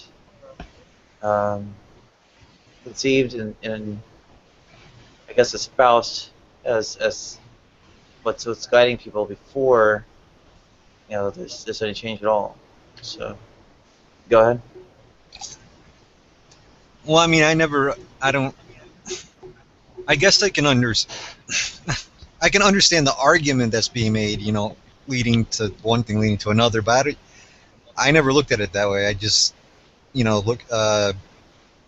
marriage being legalized, I just looked at as we're becoming more of a, understanding open society, that people are born, we can scientifically prove that people are born certain ways, and, we got to be accepting of it. And I don't know where this track down leading towards pedophilia, bestiality, that's that never was in my head. It was just more of like, look, we understand how people are born. We understand that this exists. We can it's scientifically proven. So let's open a society and be accepting of people, and we can move towards more, a future, a more peaceful future. I don't know where this tract of, this type of thing leading to one thing, leading to bestiality, all that. I never really looked at it in that way. So that my way of looking at it was just understanding who we are as human beings, and presenting it and making people aware of it, and so we could be more accepting. Basically, have a more unity. So I don't know where this other thing's coming from. I suppose very right fundamental Christian attitudes. I don't know. I would assume. Well, the bit about the innate, it doesn't actually fit for being moral overall. I mean, it counters some specific claims made. There are sometimes claim that like no one's actually homosexual. That it's things like the product of abuse, and it counters those claims to establish that homosexuality is inborn. On the other hand, it doesn't establish that it's moral. And things like, the proclivities to rape and murder are a number of cases important. And we're not going to regard those as immoral just because they're important, right? It's what makes it moral is evaluation of these acts between informed consenting adults. Someone informedly consents has standing to go on to essentially go in any kind of like mutually voluntary activity. Yeah, it really is sort of the idea of like victimless crimes. And welcome, Sean. Hello. Hey, Sean. What's going on? Hi, I'm doing fine. Glad to see Nadia's out of the hospital. Oh, she's blind now too. Ah. Yeah, so I guess we're at a tug of war point as to the morality of it, based on biblical beliefs and. What, being blind? Yeah. Well, what does the Bible? It's a broader trend actually. And things like drug crimes, right? I mean, there's no other adult there to be the victim of this, right? And especially one does the informed consent on one's own behalf to engage in this voluntary activity. They're doing drugs.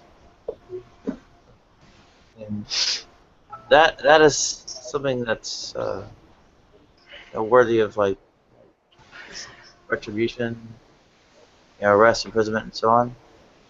That's it's being contested. I mean, we got the legalization of marijuana happening all over. That informed consent, the direct parties to it being all good for consenting adults. That pretty much it actually covers both cases. And it's happening multiple times, right?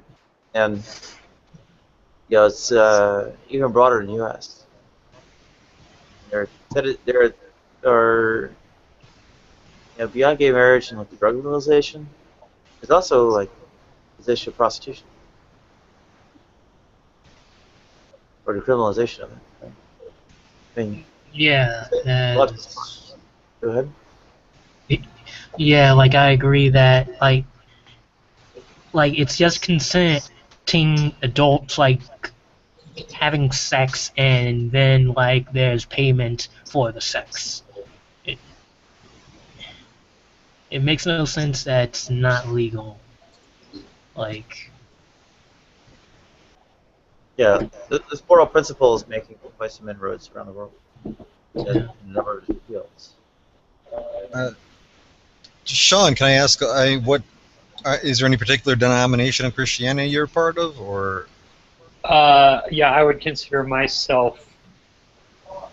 Well, let me say it this way: I would consider myself not part of any particular denomination, because I know some people will, if you say non-denominational, they consider that to be a denomination. So, I'm not a part of any particular sect. So you're not you're not a fundamentalist, or? Well, you know, it's interesting because I would often hear that term used in reference to a lot of my fellow believers who I would agree with on certain things. So I began thinking, I was like, well, would people consider me a fundamentalist or whatnot? So I went online and I, looked up what the definition of fundamentalist is, and of course, that's where it gets iffy, because you'll have one definition will have 5 things you have to do and believe to be a fundamentalist, and the other one will go up to 10.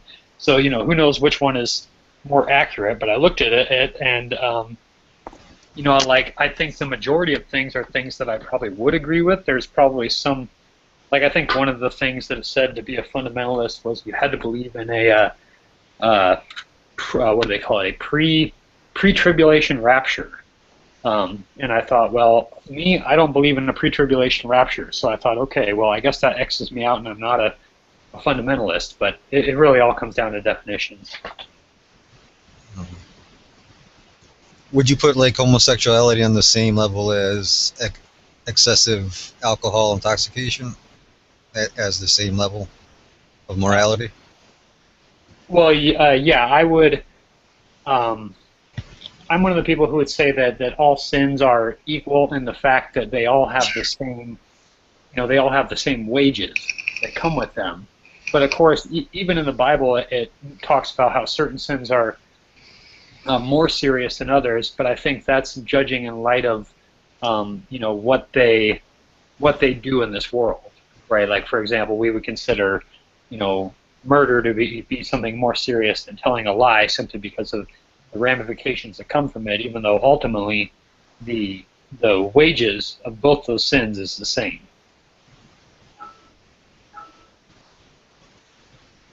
Okay. So he's saying just because his country believes one thing, that don't mean he believes that, right? Basically. Repeat that? Just because in your country, right, they might believe or have certain laws that, you might not necessarily believe what they believe, right? Yeah, that's definitely true. I mean, the world was, like in the United States, it's perfectly legal for a husband and a wife to cheat on each other.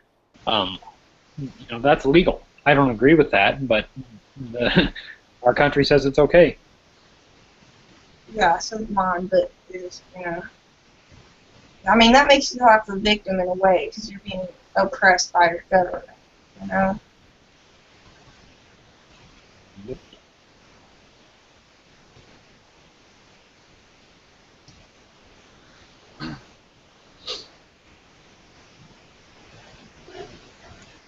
Well, if the husband and wife think they're like a great financial team, and maybe I don't know, do their better activities than others. Why not? And say people who are separated for long periods of time because of their occupations. I have a kind of agreement that they are okay with the spouse that they're so far away from is okay to go on and do things like that.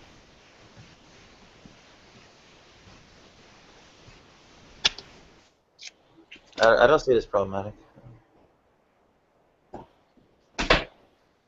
But what I would see as problematic is the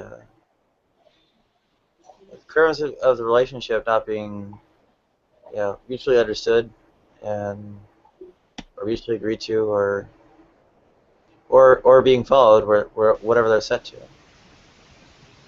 They could have a different agreement, but whatever the agreement is, if they violate, that's still a violation.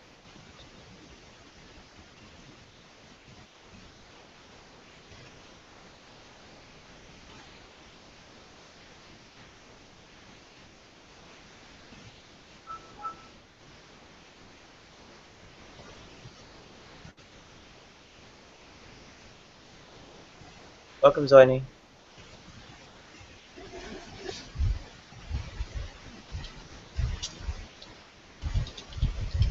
What is it? Hasn't there been rumors that the Clintons were like that? The who? Like Bill Clinton and Hillary Clinton. Yeah, they were like separated each other because of work and like Sleeping around with. sort of quasi open relationship because of that. I've heard rumors of it, but not enough to be able to comment on it. But yeah, it was floating around.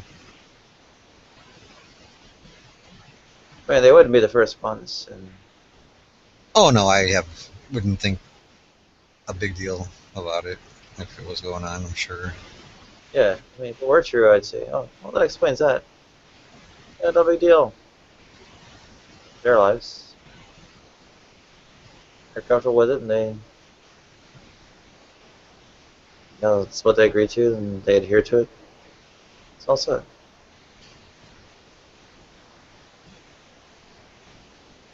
Yeah. Actually, I heard marriages like that do actually last long. I don't know the statistics on that, but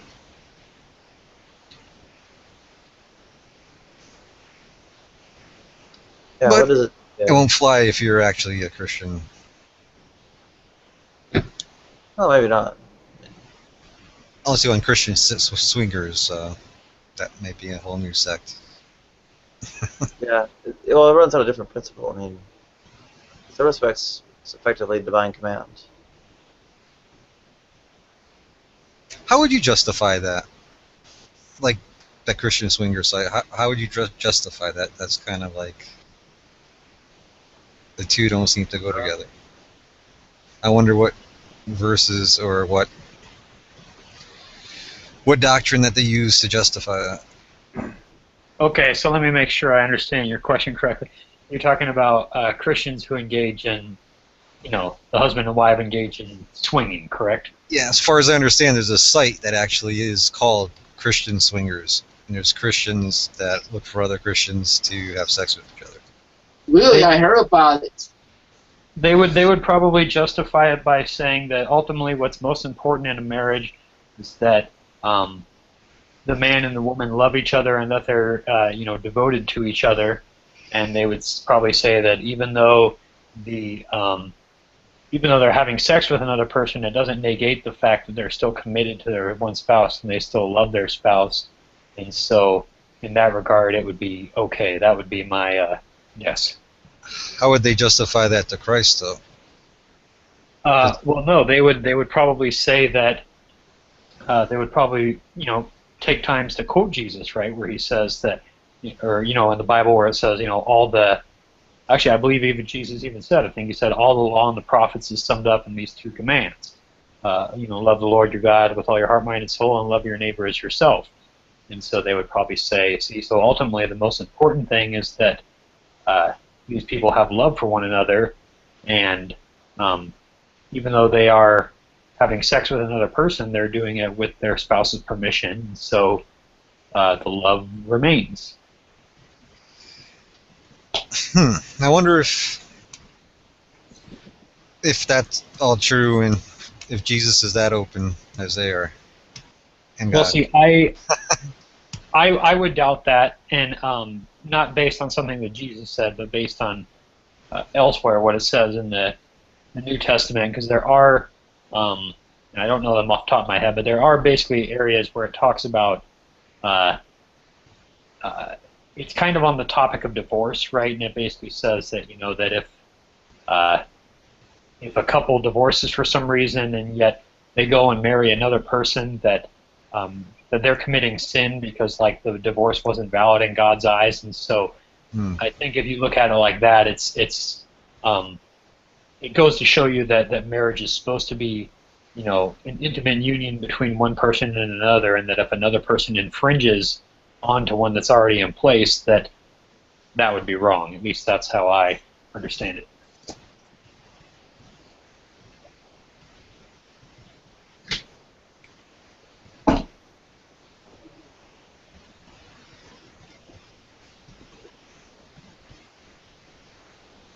Yeah.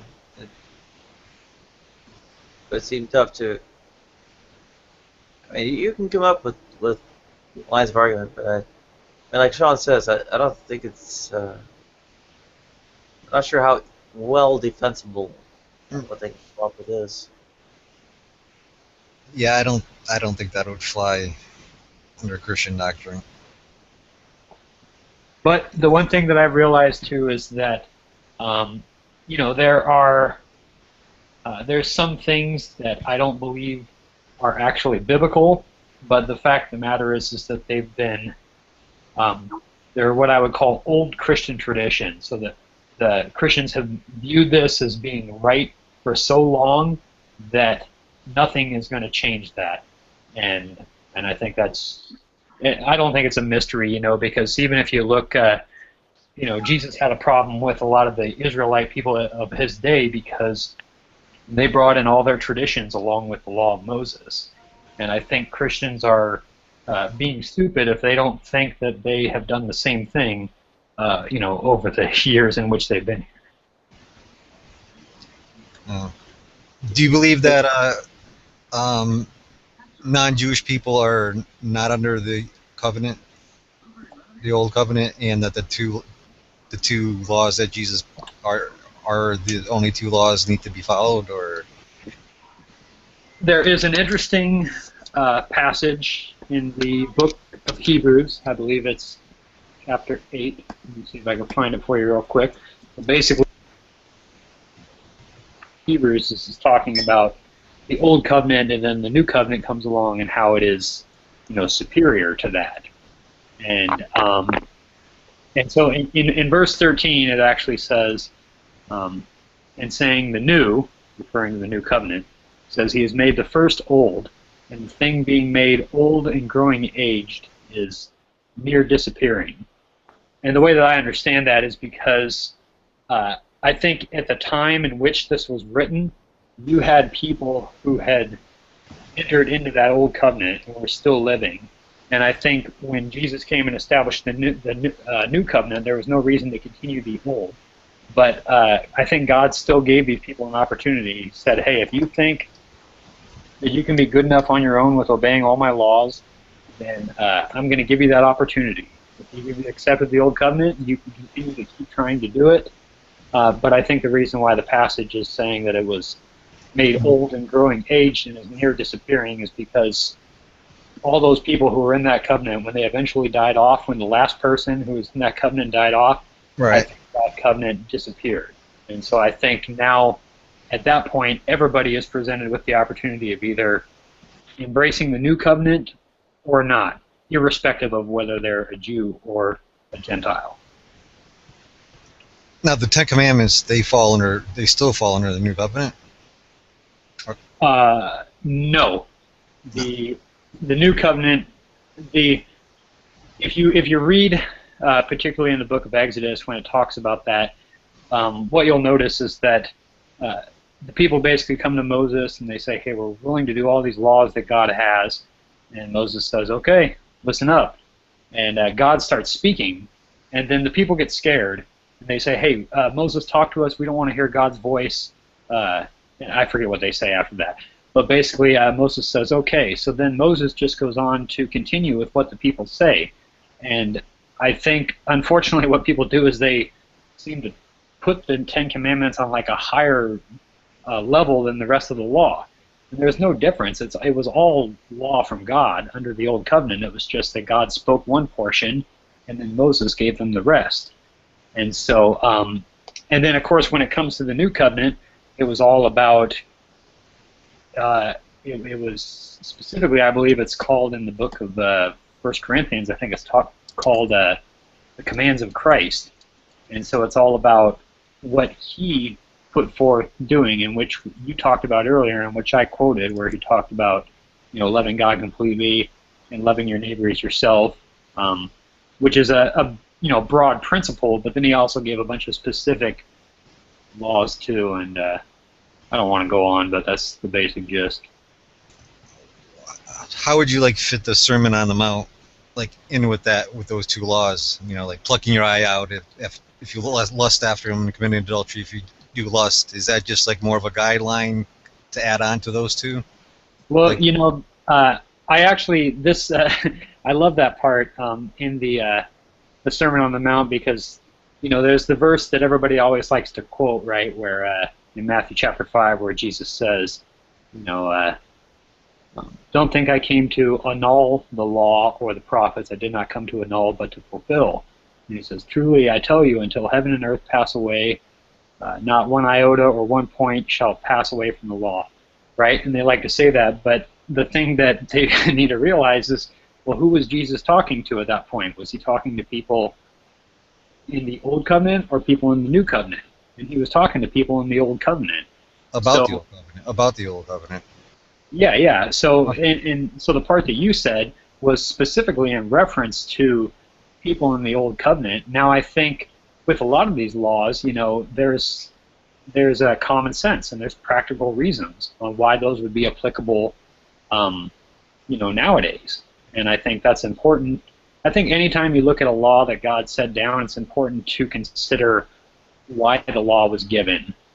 Because then you get the spirit and not just concentrate on the letter. I've seen some, I guess, different ways of approaching things, even from within covenantalism. Like one sort of analysis I've seen is that the covenants were given to, like, the descendants of the particular figure, like or if not, say by ancestry or whatever, by cultural, national, or whatever it is. Now, in that sort of analysis, the Mosaic covenant extends no further than Jews, and would still be enforced even today. But applies again only to the descendants of Moses. The area there would actually be that the Ten Commandments and other mitzvot don't, well, again, they don't apply to Gentiles. The Noahide covenant would what applies to Gentiles. Even if one takes Noah as like allegorical, still sort of a spiritual father or whatever of the entirety of humanity. So I gotta say, universal. I gotta say something about that phrase. The Noahide laws are interesting because that is kind of like a term that, as far as I know, is only used in like Jewish circles. For example, search the Bible and you're not going to find the phrase Noahide laws anywhere. So it's just a term that someone came up with to describe something, and I could stand to study more on the subject, but I don't really see it as being anything realistic like for the Gentiles, like you were saying, because even in the Old Testament times, Israel was just a nation, and whether you were an actual Jew or a Gentile, you could still become part of Israel. But if you did, you would have to enter into their covenant and follow their laws. So it wasn't like the Gentiles had a separate thing, unless maybe they're saying that the Noahide laws were for Gentiles who wanted to follow God but didn't want to join Israel, which is kind of silly because you're following the same God. But yeah. Yeah, well, I mean, that's something that's a counter argument against that form of covenantalism. I mean, clearly, I'm not even in the religion, so I don't necessarily say it's the authoritative interpretation. I mean, in terms of like it being that sort of like spiritual lineage, or whatever you want to call it. I mean, I think that the sort of like Gentile converts to Judaism or whatever it is, it's sort of like acquire the spiritual ancestry in that kind of analysis.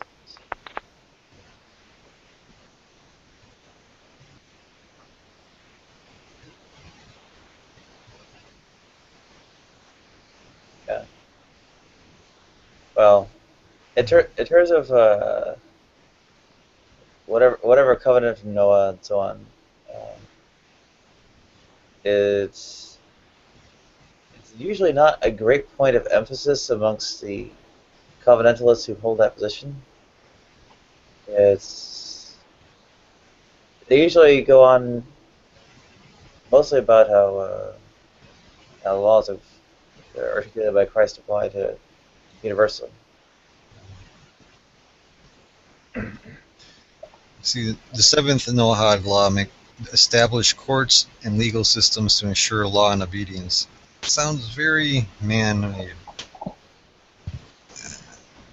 rather than God-given. I think the Tanakh or some expand those out to each of the 7 breaks down into 10 points each.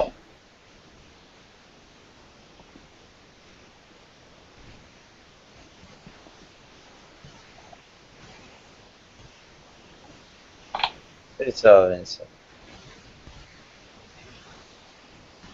kind of like it seems more like it's used to like give an alternative way to let's deal with the jot and tittle phrase instead of like saying instead of like that argument from the audience. Basically, like instead of the audience to which Christ is speaking, it's the audience to which covenant is speaking. Yeah, I did actually.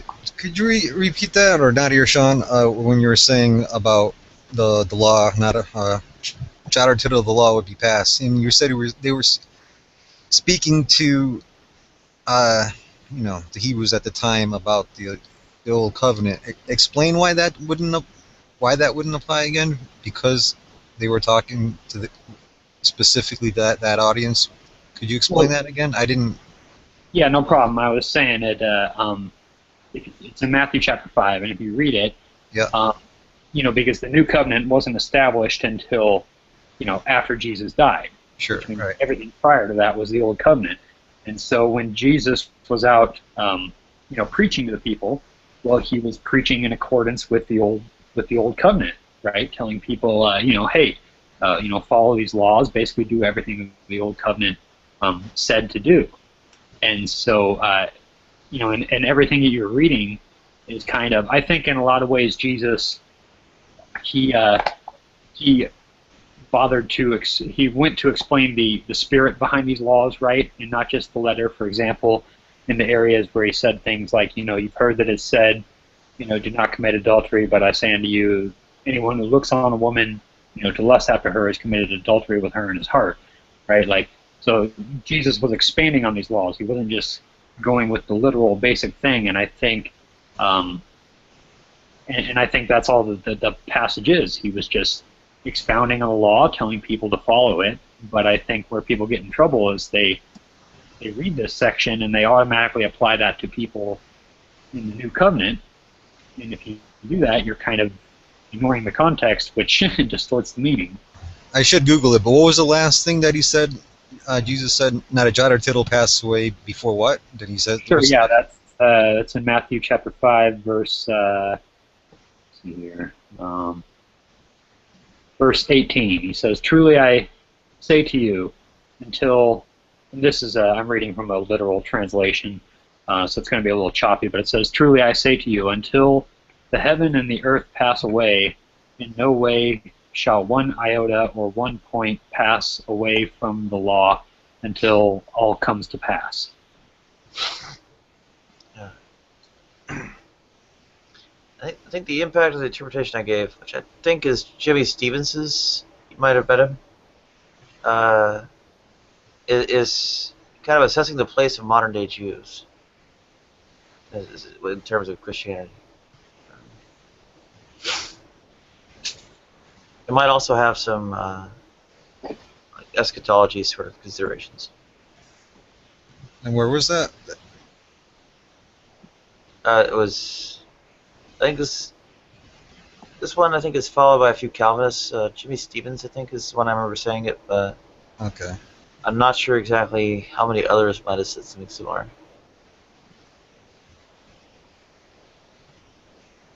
I did a lot of talking to Calvinists in the summer of 2014. Was that the summer of Calvinists?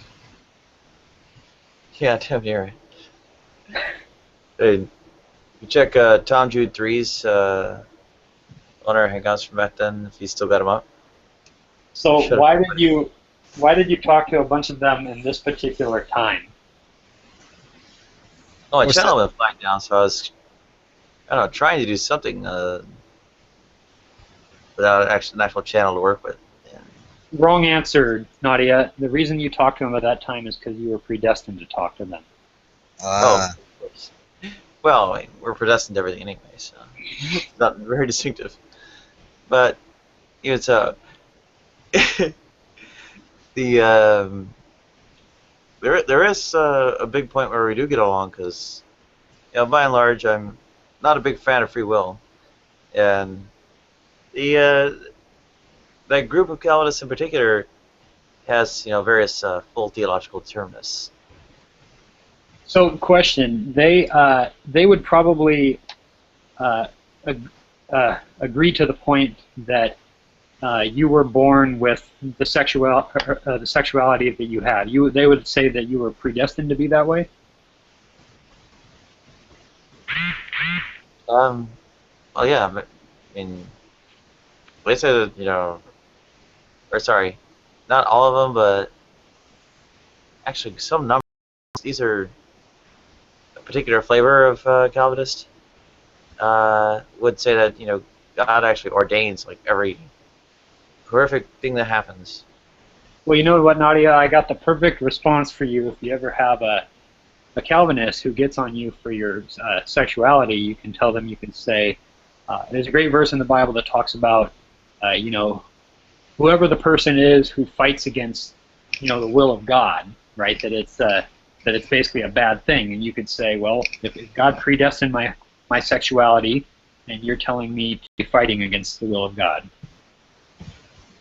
Let me find that verse. That actually is a good one.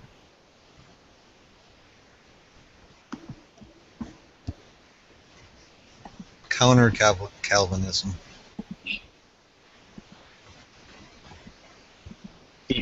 My whole thing, just I just want to make people think. If you think through something and you still agree with it, fair enough. But let's at least think about it.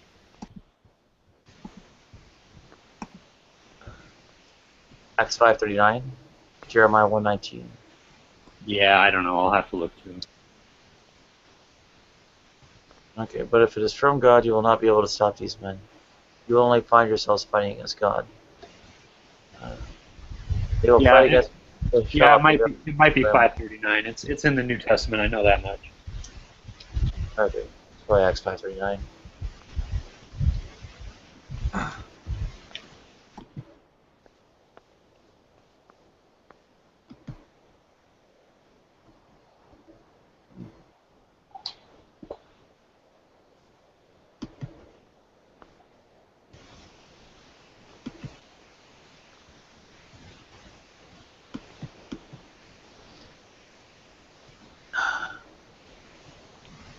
Yeah. No, that's not the part of Acts I remember most. Well, I remember most the martyrdom of Stephen. That's odd because it's not. I don't know, something I could really take a whole lot of certificates from, or that I use very routinely in debates on the Bible.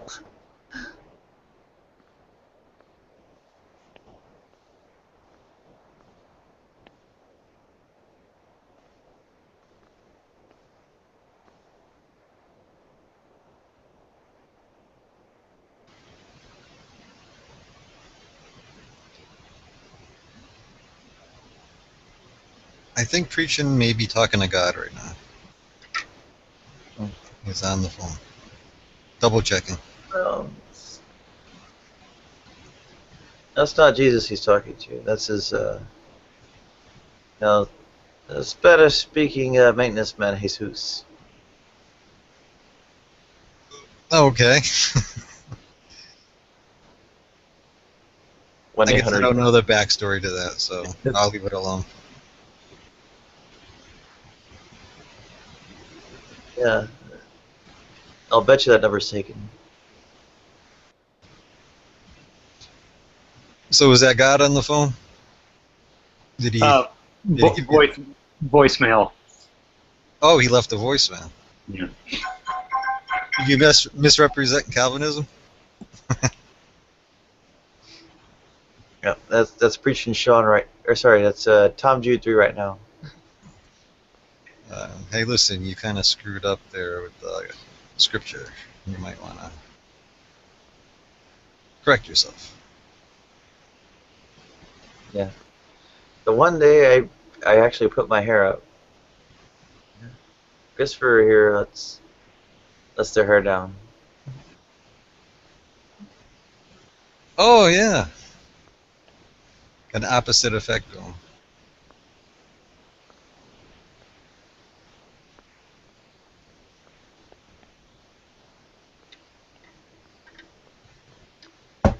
But Christopher, you usually tie it back?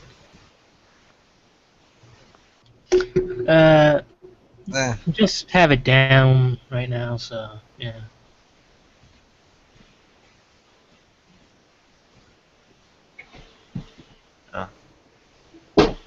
I've had enough irritation in my eyes that I'm kind of afraid to get my hair in my eyes again.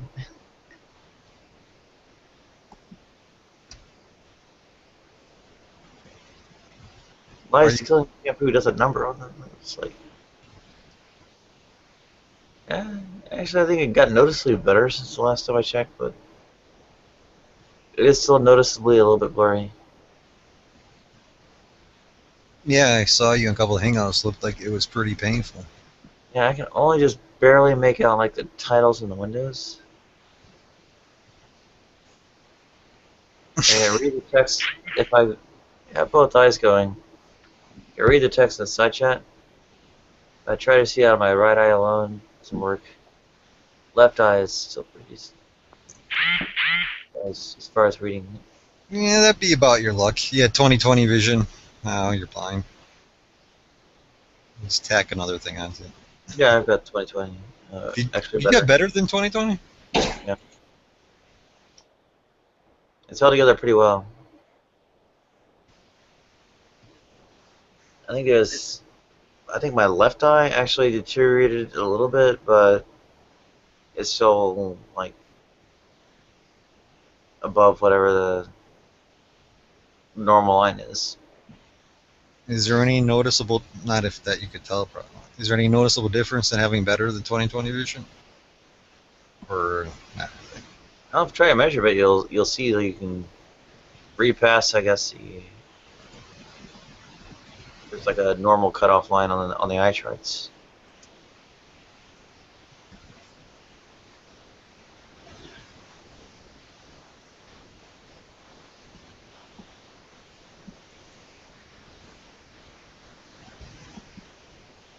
I wonder what's the best vision humans are capable of. Nah, not very much. Stuff on the eye charts doesn't really go very far. Nothing very perceptible above 20/20 Well, I mean, it is to us, but to make a the reality is the best we get is not that good. Or at least not that much better than. So we're not going to be catching prey at night or anything. You can't correct it to that. Okay. We're not going to be seeing in the dark. We're not going to be pulling eagle eyes. Then fuck LASIK. If I can't see in the dark, what's the point?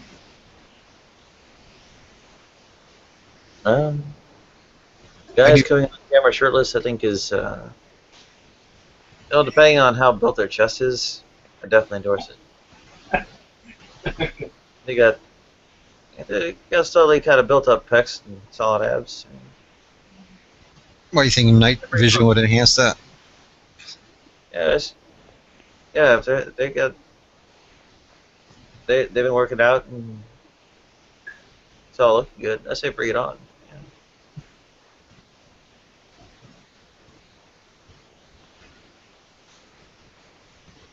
Well, you have to get your stamina back up. That's true. Yeah, my testosterone's actually gone up to 55. Last time, actually, been a couple of years, but I was floating at like 22 and 25, like back in 2012. What's Uh, what's ideal for you? 55 is actually pretty decent. What's that related to sex drive, amongst other things? Yeah. Uh-oh. I think the effects on sex drive, because it's kind of in a decent range for females. It's probably more like the situation being bad. Well, it's a good thing you're in the woods then. Can't get to anybody. Good thing what? That you're sort of in the woods. Can't get to anybody. Not gonna be for long. Not that I would consider it the woods, but Yeah, I'm working on getting out of that city. Anywhere it's got to be by subway train.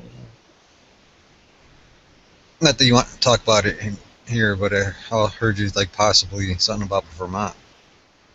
Or is that you want to just forget about all that right now? I don't know. I haven't been hearing any actual details on it, so I'm just kind of make my own plans and not worry too much about it. Yeah, there's only like 4 or 5 like places in Vermont that are. The way I heard it, it was kind of like a bit rural, which it means a couple of paramedics that have to come out for me. Well, like Brattleboro, I mean, you know, got a hospital, got everything there. Oh, it doesn't matter if it's rural. It's kind of like actually I'm already in like pretty deep shit in terms of playing whatever kind of games out in suburbs. It's Because you have to go 15 minutes to the hospital, right? 15, 20 from where you are now. It was a lot longer than expected. It I was hurting because I had to wait so long.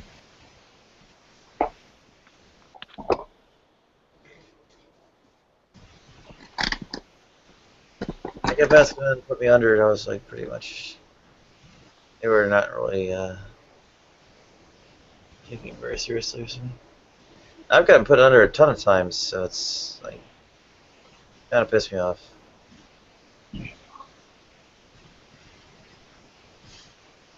Oh, you're saying they didn't put you under? No, they didn't put me under. And you should have been. Yeah, I think it was bad enough. I should have been.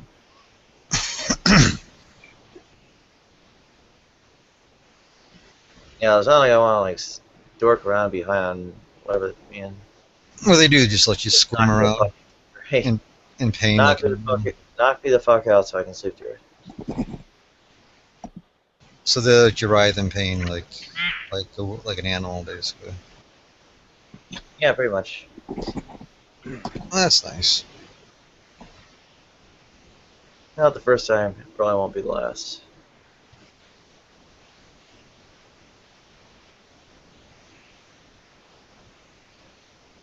Actually, some of the same paramedics showed up. I probably should have chewed them out for not doing it. I mean, I know they can. So.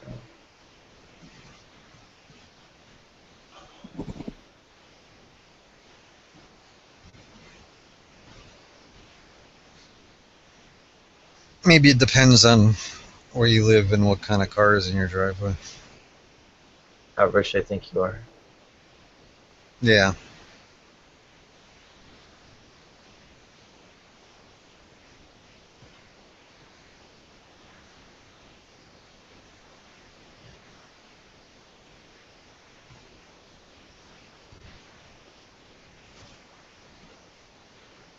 I would hope that's not the case, but yeah, it is the case.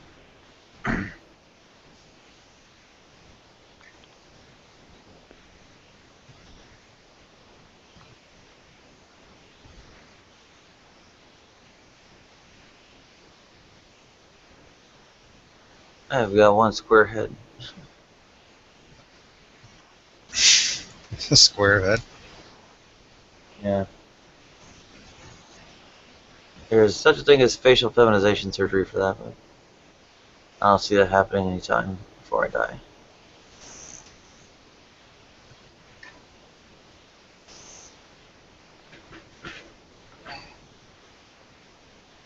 Anyway, since you're asking, Sean, I fully endorse shirtless guys, especially if they work out.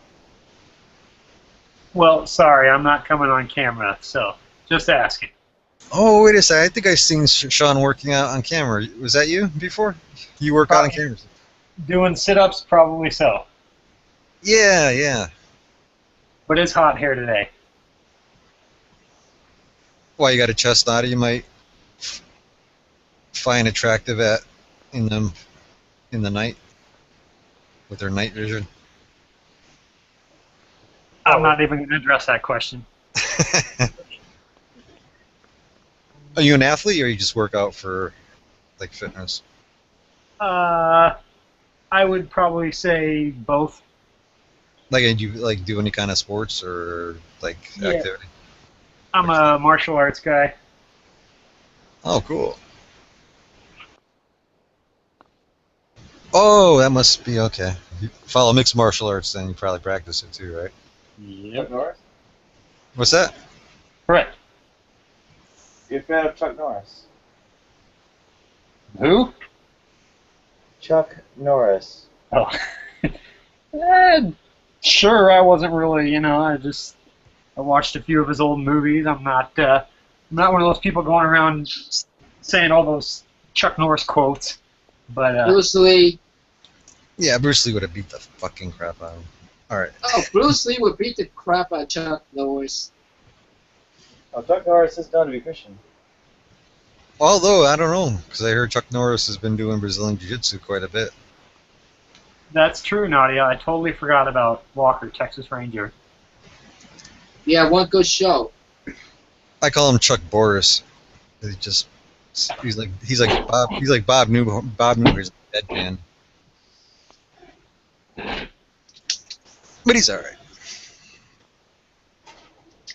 Oh, he's Christian. Well, Bruce Lee's better.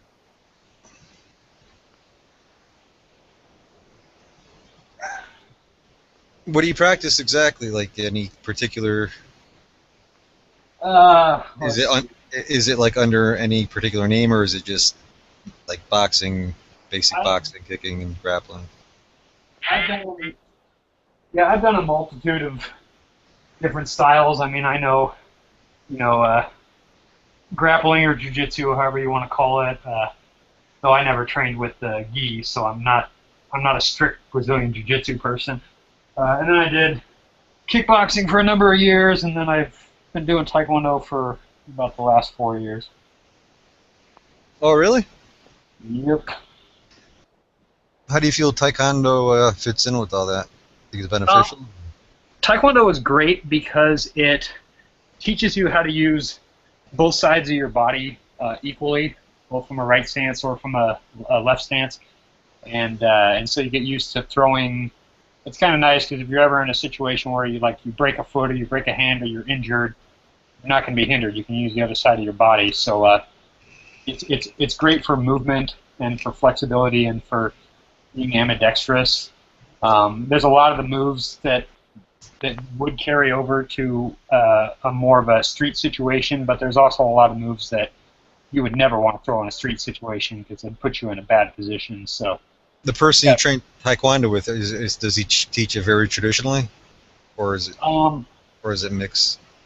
Because probably when you get like down to like the ground techniques, and they're doing like taekwondo ground techniques, you're probably thinking to yourself Brazilian Jiu-Jitsu here.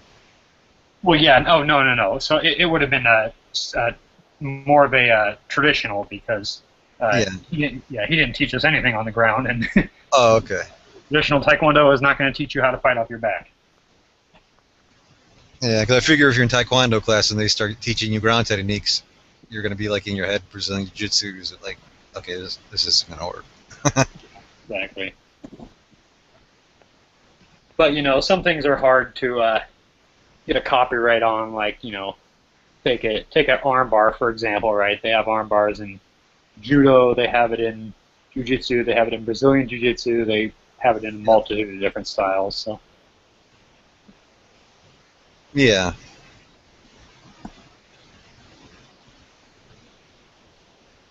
How long you been doing Brazilian for? Are you still doing it, or you did it's like I had my time when I was in the school, drilling it and being taught it every day, and I think I did that for probably about 7 years, and then since then, obviously. Oh, so you put the time into it. Yeah. I in all honesty, I think if you spend like at least 2 years doing a martial art, you're going to be pretty efficient just in that amount of time. Yeah, I've done Brazilian Jiu-Jitsu and Taekwondo. Who is that talking? Let me see. It's me, Eddie. Hey, Eddie, what's up? Hey, what's going on? You done Brazilian Jiu-Jitsu and Taekwondo? Yeah. Hey, you guys got pretty close. Yeah, I study in Southern California. I live in Northern California now. Oh, where'd you study in, you didn't go to the Gracie School, did you? Up there? Oh, no, I went to ATC. Oh,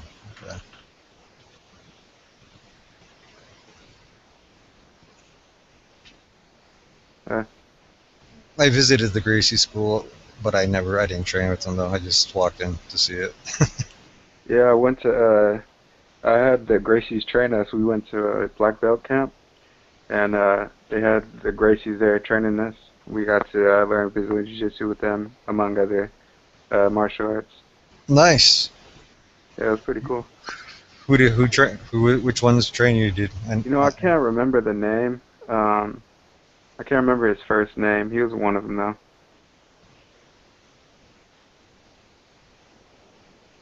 Sweet. Yeah, it was pretty cool. Got to learn Kimpo, which is the fighting with swords, or the wooden swords. And what else? Taekwondo, Brazilian Jiu-Jitsu, weapons like nunchucks and stuff like that.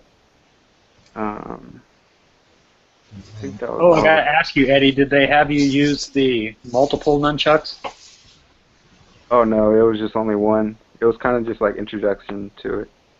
Yeah, I did a little bit of training with the chucks too, and I remember the first day when they said, okay, everybody grab 2 pair, I was like, are you crazy? Like, I'm going to smack myself with this thing, but, Yeah. luckily you get the patterns down and you're pretty safe.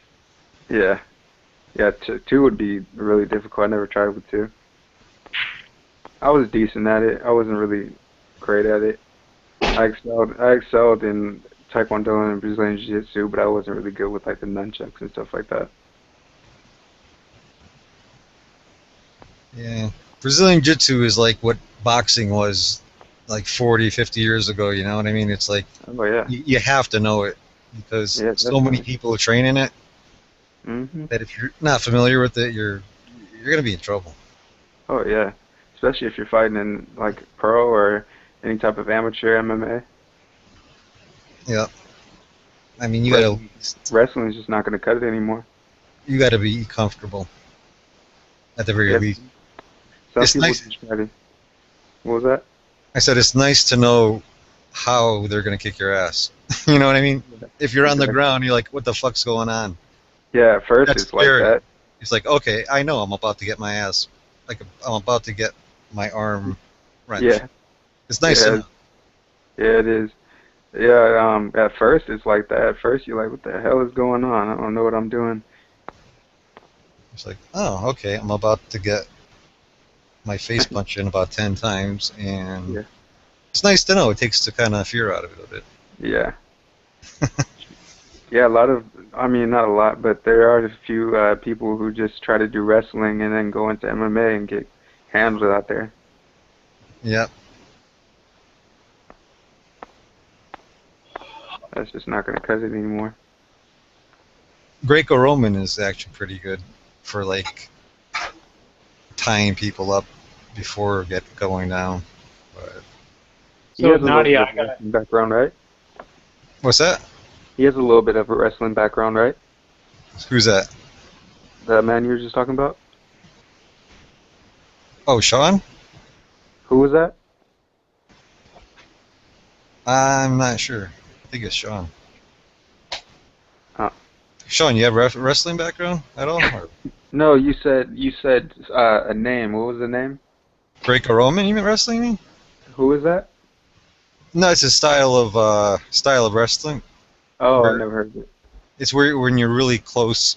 Well, there's a lot of it to it when you're really close to an opponent, but there's a lot of things like where you tie up the opponent. Like when you're Oh. really close. When you're like too close where you can't punch and really elbow too much anymore. Right before you go to the ground, like hooking underneath arms and like tying people up. Right. Yeah, It's there kinda is like a little. that clinch kind of range. Yeah, there is a little bit of jiu-jitsu and wrestling, like it's some of the same aspects of it. But yeah, I studied a little bit of wrestling when I was in high school. When I tried out for the team, made it, didn't really like it, so I just went to jiu-jitsu. I didn't like how there was no submissions, which is basically like pins. I didn't like that. See, I didn't train too heavily in Brazilian Jiu-Jitsu, so I don't know how long they. Sean, how long do they spend in the clinch? Oh, you both know. How do they?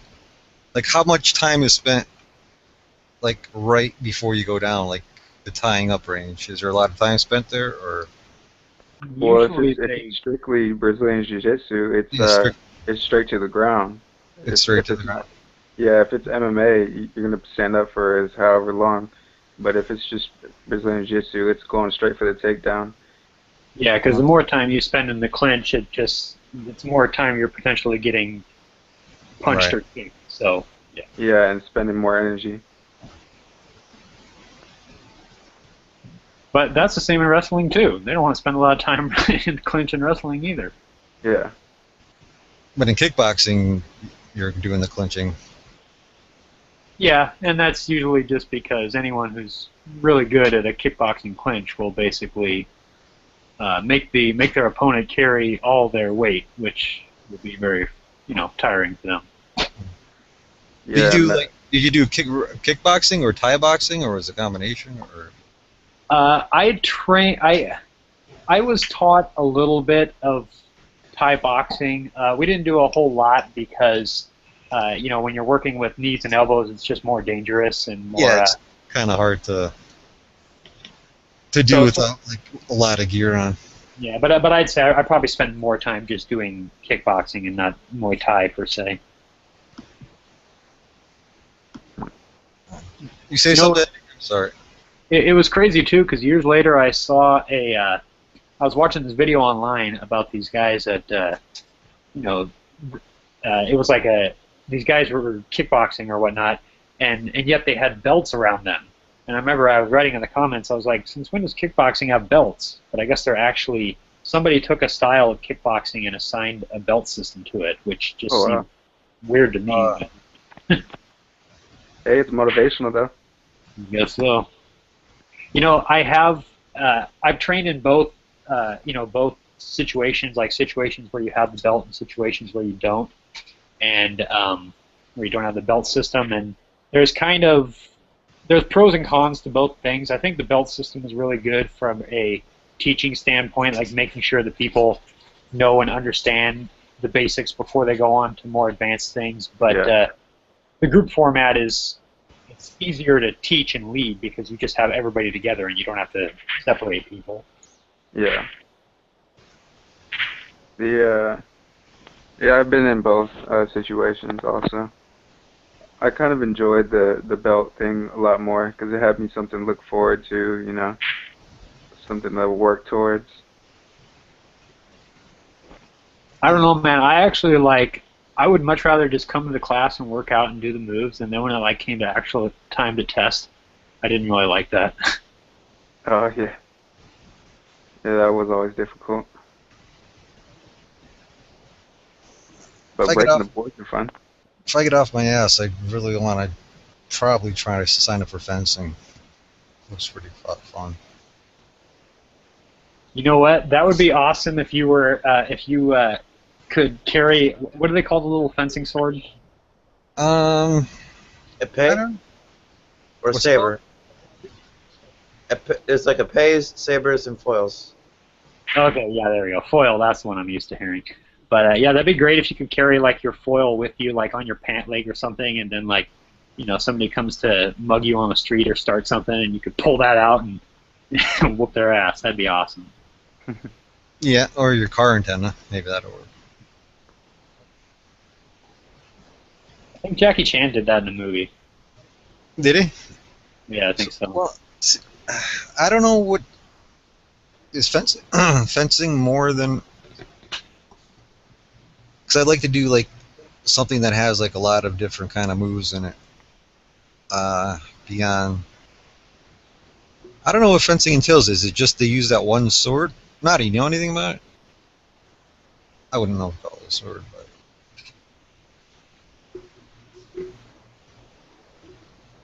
Any of you guys catch that? There's 3 kinds of swords, but is there a short sword? Wise.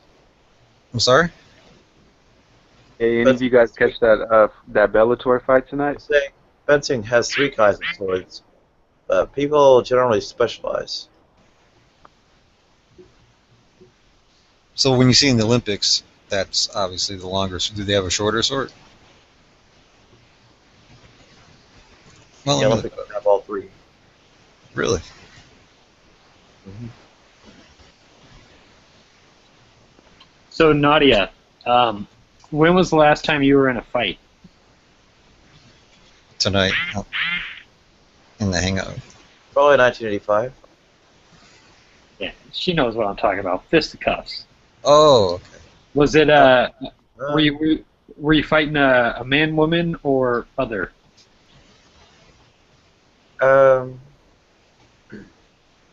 Oh, they were boys. Ooh, multiple attackers. How many? Well, usually like between 5 and 7. Man, how'd that fare for you? Yeah, they pretty much got me every time. That's not cool. Was it did you get like jumped, or did you see it coming, or what? They had kind of an easy path to stalk me, so yeah, they got me pretty often.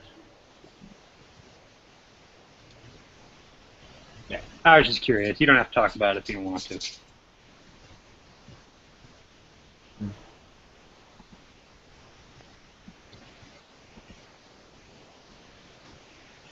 Once in a while, I've been in a situation where I'll do something harmful to whatever. There's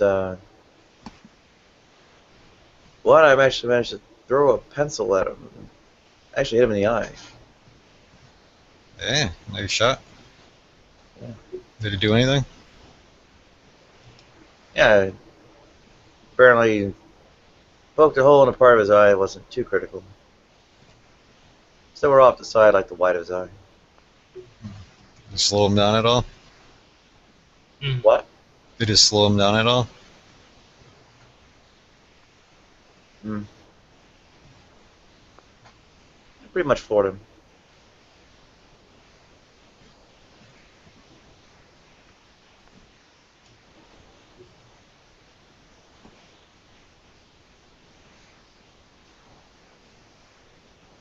Another time I managed to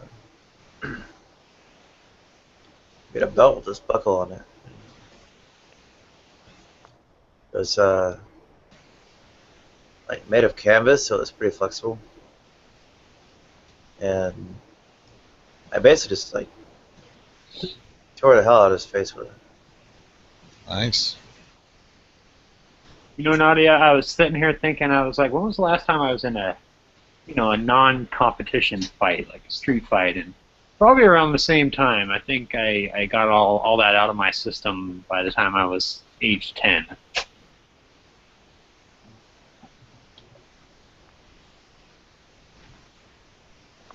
Yeah, well, they did enough damage to me that I was kind of given a free pass.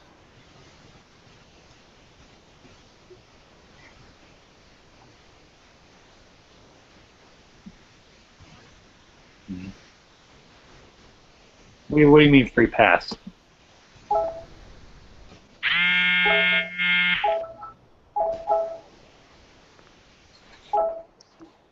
Well, I clearly did enough to put these kids in the hospital and such. No one really took any serious disciplinary action or called in for police intervention or anything like that.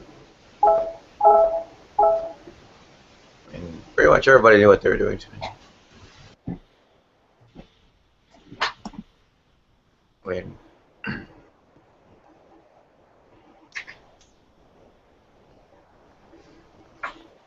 kids weren't screaming what they were screaming because they hadn't heard all the parents. The parents had heard it too, and teachers had heard it too. My parents had heard it too. Everybody knew.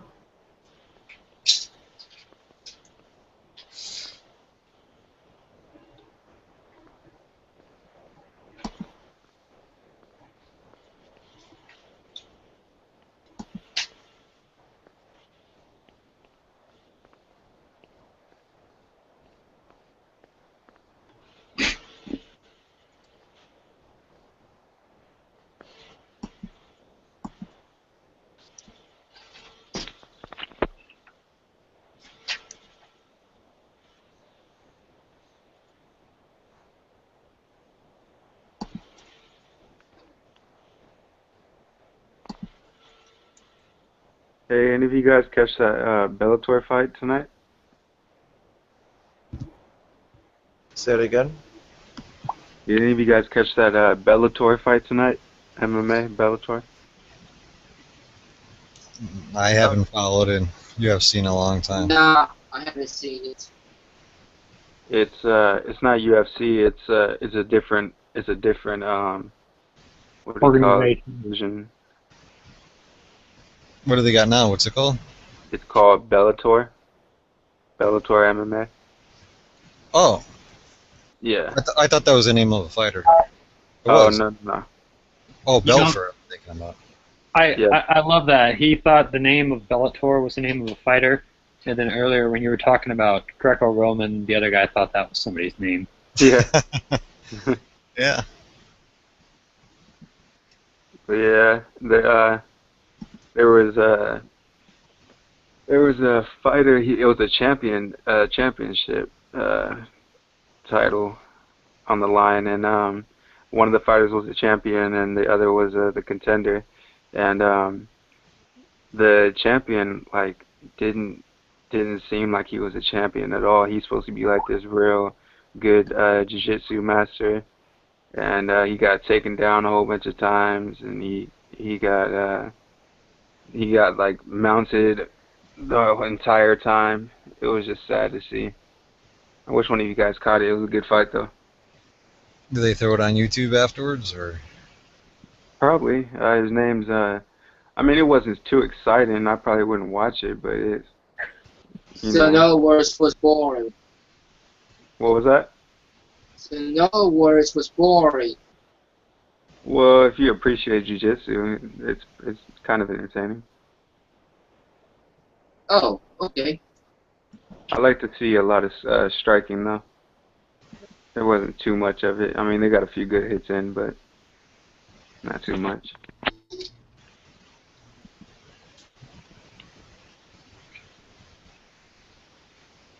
I'm currently reading something that I wrote like over 10 years ago, and it's amazing how atrocious my spelling was back then. How old were you 10 years ago, if you don't mind me asking? I would have been 25. Oh, you should have had that down better then.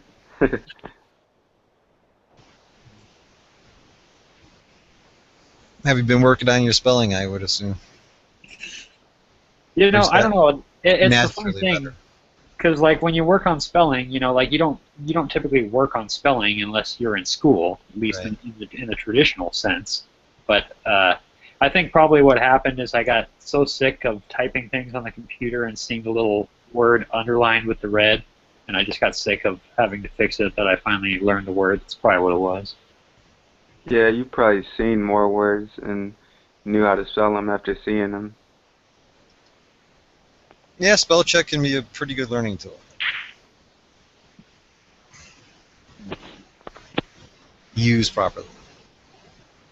Indeed. Otherwise, you end up with some errors. Yeah, there are 3 swords. See, but they don't look much different. We'll save for another time. Saber looks cool. See, I like to play chess, but I get like I can't sit there, so it's like I gotta be moving. So I figure it's like a good combination of the two.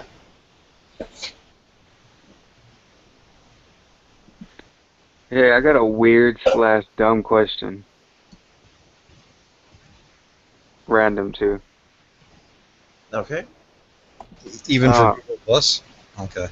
Yeah, it doesn't pertain to anything that we've ever talked about on here.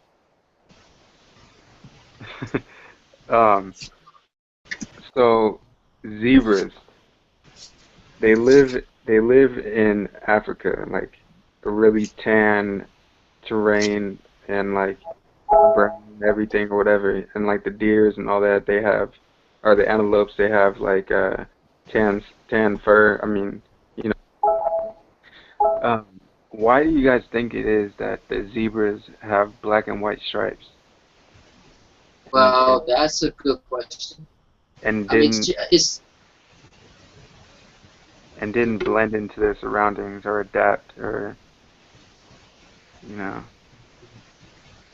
well, it's genetics. It's inside the DNA. I mean, good question. Yeah, but wouldn't they, what's the word? Not adapt, but evolve into something. Yeah, yes, much improved. I think they're still gonna evolve someday. Yeah, probably way down the line. Yeah, that's true. It's just they stick out so much. I mean, lions can get them real easily. Oh yeah. Anybody have an answer for that? Because I'm not Googling it. Because you're not what? I'm not gonna. He's not gonna Google it. I'm not gonna too cheat. much. No, it'd be cheating. Yeah, I don't want to Google it either. I want someone to tell me. I'm trying to think of what terrain would that blend in with. The city? I don't know. See, what's it good to blend in Africa? Well, the forest. I'm sure Nadia knows. He's not gonna help us. She doesn't answer dumb questions. What are you asking? I know. I think I've read that some long. I don't remember.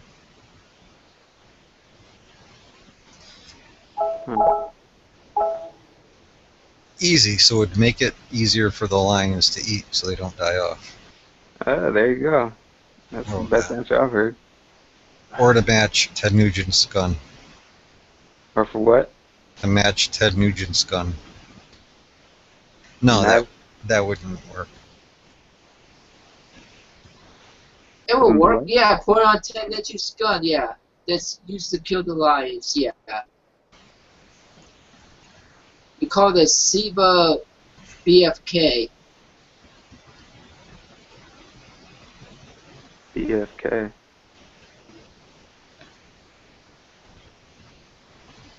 Big fucking gun. Yeah, the SIBA BFK.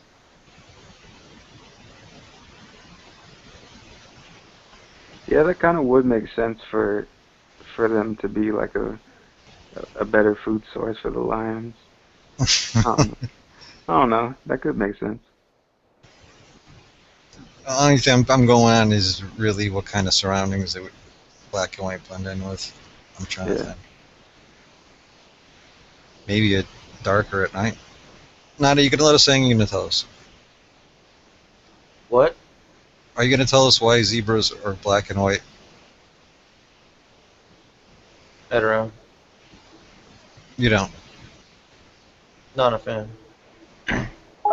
Oh, it wasn't a dumb question then.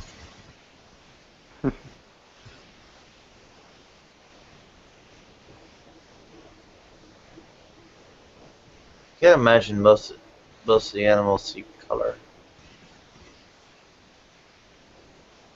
That the animals see color. Yeah, I don't think the predators see Well, color. Well, if they don't see color, then they would probably see. I mean, they see black and white, right?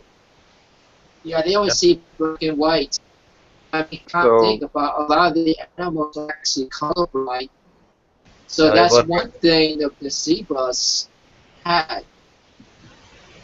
well, I think that black and white together would probably stand out a lot more to the lion. I don't know where maybe.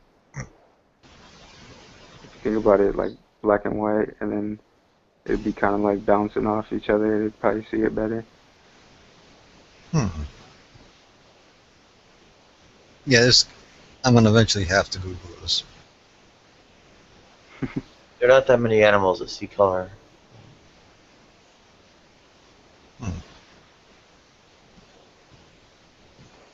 They supposedly blend into something. What I found, I have no idea. Do they have white trees there, like birch or whatever they call them? I don't know. They'd probably have blacker trees, maybe like I don't know.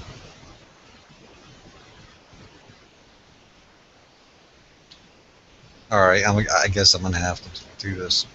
All right, thanks, because I didn't want to. It had to be done. Definitely. I'm guessing blending in with their surroundings at night. Yeah. For some reason or another. Yeah. So they could be put on bubblegum wrappers later. Oh, okay. Did you Google it? I'm Googling right now, but I don't. Yeah, there's something more than just not having color vision. But I think makes the zebras, stripes, and such work. In such what? There is something more than just not having color vision that makes the zebras' stripes work as camouflage against their predators. Wow. Well, what was that? There's an article from April 1st, 2000. Oh, April 1st. Mystery solved, scientists say. So it seems like this isn't a clear-cut answer to it, but let's see what they say. I don't like that it's on April 1st. That's like a fake article, but let's see what they say. For years, scientists have debated the evolutionary reason behind a zebra's stripes. Are they costumes for courtships, camouflage to confuse lions and other predators, a natural way to cool off, a bug repellent? If you answered D, you win the prize. Wait a second.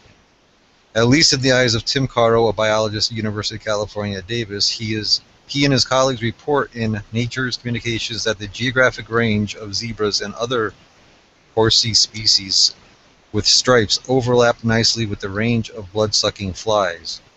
It settles the question pretty well in terms of trying to understand the evolution of striping in horses, zebras, and asses. No, this is not an April Fool's joke. It's been a century-old debate, so wow, and they still, I don't know if that's confirmed. So what's their main thesis? Against flies. But the bug repellent idea got a boost when researchers built horse mannequins, painted them in a variety of colors, coated them with sticky stuff, and found that horseflies seemed to avoid landing on the fake horses that were painted with black and white stripes. This wasn't an April Fool's joke either. The proposed explanation was that the flies preferred to land on dark surfaces, such surfaces reflect the kind of polarized light that reminds the flies of the water or mud where they breed. Light surfaces aren't as attractive, but dark and light patterns are even worse, perhaps because such patterns confuse the fly's navigational sense. There was one big question about that research. Would the fly repellent effect really make a difference in the evolution of the species? If stripes were so beneficial, why don't all horses have them? To answer that question, they worked on a map of the bloodsuckers targeted those species tailbands. Get to the main point. The map charted. Yeah. The researchers found a significant association between the areas with the conditions where such flies could be active for several months at a time and the areas where the striped animals' tendencies do well. I was surprised myself to see again and again greater intensity of striping on species and subspecies where we have this biting flying noise. And there's the why. Well, let me just link the whole damn article. But it's a bug repellent. The flies in Africa actually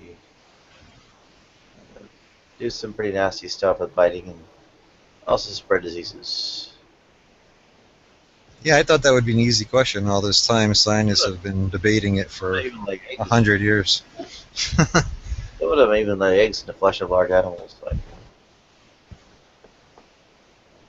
what is it? I've heard like stories from missionaries about having to carve the maggots of some fly out of their arms and they get bitten.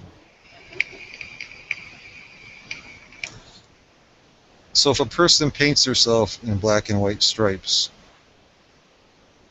would that work as a bug repellent? I doubt it.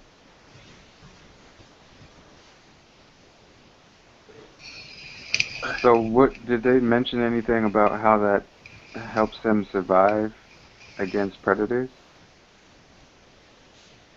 Let me see if there's anything about that in the article. It seems mostly for bug repellent, but... Because that's the whole part I was confused about. No, but let's see if there's an older articles about them determining why it might be for... Some have suggested stripes maybe help zebras camouflage themselves, and this is a different article, may help zebras camouflage themselves and escape from lions and other predators, avoid nasty bites from disease-carrying flies, or it doesn't say why. Yeah, it doesn't say why. Or generating small-scale breezes over the zebra's body when light and dark stripes heat up differently. And it's not for camouflage. Oh. Well, the only thing I could think of is maybe the stripes sort of confuse the lion in some type of way. I don't know. But they don't seem to have any problem getting a zebra. This guy right here, what's his name? Let me see. Zoin? Or Zone? Yeah, what's he saying? He said it's sexual selection. He said the stripes make the zebra hotter so they get more mates.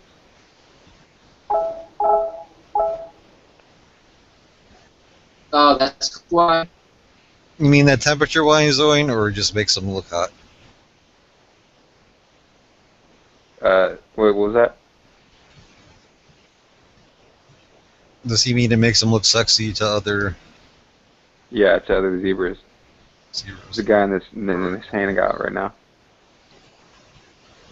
I wonder what zebras mate with, besides zebras. You could probably mate with a horse, I don't know. Let's see.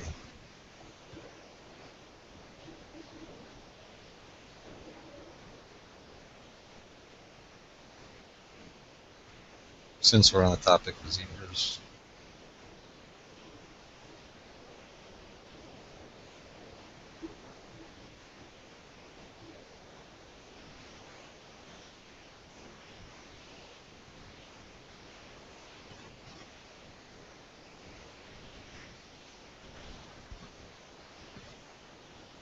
I'm just reading this, guys. Using hybrid. Can a horse and a zebra reproduce? Let's see.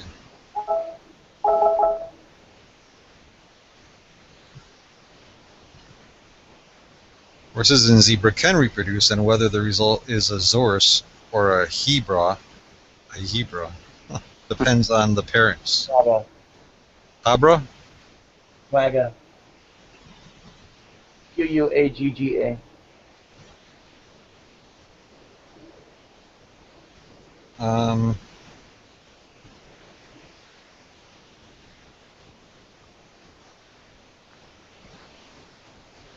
Other zebra hybrids include the zonkey.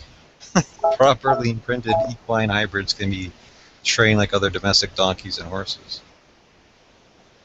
Yeah, a zonkey sounds pretty cool. I wouldn't mind one of those. Meet the I like Zorf the way it sounds. zonkey. There you got bubblegum. Zonkey bubblegum. Alright, a little help please. Source plus source equals 0. So yes, they can. Thought so. There's a lot of Zoin, different. I don't think they can breed with Zoin though. With what? With the Zoin. What's a Zoin? The guy who made the comment. Oh. The stripes being more attractive.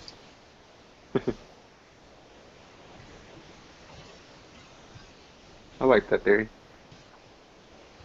Although Zoin's face is black and white. This is true. Zoinky.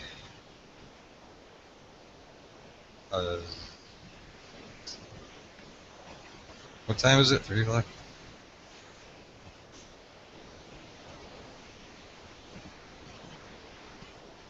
No, that was a good question. I didn't think it was. I thought I it was. didn't think so either. I was like, this has got to be pretty common knowledge, all of it. Yeah. And like scientists are like have no clue for like 100 years. Yeah. Yeah, these are recent articles, 2015. Oh, really? Yeah. So this is, and I don't even know how conclusive it is. It seems pretty. They seem fairly sure of it. The world may never know.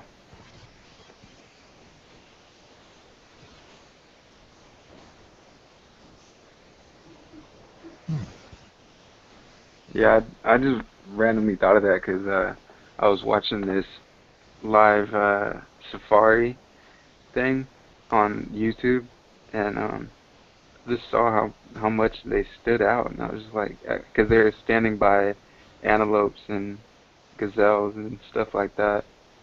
I was like, why are they that color? Yeah, why is it that like they stand out so much that other animals aren't like similar? You know. Right. Does a zebra hold the key to blow away the evolution theory? Yeah, they could be.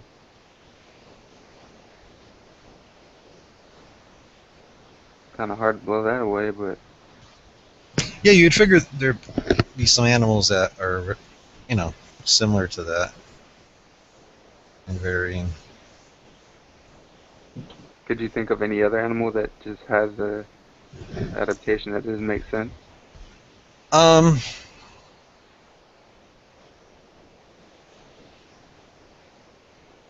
don't know.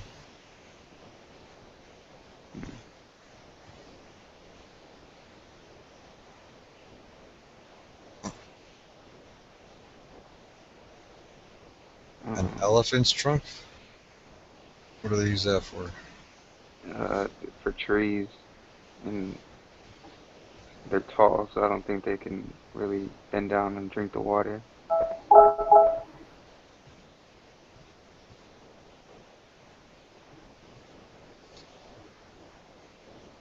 Let's see.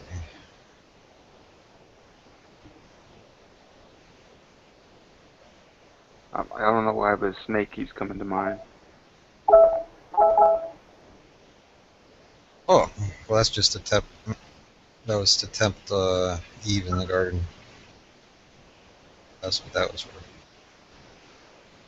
Okay, other striped animals in Africa. Birds will probably come up. Let's see if we get anything close to the zebra. Let me see.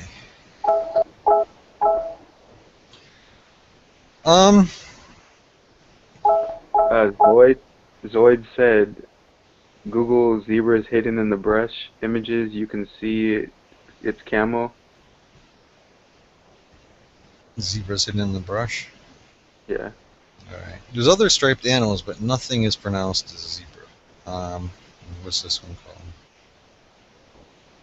Oh, it's some kind of antelope. Alright, zebras in the brush. Let's see.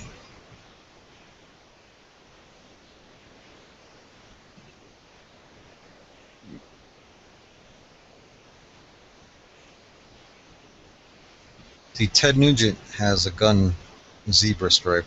We can ask him how that helps. I'll get her answer. Zebras and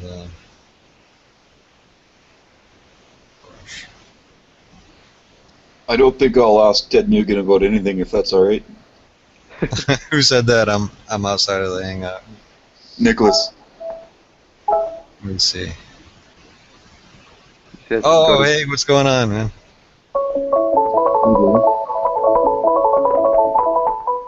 He said, go to Google Images and it's down half the page.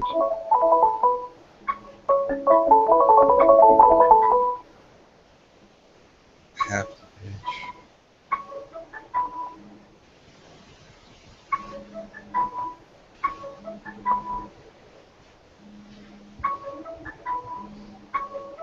Oh, you mean like where some of the brush has no foliage on it?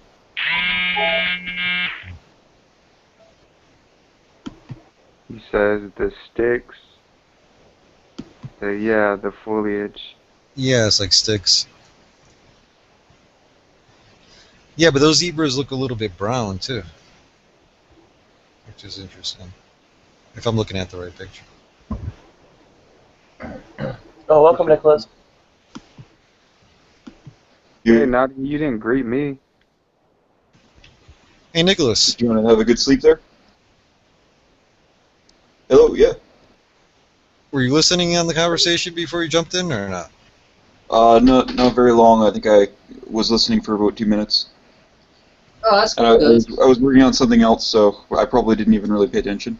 Okay. Why do zebras have stripes and make them stand out? Oh, yeah, I did hear that. Okay. I don't know. I've always been told that it was because like I remember going to the Tyrrell Dinosaur Museum when I was a kid, and they had a big science exhibit, and they said that they showed the camouflage of different kind of animals like lizards and stuff like that, and they said that it was useful because it made it difficult for the predator, to judge the size of the animal, and if there were several together, it was difficult to like pick out vital spots. But like, now that you're quoting more recent articles that seem to be challenging that one or another. Yeah, recent articles saying that it serves as some kind of bug repellent because I forget exactly why. Because they black don't. The flies are more attracted to the black, not the white. So yeah, because it resembles water, reflective water, and then it confuses them to stripe. But I don't know how 100% that is. Yeah, I would have real doubts about that, because the only time where that would really be a problem is when those blood-sucking insects are causing some sort of disease to be spread, right? Because getting a little bit of blood removed by a mosquito or something isn't going to affect the evolutionary process. They mentioned flies a lot. I don't know if that's... Yeah, I don't know. If I were raising a kid and they asked me, I'd probably give them the options and tell them probably the vital spots thing, but I don't know. I'm not a scientist.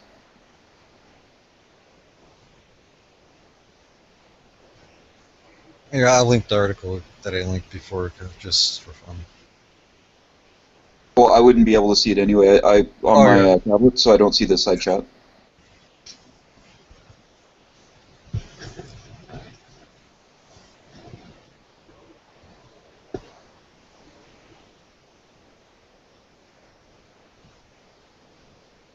Yeah, that makes sense. That it kind of deters the lion from trying to attempt to attack one of them because he can't tell the size of it, because they wouldn't want to attack something too large.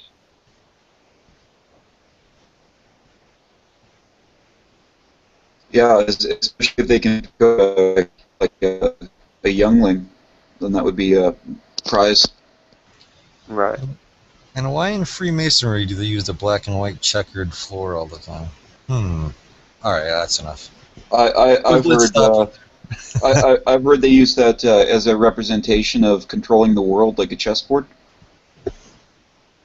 Now, how would that tie into the zebra? I think I better end this before it gets too crazy. Alright. Could the zebra be the piece that disproves evolution? Welcome, Star Splitter.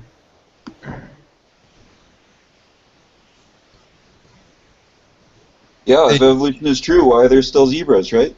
There you go. Evolution is defeated. And how come no other animals come close to looking like a zebra in the same area? What's Well, up, actually, evolutionary convergence is, like, it does happen, but I won't be the guy to solve it, so that I'll tell you. Yeah, me neither. Are you saying that there's no other zebra, like basically horses with striped features? In Africa, I didn't really do much of a check. There's an antelope that has some stripes, but nothing that stands out like a zebra. In what way? In just like the obvious black and white stripes that are just make the zebra stand out, like unique from any, as far as I know, any other animal in Africa. I'm trying to find out because I know what you're talking about. There is some other thing which is like blackish and then brownish stripes. How? Sorry, because I just got an invite here, so I'm just jumping in. Yeah. How is that evidence against evolution? It's not. I just kind of made a joke. Oh, gotcha. Okay. We're just trying to. The question started. I forgot your name. I'm sorry. Eddie. Eddie. Yeah, Eddie asked, why do zebras have black and white stripes? And we all thought that we should all know that would be like a general knowledge. And it turns out that scientists have been debating it for like 100 years, and recently they come up like with the idea that it's probably like a bug repellent. But there's also the other scientists say it was for camouflage, others say it's for temperature control. So we didn't realize that it's like it's been an ongoing debate. And just recently, as this year, they've done some experiments, and they're fairly sure it has to do with bug control, but again, not conclusive. Yeah, and my main point was that they stand out against predators. Yeah. Let me try and find an interesting. Oh, here we go. Okay. This also kind of stands out against other ships. That's called a dazzle ship, if I recall correctly. They were used in World War I and World War II. And as you can see, they have this huge, like, they are black and white striped in really weird formations. And they look like they'd be absolutely terrible. However, just like the zebra, there's this thing called motion dazzle, which is not in the same mechanism, but it's actually very hard at nighttime if you're looking at a car with its headlights to give an accurate distance of it, because there's no other thing that you can compare it to. So actually having stripes at different because they're not all uniform stripes, they're not all the same size, they're not all in the same pattern, they're not all in the same, I guess, plane. It's actually very harder to chase them down because it's harder to distance it. Right. Hard and to that, yeah, I mean, it would be different if, like, if zebras weren't herd animals, that would be different. Because if you're just one animal, they can just chase you down. But if it's a group, you're not going to want to go after it because you can't really distance anything. At night, especially. Yeah. Well, actually, I'm pretty sure most large predators in Africa are I'm forgetting the word, but they tend to hunt at night. They would rather prefer to hunt at night. Yeah, it's usually too hot to hunt during the day. Yeah. Nothing really wants to move during the day when you're in the African savanna. Right. Yeah, I think cheetahs can only run for like 30 seconds before they have to stop or their brain will overheat and they'll die. Mm-hmm. Oh, I knew they couldn't. I knew they didn't have endurance, but I didn't know they'd die after. Well, they don't run that far, but that's what would happen. That because they can't. They build up so much heat. So the zebra, it may be used for all 4 different things: temperature control, insect repellent. Mm-hmm. To make it harder to see. It might be the ultimate animal. I would say it's like ultimate, but yeah. I mean, I don't even think zebra. I'm pretty sure zebra is actually like not even a. I think it's like a genus or something. There's actually a couple different kinds of zebras. We also found out that it can mate with a horse, a donkey, and a jackass. A zonkey. Yep, a zonkey. Yep. And zoin, possibly zoin. I'm not sure yet. Australian zebra. I think there was actually one that went extinct relatively. Like it was some Australian horse that's now extinct that kind of had the same stripes. Yeah, I didn't do like a big search. I just searched like for African animals in Africa with stripes, and the only thing I saw was like some kind of a, what are they called now? What? The standard not an oxen, but I could kind of understand why well, after you said what you said, I understand it more, but before that, I could kind of understand why a horse would have stripes. I mean, they don't have as much competition as a zebra. And here we go. Thylacine is an Australian. It's not an equid, but also had the same kind of like dark, contrasting stripes on its hide. So it's hard to see because they went extinct before color photography. So they went extinct. Stick? What? So they went extinct. Yeah, they went extinct. I'm guessing. I don't know anything about them, but I'm guessing probably from overhunting.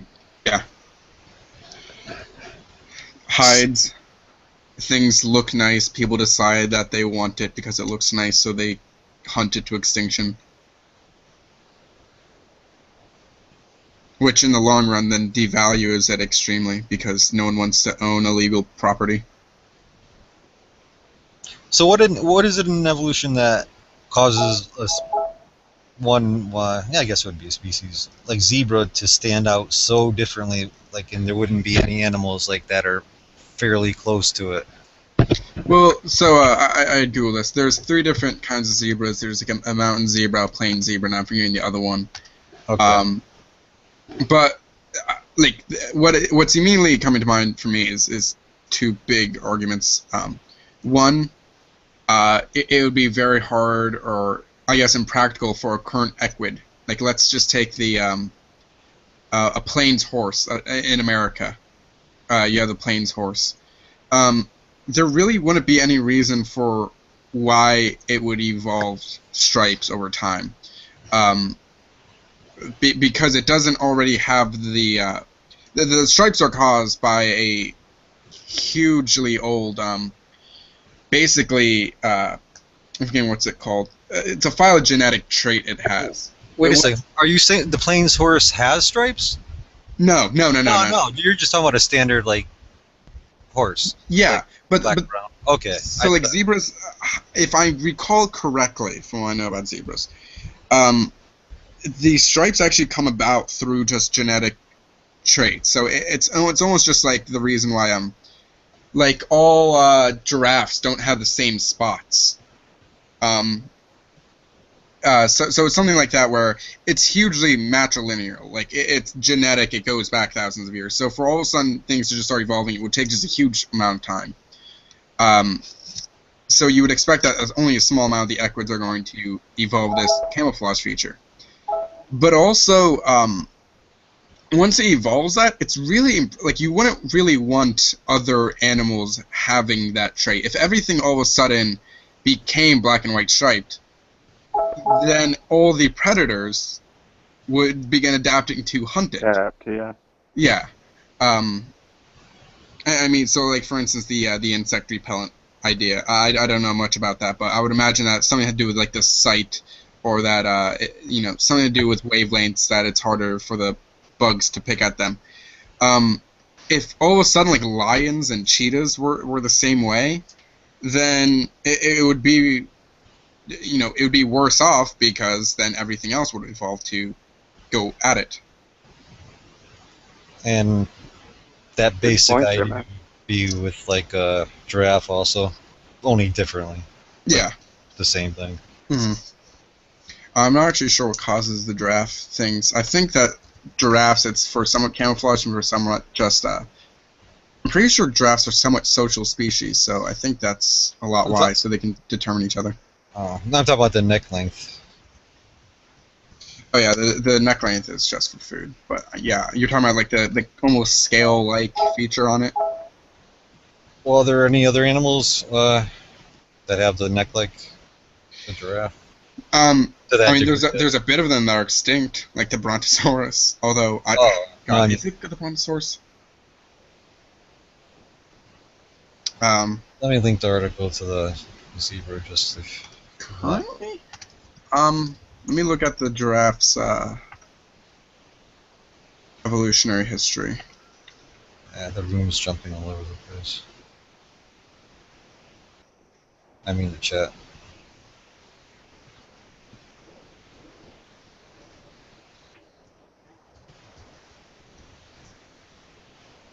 Hey, Zoan.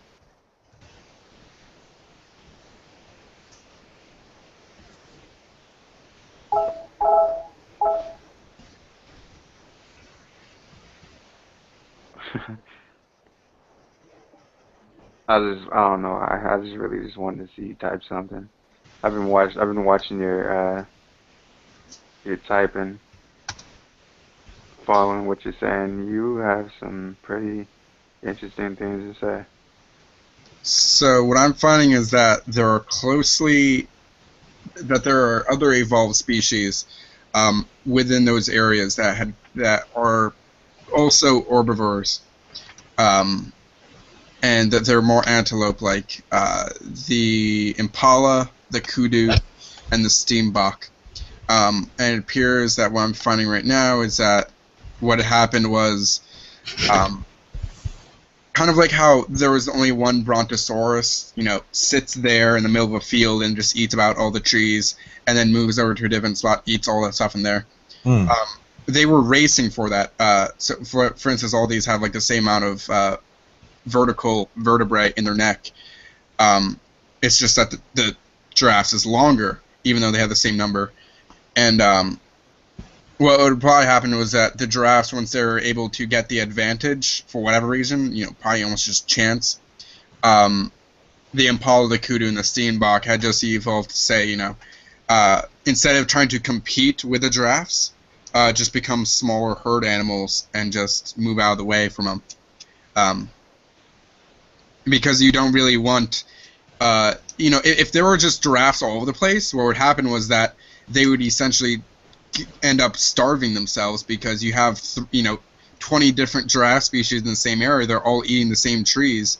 You just mow down a whole entire area, and nobody's actually getting that much food out of it. Right. So instead of evolving to compete, the other ones evolve to to feed elsewhere and in other ways.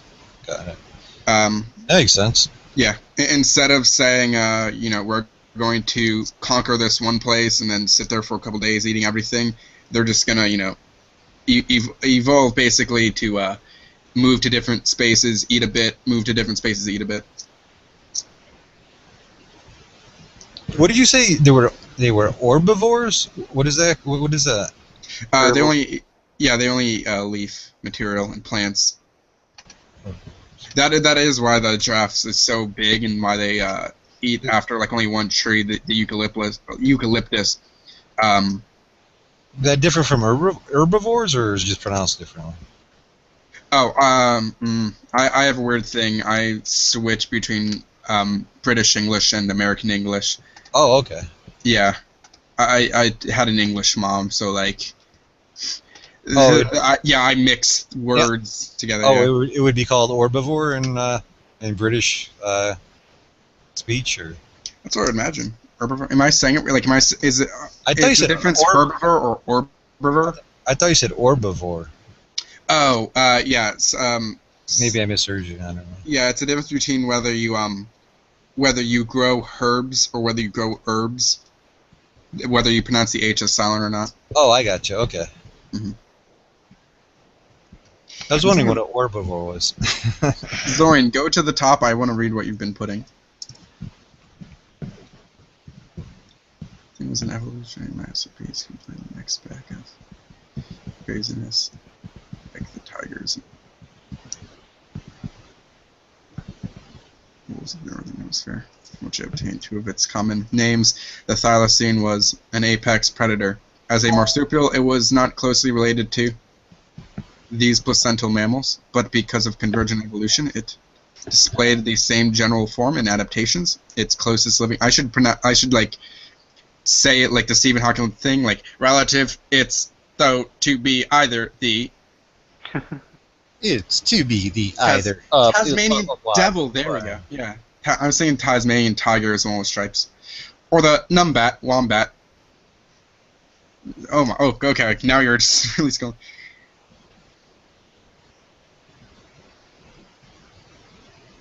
To have a pouch in both sexes.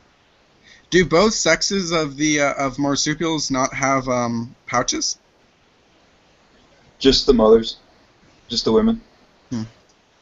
Does it like evolve over? Like, is it like a thing where like they hit puberty and all of a sudden like just like start forming a pouch, or?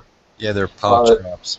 I think the babies have little tiny pouches that they can't use or anything. They're just like purses. They're clutch bags. Yeah. It's just like the same thing with men having nipples. Mm-hmm. I'm not sure if it's almost all species. The women end up evolving first, but yeah, I think that's basically what happened. And then I think that actually has to do more with primates, where just like all primates really produce on both. I don't think there's any primates which don't have both male and female nipples. I wonder if zebra nipples are striped. The fuck? Lol. Alright, who's gonna Google zebra nipples? Zebra nipples. If I wasn't lying down, I would. Apparently it's a snack. Really? Yeah. It looks like you get like a square pretzel thing, and then you put on like a, I don't know, it looks like a striped cookie, and then you put an M&M on top. Alright, I have to Google that. Oh, it's oh god, it's like a cookies and cream Hershey Kiss. And then you melt it, and then put the M&M on. However, no, I do not find any actual zebra nipples. I see, oh, okay, I see a, this is a great image. This is a zebra yawning. I would love for somebody to just oh wow, you know, to like find your history and see that zebra nipples.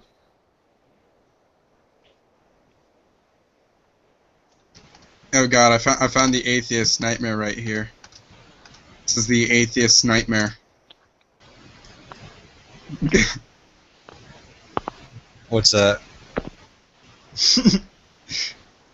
I don't even know. I don't even know what you would pronounce this as. a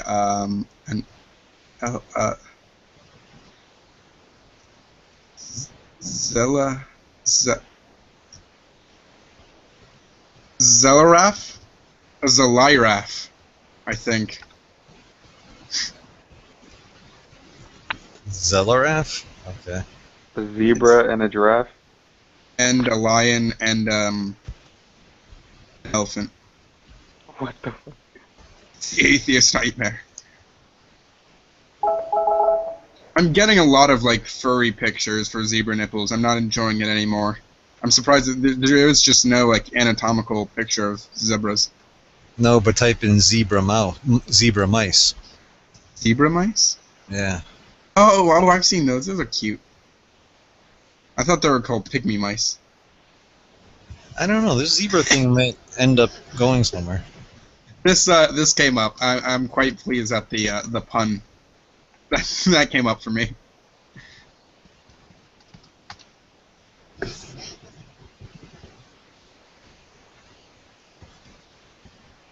Okay, I want to be striped now.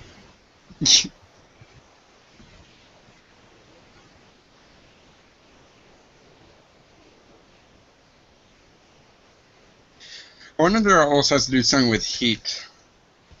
With the stripes. Yeah, that's one of the... Crap, this is kicking my connection really hard in the butt. I'm going to have to log off.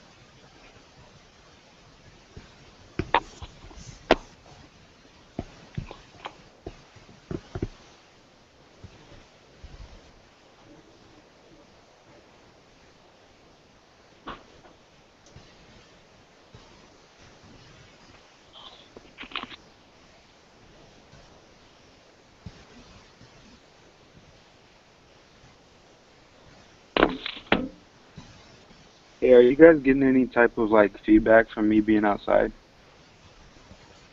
I don't notice anything. No. Alright, cool. This one girl, I was on her hangout and she kicked me out because she said there was a lot of noise coming around. No, sounds crystal clear. Cool.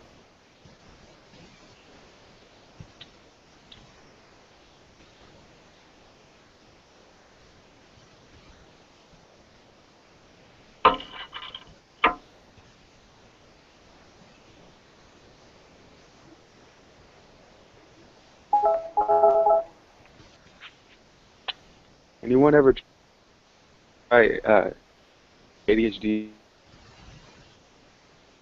medication? Not me. What was that you said? Have you ever tried ADHD medication? ADHD. mean for Ritalin, for example? Yeah. I sure I've had it once in my life. Not like prescribed. Why? No, basically. You don't remember what I felt? What's that?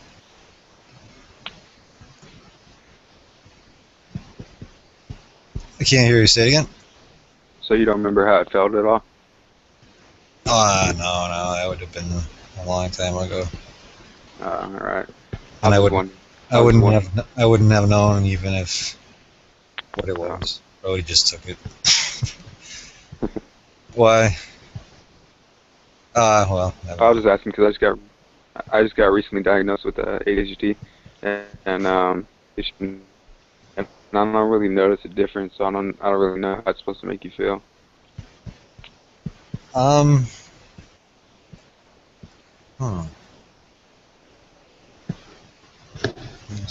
don't feel anything? Not really. I mean, maybe I'm a little bit more focused. It wore off by now, but I don't know. I finished a few songs on it. Did it give you any energy or? Slightly, not really. Like, were you able to get more done or something, or than you usually?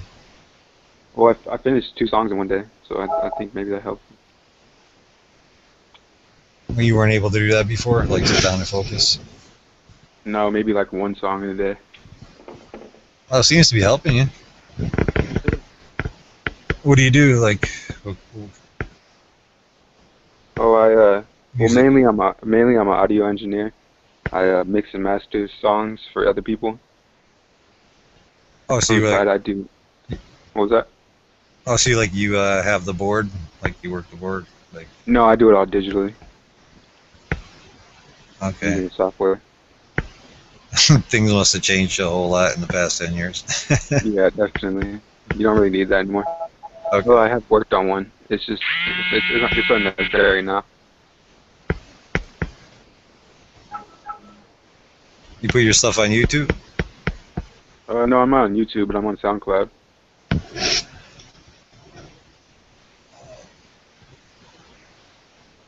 Oh, here. Mind if I circle you? Yeah, go ahead. It's soundcloud.com/EddieRabbit. Can you put the link in the chat? Yeah, sure. I don't have a chat, but I have the comment section. I don't know if is that all right? Yeah, that's fine. I don't know. I don't think there's any problem with that. Oh, you mean with like copyright issues and stuff like that? Yeah, well, Nadia, there's a bunch of rules we gotta follow. Nicholas, you know anything about that? Like, what is in the comment section? I don't see any problem with that. Sorry, what was the question? When you scroll all the way down from the video. He wants to put a link to his, like, your own music? Yeah. In the comment section of the YouTube? Yeah, I have all rights to it. Yeah, I don't see any problem with that, right, Nicholas? Oh yeah, there's never any problem in posting links. I mean, you could post a link. You could post a link on your screen right now that was linked to copyrighted material you didn't own. It's just you can't produce you can't have the copyrighted material here. Okay. Let's see. I think you're on a mobile device out here, right? Yeah, I am. Yeah, so you probably have to post in the comments. Right. I just want to double check because Nadia's had some problems with things. But... Yeah, I have heard her say something about that. SoundCloud.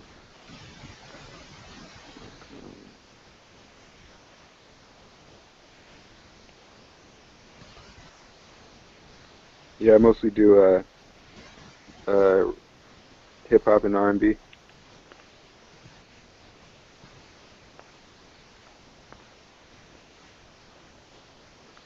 I'll check it out. Pink Floyd, Us and Them. What, you did a remix on Pink? Is that you doing that? Is that yours, or you just... What? I went on your page and I see Pink Floyd, Us and Them with lyrics.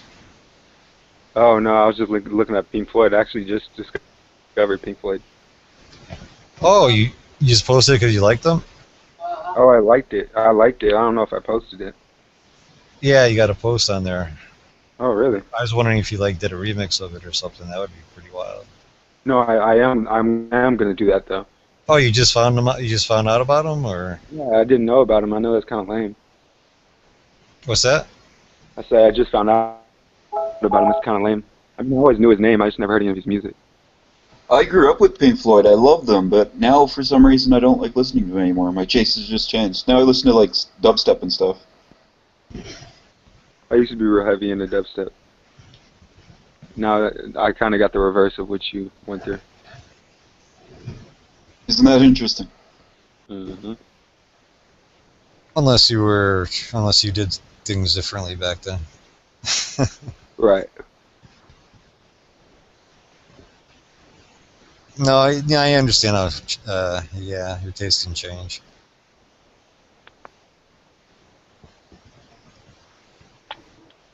Did you get that link? Oh, let me see. It's like really late here, so I'm kind of like half out of it. The Pink Floyd threw me off. Let me get back to your page.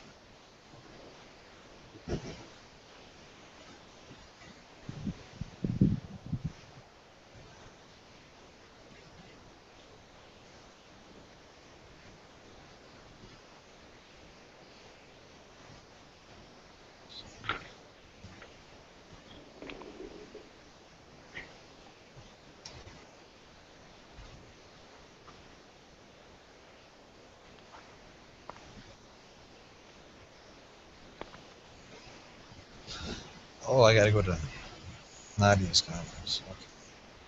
Okay. What was that? No, I have to go to Nadia's comments together.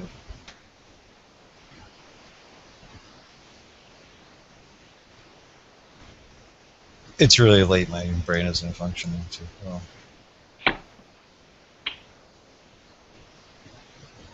Not that it functions too well normally, but...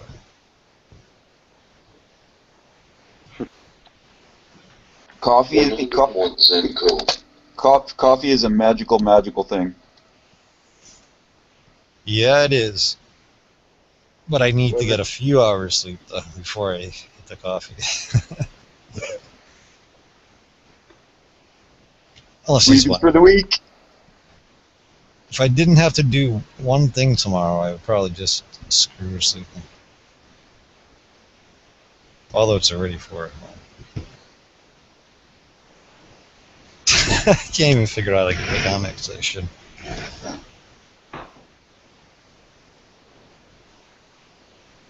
Okay.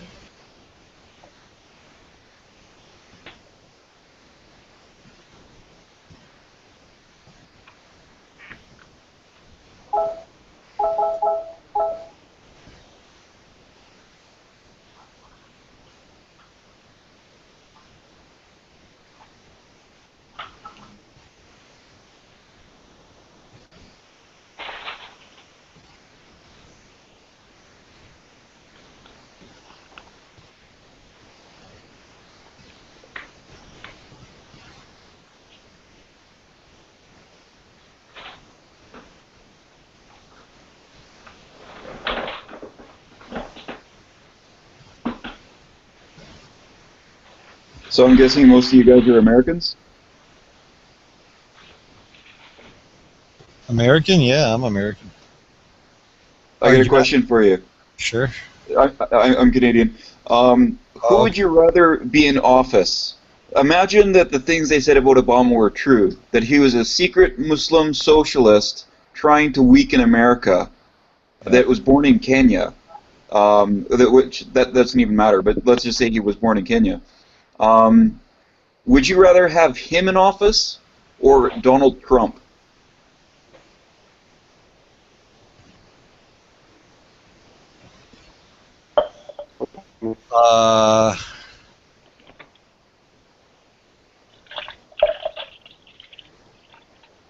Jeez, I don't know. You realize Donald Trump is running for president, right? Again? I mean, like, realistically, or just... Well, it's a business thing for him, but I mean, he's like, how he's far certainly is, claiming he's honest. how far has he gone with it so far? He's filed the paperwork. He's announced his presidency. He's given a speech. I think he gave his speech last month.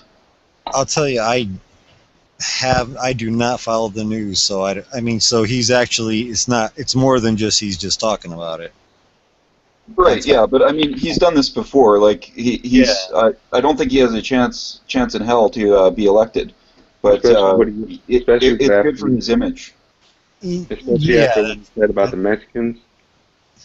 That's right. Yeah, he said that the illegal Mexican immigrants are rapists, they're drug dealers, and some of them are probably nice people he doesn't know.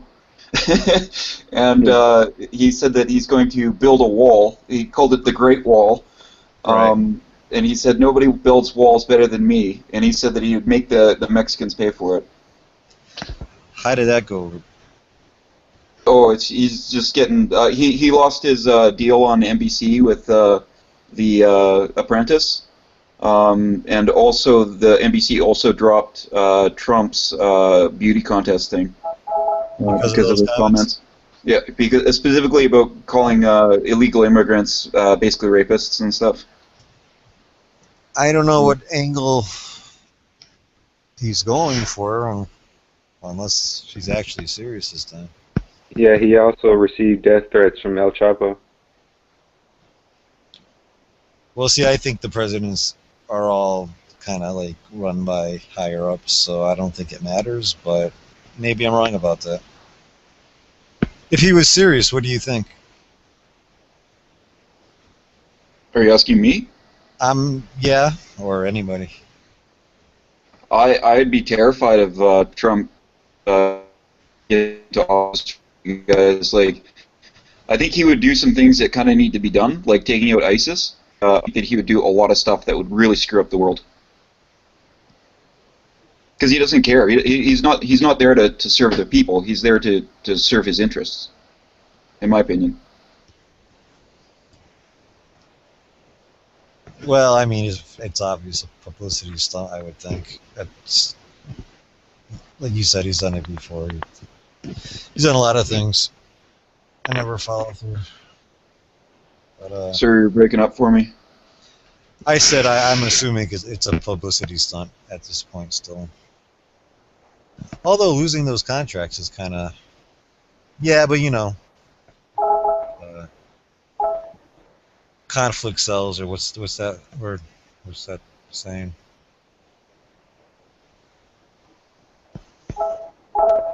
Yeah, after his stereotypical words, he also received death threats from El Chapo, which is the largest drug dealer in the world. Yeah, I'm wondering why he would go out that far and make those kind of comments. Well, it does make him very popular with a certain kind of crowd. Right. Yeah. Probably a Republican crowd. Yeah, I'm thinking especially the Tea Party movement. Yeah. Huh.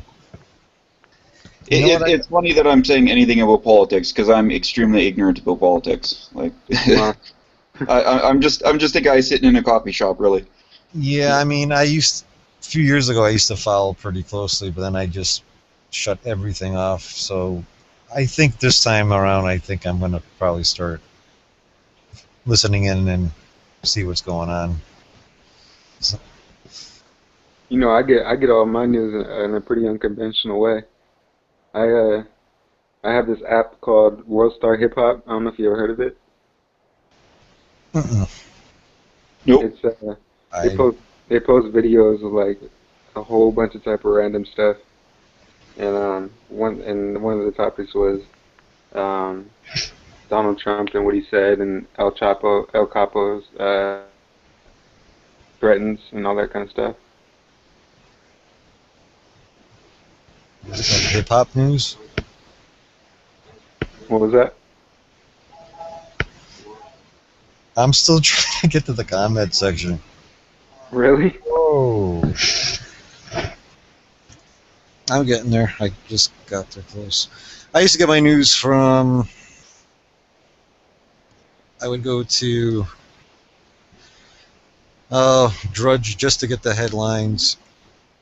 Drudge just to get the headlines, and I would listen to Webster Tarpley. And then I would try to listen to anything overseas if I could, you know. And I think I need to do that. Start doing that, because it's getting interesting anyway. I didn't know anything about. I knew Trump was talking about it. I don't know how far he was going on. This is kind of interesting. Well, since you don't follow the news, did you know anything about Bill Cosby? About what his allegations of rape and stuff. Yeah. Yeah, I've heard it's hard. It's hard to miss that. I mean, I will pass a TV here and there. It's hard to miss stuff like that. But I don't know much about it though. Yeah, I heard some stuff. I heard about Bill Cosby. Yeah, they, what I was saying that I think it was last 2 nights ago that it was on court. Yeah, I heard something. He did a settlement where he said that, like I heard somebody say the other night, that he did part of a settlement agreement. He admitted that he had been drugging women. Right. Oh yes, I heard about it. Yeah, so, like I really liked Bill Cosby, so I have every reason to want to believe he's innocent, but I just don't think there's any rational way to believe that anymore.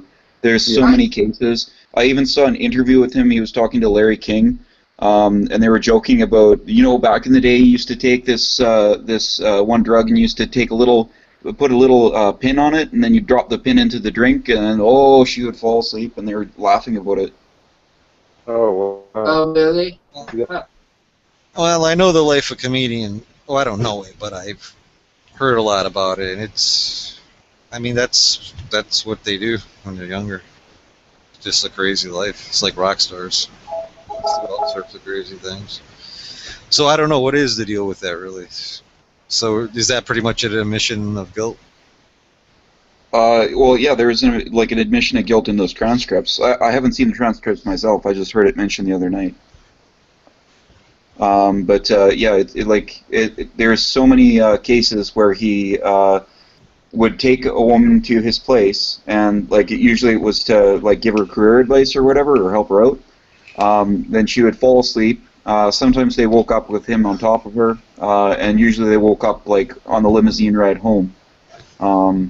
It's there's something like 18 allegations against him from over the course of 25 years. Yeah. No, I believe that some of those women are telling the truth, but I don't know if all of them are. Yeah, because, I mean, any girl could just hop on the bandwagon and just say that, yeah, Bill Cosby raped me. Not to make light of it. Oh, go ahead, William. Go ahead. Thank you.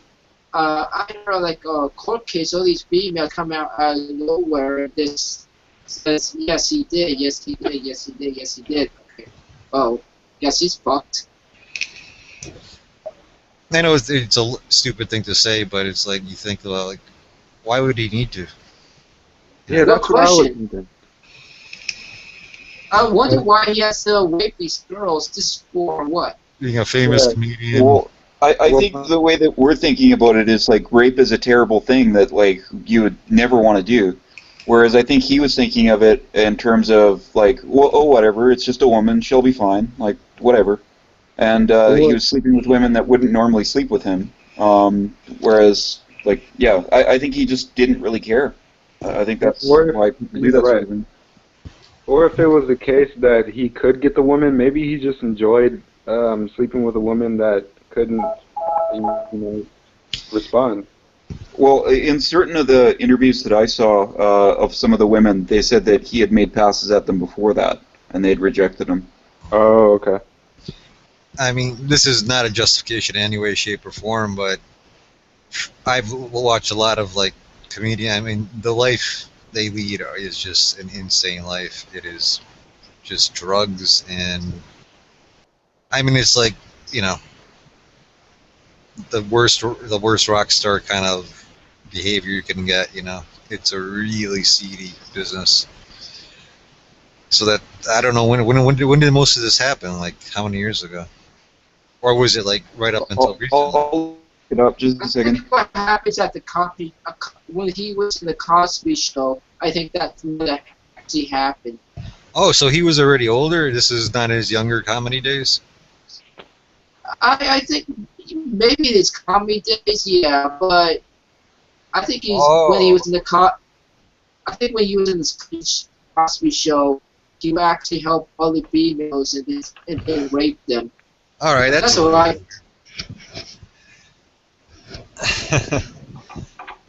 Okay, I was thinking maybe more like, you know, when he was like 20 or 22, 23, you know, going nuts. Oh no, it's way more recent than that. Oh, I see. Okay. Not that necessarily makes it any different, but. What? Wait a minute. I don't know enough about it. Who knows? Hold on, Fred. You said when the girls look at him, they didn't like him? Who are these girls? I mean, were they... It looks like the latest one was Andrea Constant, and they started their relationship in November 2002. Are these women like models or something, or like? Yeah, I think they're models and actresses for the most part. Oh, really? How would they be actresses? I don't think they're actually like A status.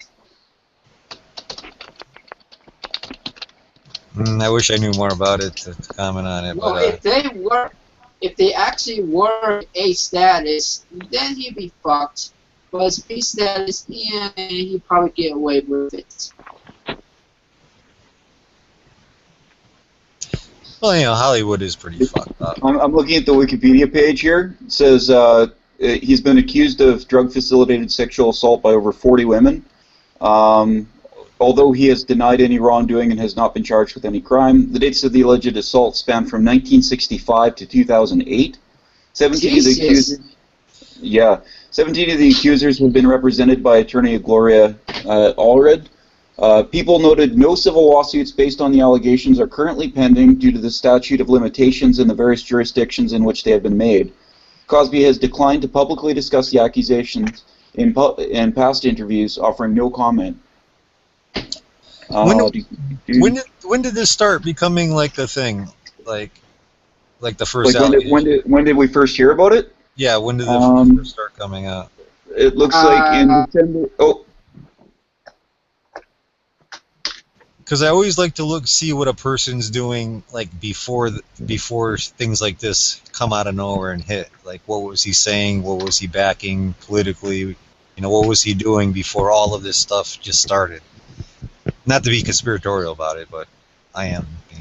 Like, I wonder what if he was doing anything publicly that would cause this to all of a sudden just come up. So, what? Okay, well, yeah. I've heard more. Like, I read an article a few months ago that talked a lot more about the history of this. But all the cases that are discussed on the Wikipedia page are 2000 and after, but they refer to cases as early as the 70s. Damn, really? But something else is, this is an interesting section in the Wikipedia page, sexual drugging references in Cosby and comedy. In Cosby's 1969 comedy album, It's True, It's True, he talks about his obsession with Spanish Fly and jokes about slipping the aphrodisiac into unsuspecting women's drinks.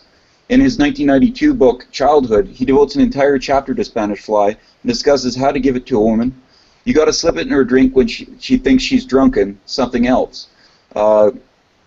Or drinking something else. He also mentions how to know if she has too much. Soon as her clothes come off, that's enough. In the 1991 interview with Larry King, Cosby made jokes about drugging women with Spanish Fly by dropping it into their drinks, and so they would want to have sex with him. This is interesting, because I thought he was talking about drugging them to put them to sleep, but it looks like he's talking about drugging them to make them horny. A 1990 episode, Last Barbecue of The Cosby Show, is centered around Cosby's character feeding everyone his special barbecue sauce, which, unknown to the participants, made people cooperative and sexually aroused. Whoa, can't wait. At the That's gotta last be Plum part of Barbecue. the hold on for a minute. At the last part, the last show at the Cosby Show, he did what? No, this was an episode in 1990 called The Last Barbecue, and he had a special secret barbecue sauce that made people cooperative and sexually aroused. On the show? Yeah. That was an episode. What? That was an episode Of the Cosby Show. I don't remember that one. I never saw that one. I remember one when he was barbecuing in the back. Yeah, he always had a fascination barbecue. That. Are you? This was an episode? Yeah, they said it was. They said it was Lost Barbecue, 1990. The Lost Barbecue is the name of it. On January 8th, 2015, in a stand-up routine performed by Bill Cosby at BarbWire Gardens, Cosby quipped, "You have to be careful about drinking around me," to a woman in front row who reportedly was exiting to get a beverage and offered to grab him one. That's creepy, man. Cliff Huxtable. He is bold. Who would have known? Well, I don't know how old you guys are, but I've talked to older guys and older women, and the idea of rape back then wasn't considered very serious, which is just, it blows my mind. But it was like people would brag to each other about, oh yeah, I raped so and so. Yeah, well, that's what I was thinking. Like back when he was like much younger in that kind of scene, like, you know, that type of stuff went on all the time. But not like I said, it doesn't justify it. But well, let me put it this way: like I know like Conan and those guys in SNL were doing coke. I enjoy watching Conan, but if I found out that Conan had been raping a bunch of chicks, I wouldn't watch that show anymore. Like I wouldn't listen to a rock star that had raped a bunch of people. Like even if that is the typical life for a lot of them. About that barbecue sauce episode, he didn't mention anything about making them sexually aroused. Yeah, no, I would think I would have remembered that. The quote, like, I'll go back to the page, but the Wikipedia quote, it had that in quotations, so I'll see what their citation for that is. I have the video. I could show you the video of that episode, just that certain part of it. He's talking to his wife, and he's telling her about the kids. He says, "You notice the kids when they have my special sauce, they get all tired and they want to go home and down and go to sleep." And he doesn't mention anything about them being sexually aroused. He's talking about the children. I hope he's not with kids. Man, Hollywood is one fucked up place, I'll tell you. Wow. Well, like for example, like the group Led Zeppelin, like they would have women in the room, and they would go fishing off the balcony, and then they would catch sand sharks, and then they would, you know, beat the women with it, and then, you know, stick it in different places. So I mean, yeah, I heard about that. I mean, you know what I mean? So it's like, do you stop listening to them because of that? I mean, that's pretty bad. You know? Well, I don't listen to them, but yeah, I would stop listening to them over that. I don't mean to make light of it. I'm just saying that's what I thought, because at that time back in the 70s, I mean, it was crazy. But if I don't know, and I think it's different to enjoy an artist versus supporting like supporting the life that they like to live. But yeah, that's sort of like that. Rape and child abuse are the two things that get me more than anything else in this world. So in a Wikipedia article, it quotes him saying something about sexual arousal.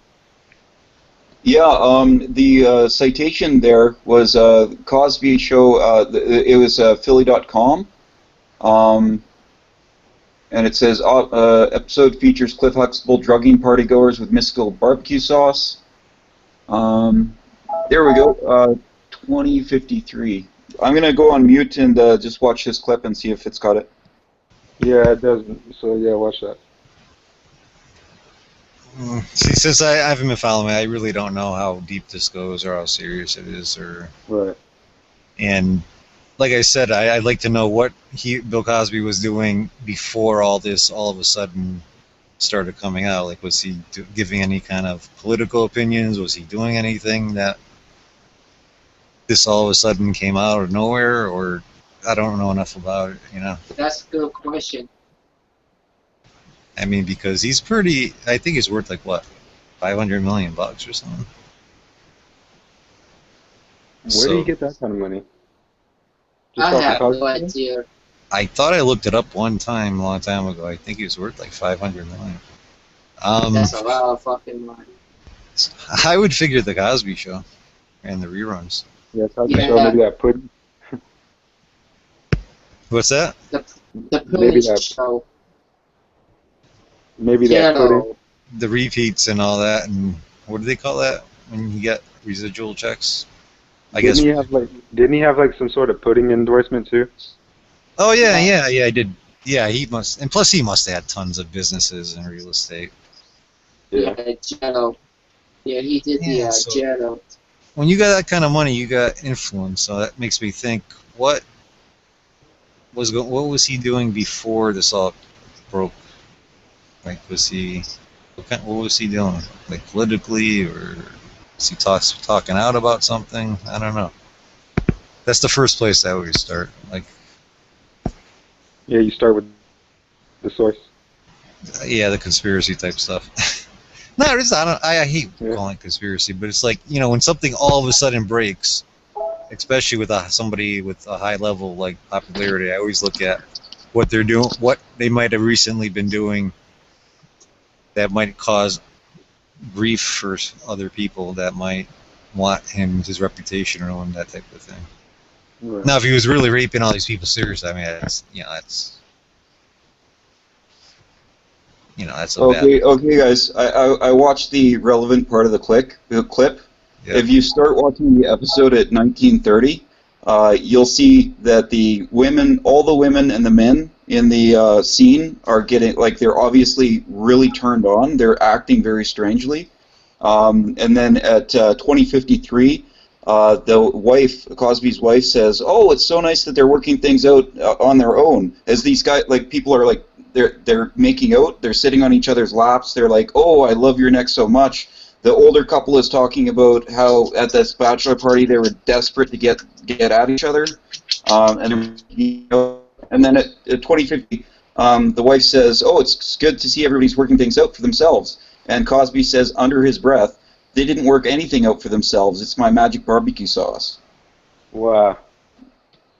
Can you show us the link? I can't give you guys the link because I don't have the side chat. But if you go to the Wikipedia page on Bill Cosby, and then you go down to the allegations, it talks about the mystical barbecue sauce in the section called "Sexual Drugging References by Cosby and Comedy," and it's footnote 93 will take you to the episode. All right, so when did this really start to come out? Like, where it became the article that I read a few months ago that isn't represented here on the Wikipedia page said that this stuff started in the 70s, I think. I mean, it was a long time ago. where like the whole rape allegations became like public. Probably about a month ago. Like they were court cases in the 70s, I seem to remember. Oh, yeah, wow. but he still had his career. Everybody, he was known as, you know, the fatherly figure, you know, good with kids. When did this whole reputation thing start? Like a couple months ago, a month ago, a year ago?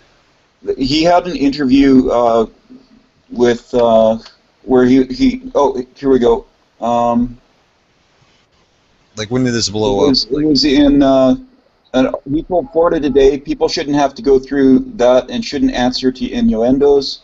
In May 2015, I've been in the business 52 years and have never seen anything like this. Really is a situation, and I can't speak. Oh, really? And alleged assault spanned from 65 to 2008. That's right. Yeah. Damn, 1965. That's quite a career.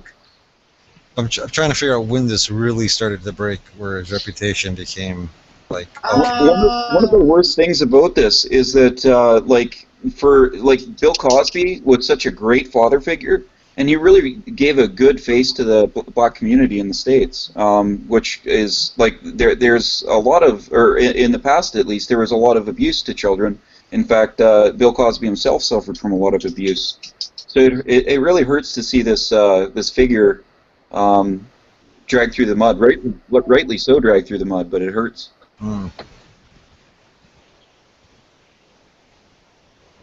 So, well, I mean, I don't doubt the allegations because, I've heard so many things of what goes on behind the scenes in comedy in Hollywood.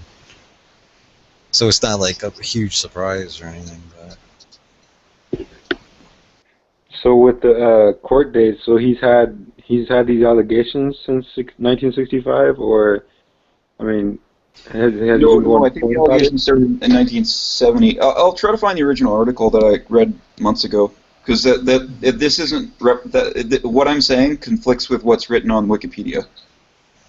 yeah, but what I'm trying to find is like when this really started to damage his reputation, because he went through the Cosby Show and up. About a month ago. About a month ago. Okay. Yeah. Oh, really? Yeah, it just came out pretty recently. All right, let me see.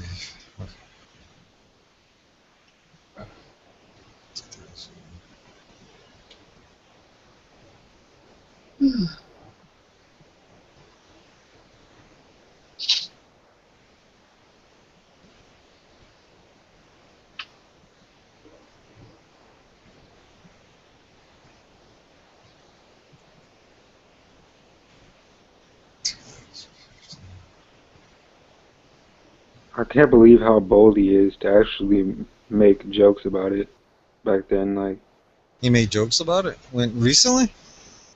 no, back then, Oh. according to what's his name? Let's see.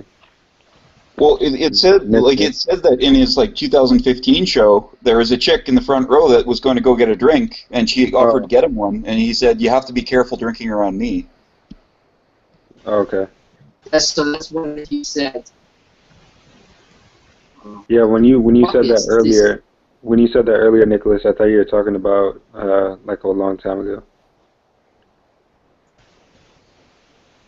Yeah, and if that was like fairly recently, that's that's pretty bad. Just bold as hell. I mean, the 70s, late 60s, 70s. Not saying it's right, but it would have been a slap on the wrist. Yeah, it was a different time, and Hollywood is Hollywood, but doesn't make it right. But if this was recent stuff, that's pretty, things have changed quite a bit. Right.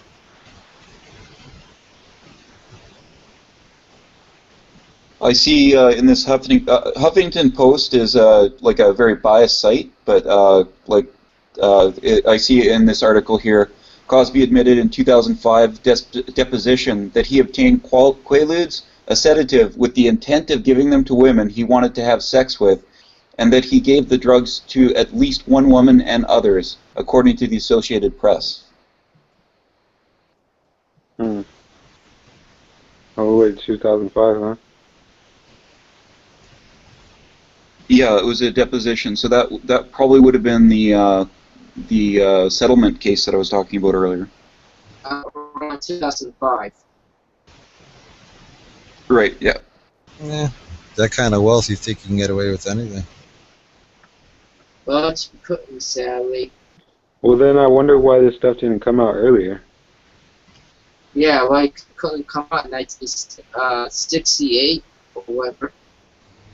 Yeah, that's what I'm curious. I'm just trying to see if I can find like what he was doing the past year or two. Personally.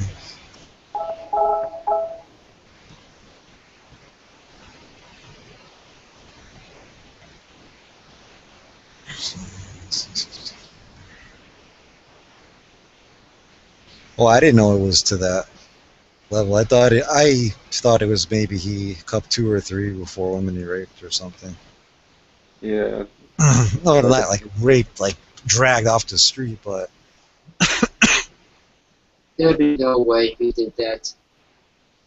Yeah, he's too old for that. yeah, I didn't know this was like to this degree here.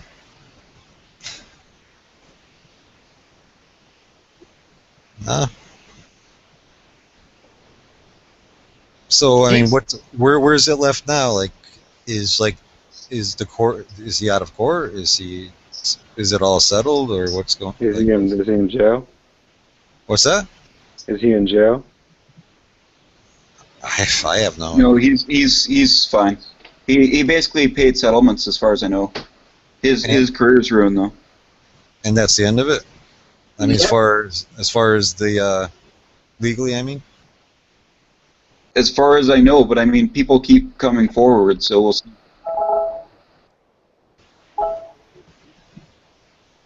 They better have just ended it right there.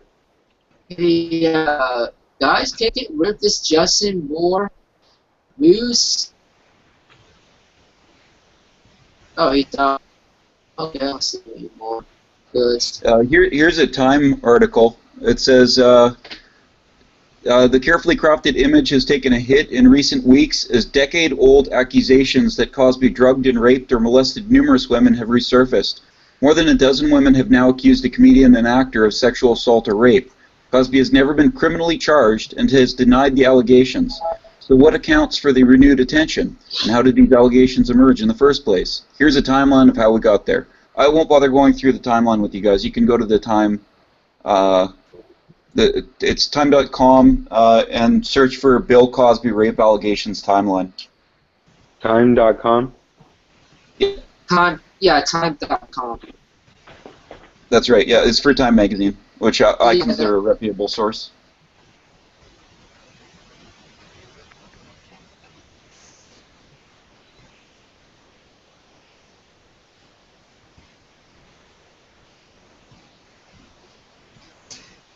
Yeah, I remember also about Bill Cosby. He didn't like the current black humor that like was kind of degrading to black people. He always like spoke against that, like swearing and like talking about like gangster life and all that. Wasn't he against that type of thing? Absolutely, yeah. He had been abused by his father, like physically, like him and his brother used to get the crap beaten out of them. Yeah. And they'd been threatened with death and stuff like that. So Cosby went and he joined, I believe, the Navy, and ended up supporting his young family and was doing like everything he could to be a good father, like according to the interview that I watched. Wow, this is quite a story. Yeah, man. Yeah, it hurts.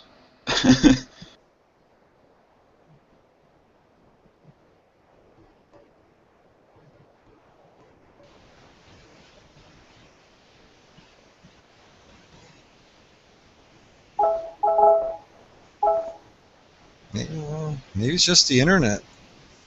It's just more and more you hear about things like this. Maybe it's just all it is.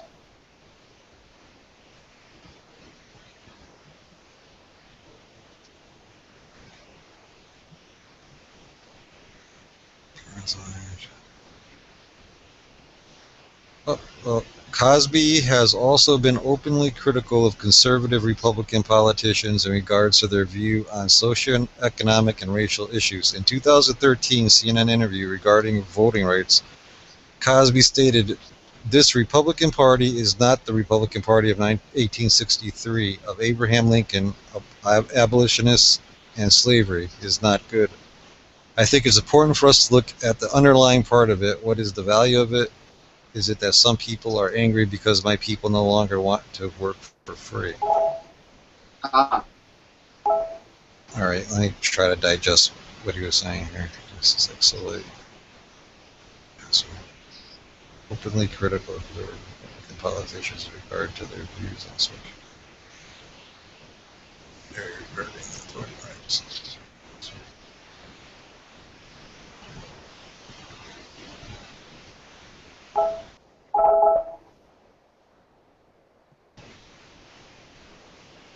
Welcome back.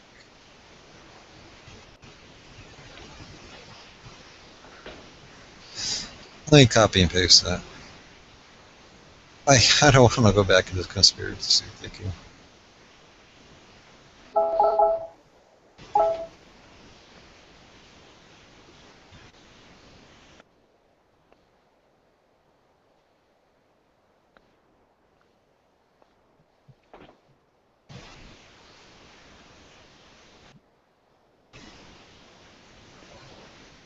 That's racist, William. What? You said look who's black. I didn't say that. I said welcome back. I said. What happened? I can't see the hangout. William said look who's black. I said welcome back. Welcome back. La la la la la la la. Oh, welcome back, Otter. Welcome back. That good show. Come on. Cosby selections above.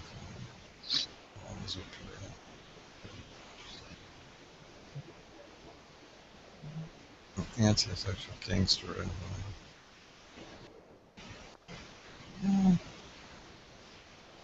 Yeah, he was doing a lot of talks. 2008. Really?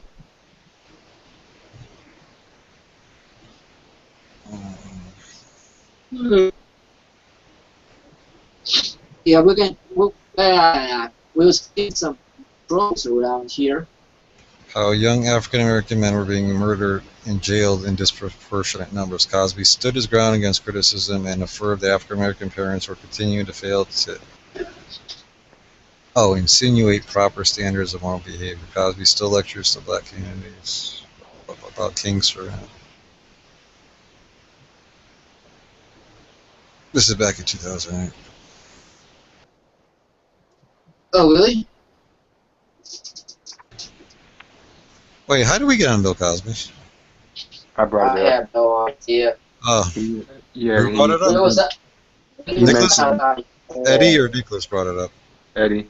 Yeah, he mentioned he didn't read the news, so I asked him about if he knew about Bill Cosby. Yeah, that's me. I don't read the news. All right, so Bill Cosby allegations. That's what I typed in, right? We're like dissecting Bill Cosby's life now. Like a bunch of Nicholas? scientists. Sorry, was there a question for me? I was just making some coffee. I just got back. I typed in Bill Cosby allegations, right? Yeah, time.com, Bill Cosby rape allegations timeline. Okay, Bill Cosby.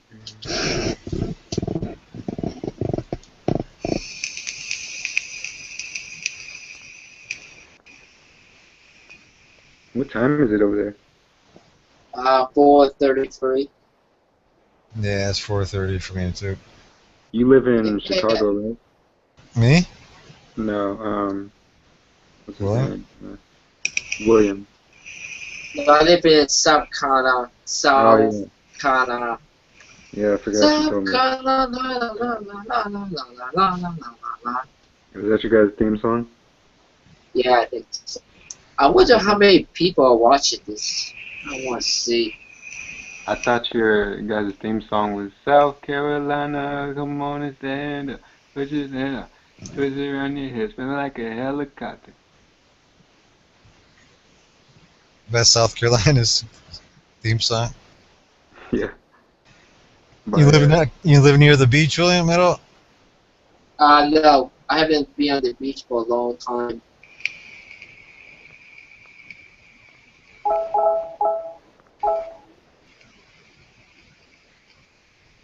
Oh, cool. 12 people watching, yay. Now more popular. Why are we looking into Bill Cosby's life? No. I was on my YouTube. Has this been like big news all over like talk shows and stuff? I don't know if Yes. it's on. Yeah, it's the biggest news, better than the. Seriously? It is. Yeah, I saw a bunch of random places they were talking about it, including The View. I think about the 3 top biggest news right now is El Chapo escaping prison and threatening Donald Trump about his Mexican allegations and whatever, and Bill Cosby. So who do you think will get the other guy assassinated first? Capo or Trump? I Trump. think Capo. I think Trump is gonna go first. I mean, think about why a billionaire wants to be president. His company, he lost a lot of money, if you remember, and then the TV show it was not good. Do you remember that TV show he had? That one TV show. Oh, The The Apprentice? Apprentice? They just Yes. canceled that because of his comments. Yeah, yeah. On The Apprentice, he pissed a lot of people off.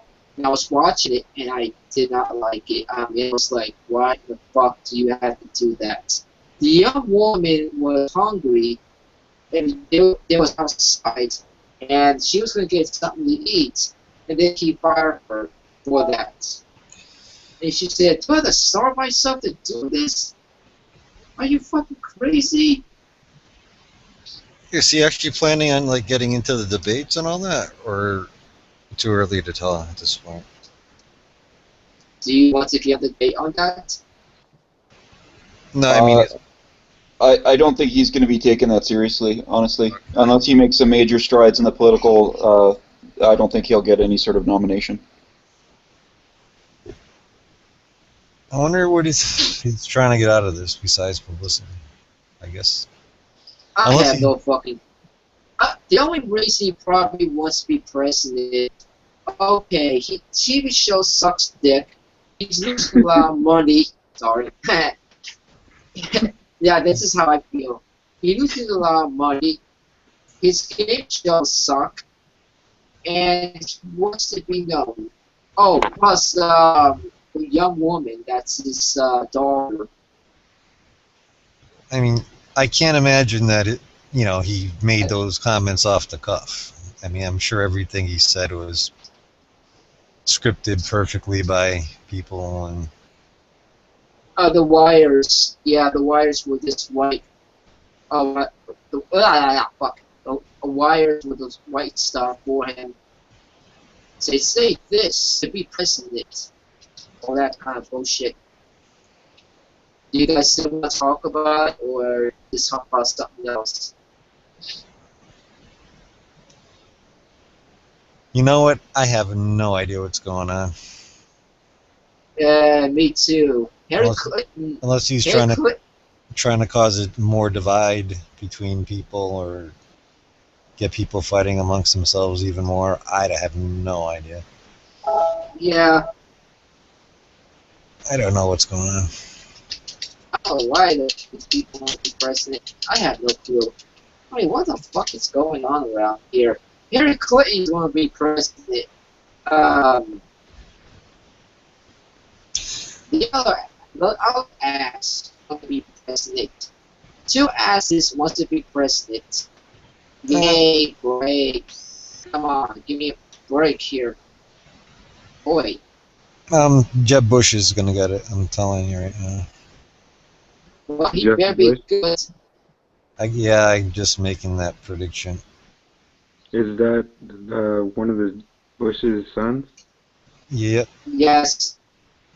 Oh, wow. Everybody thinks Hillary's gonna win it, but I don't think Hillary's gonna. And I'm not basing this on any kind of political thing. All I remember is I think he wanted Jeb Bush to be, George Bush Sr. wanted Jeb to win the nomination back, I forgot, the first round, Oh God, I can't even think. Not Junior, but and he was like really, really upset that Jeb didn't get the nomination. So, Okay. and I'm thinking that he ultimately wanted Jeb in. So I'm just basing it off of pretty much nothing. But I'm really ignorant to politics, but the way I get it is, even though there's been a lot of complaints, it seems to me like the Democrats have been slaying it for the whole Obama series. Like, I mean, the Republicans shutting down Congress, Obama giving getting the Affordable Health Care Act and stuff like that. I think those are all really going to support the Democrats, and Hillary basically advocated her chance to get elected. For a chance to work with Obama in the last election, right? And so I think that the Democrats will be supporting her. And plus, she's actually, despite what you might think about Democrats, she's very in ties with the big business. Like, she does a lot of talks at places like Goldman Sachs, and her typical fee is $200,000. So you think she's going to be having that kind of money backing her? I think that, like, if I were to call it, if I were to bet $50, I would bet it on Hillary. You got something to say, William? Yeah, there's something. It was on the news today. The Ku Klux Klan was in Carolina, and do you remember the Black Panthers? Yeah. I don't. Yeah, do you hear about today?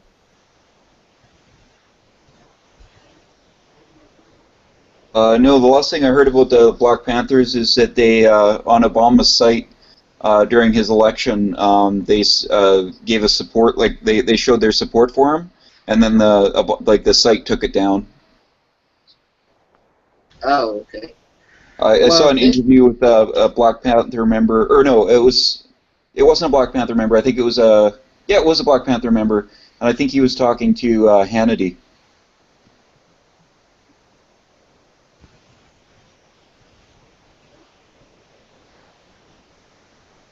Well, I was hearing something on the news. I haven't really watched it, but I heard the Ku Klux Klan in Illinois. No, not Illinois, but it's South Carolina. And I don't know.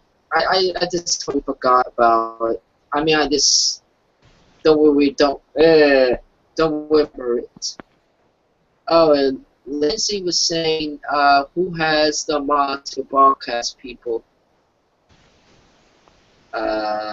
I got no mods.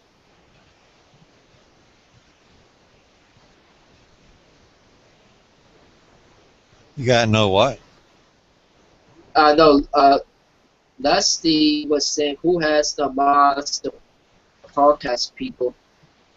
Oh, the mobs. Okay. Yeah, she wants to come on. $50, eh? Oh, I'm not going to bet, but yeah, if I was making a bet, that would be it. No. I was saying, who has mods to broadcast people? Oh, does somebody want to come in? Yes. Nicholas, yeah, I think I might know. Who is it? I have no idea how that works, guys. I don't know anything about tech.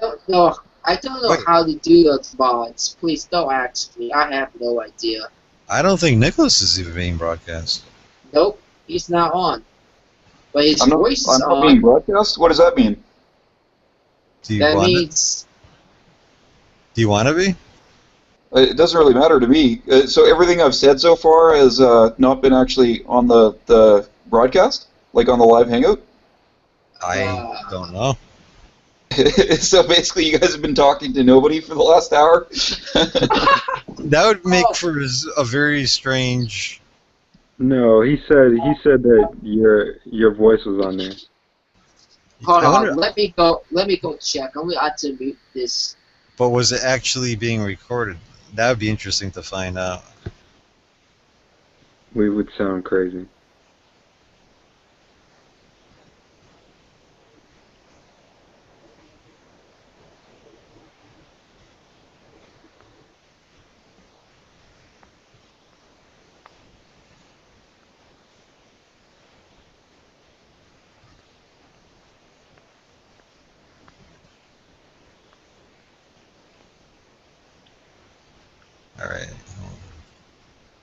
I'm very new to all this.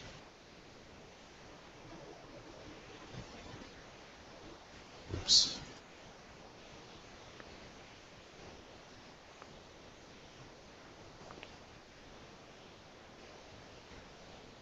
If there was any... Oh, wait a second. Where's the hangout room?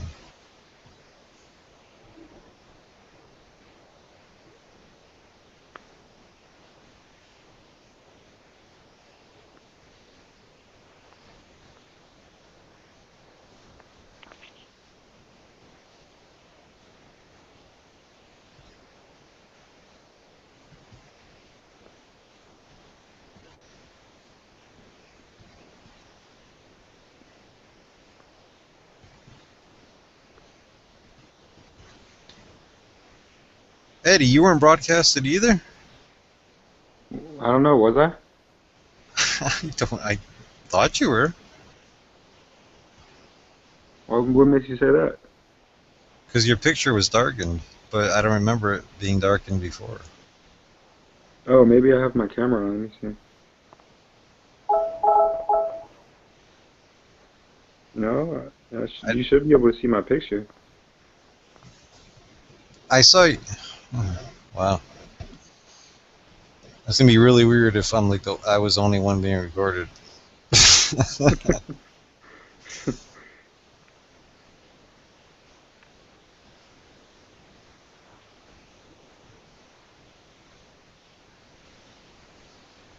I just looked at the video and I see Eddie there about half an hour ago for sure. Did you see you there? Yeah, I was there for part of it.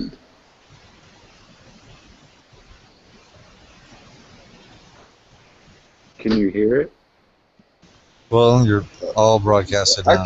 Actually, it looks like I'm not being broadcast. It looks like I was broadcast for... You're broadcast now.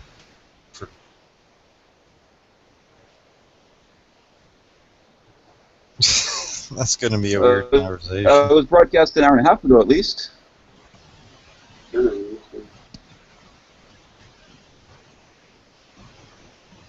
Yeah, I'll have to ask Nadia how that works. Yeah, we're all on there. I can see us all on there. But I wonder if it actually is going to be recorded on the final video when it gets processed. Well, like I went and I looked at the video that's being recorded right now. What's going live right now, and we're all on it. Oh. All right, cool. I hope the audio picked up. Yeah. I heard everybody's voice. Because if you're hidden from broadcast, that means, I mean, there's a reason for it. So it must do something. Yeah, I don't know.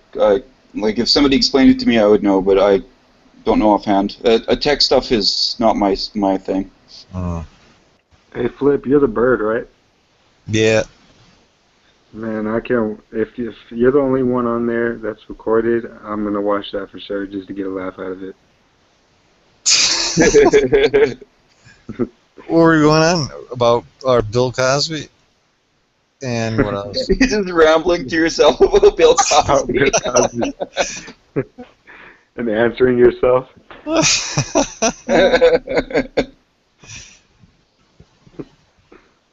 Google Plus could be a lonely place.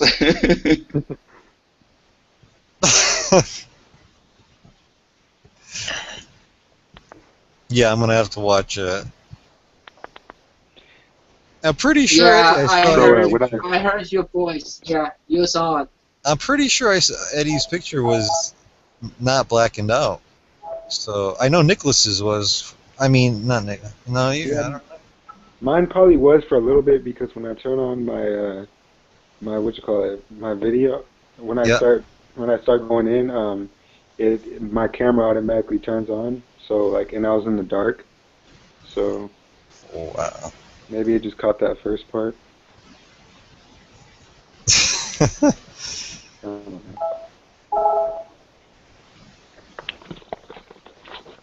I know Lusty was in for a while, so, but I don't. I had my eyes closed like for the past 2 hours.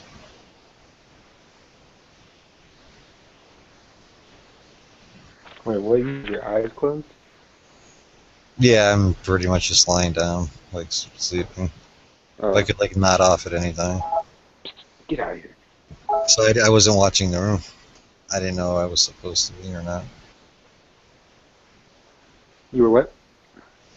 I didn't think about even keeping my eye out on the room.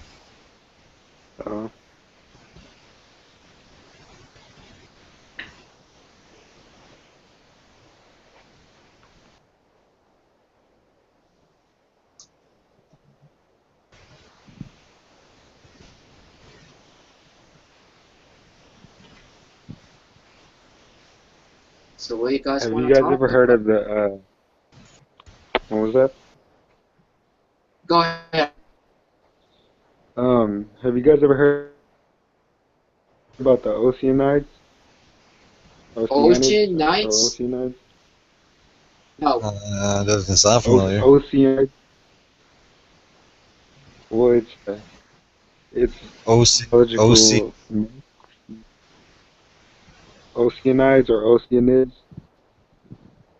Never heard of that. What is it? Yeah, Is that's it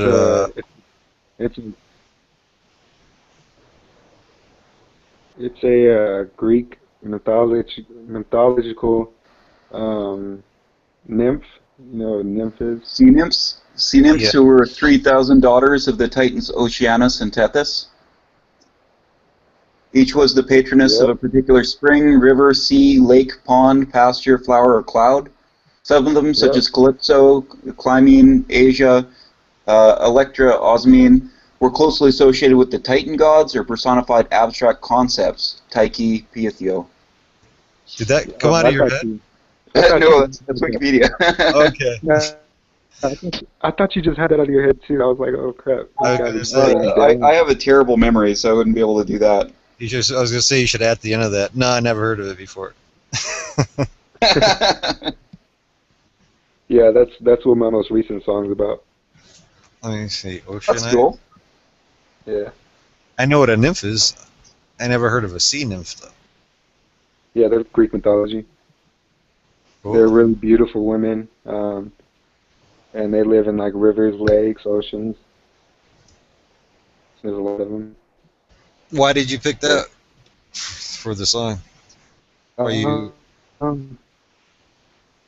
the story of Greek mythology, and they always intrigued me. So I liked, and then I wanted to write about a woman that was sort of seductive and also beautiful, but also had problems and like psychological issues and stuff like that. So I just wanted to get a little deep on this song. How do you spell that? Oceanids, Ocean, Nids. Yeah, just add ID to the end of ocean. Yeah.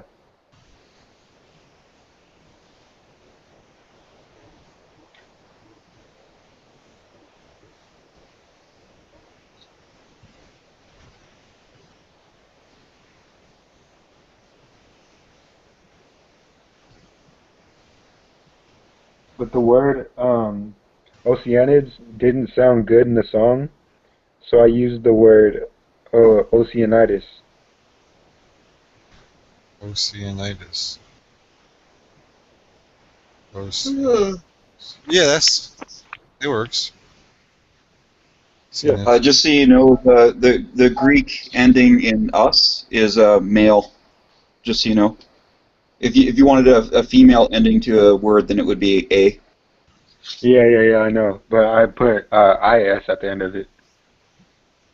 I kind of just wanted to make it plural in my own type of way.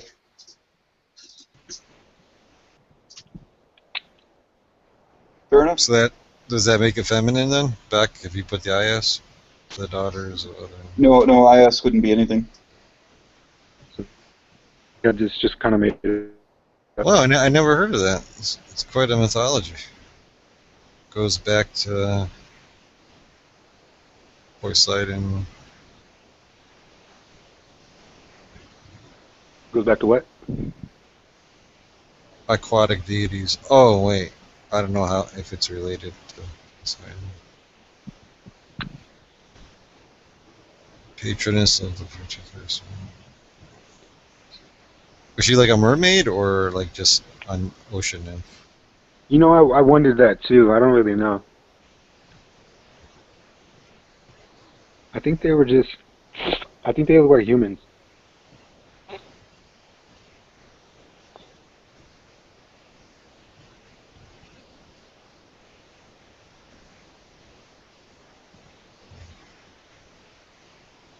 Apparently, the origin of the mermaid concept is there was a beautiful god, and I forget for what reason she was depressed. She threw herself into the sea, but she was so beautiful that she tried turning herself into the fish or something, but she was so beautiful, one of the gods kept her upper half human.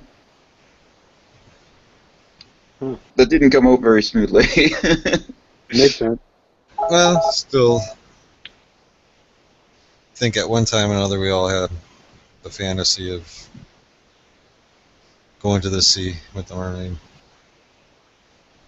One of my favorite stories from that is the one about the god music.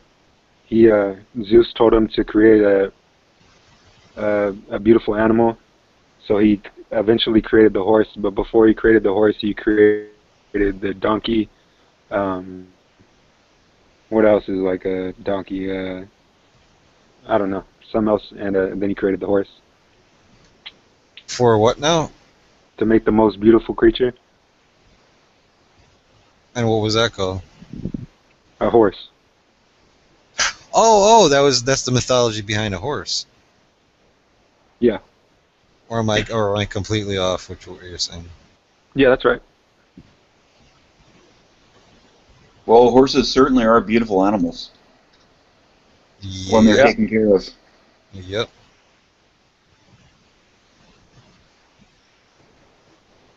I thought it was cool that they mentioned that he created the donkey first, and then he kind of like messed up on the donkey, so he created the horse after that.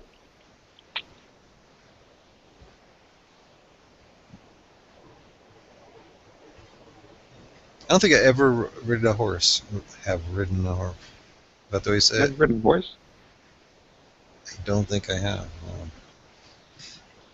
That's crazy too, because my mother and my grandfather grew up in Poland, and my grandfather was like rode a horse in the war, and he was like one of those guys who could jump from horse to horse, and like he had horses all. So it's kind of it's in my blood somewhere. So. You will eventually. Yeah. Just put it on your bucket list.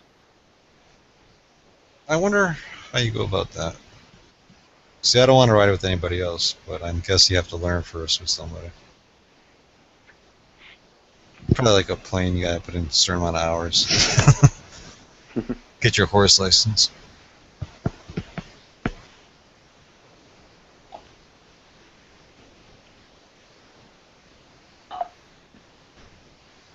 You know what? I should put that on my list. What was that? I should put that on my list. Yeah, you should. It's a cool experience. Let me see how you can open that.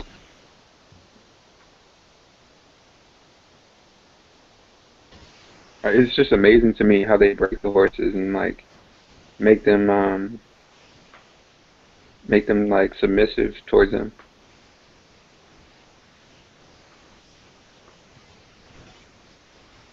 Do they still do that?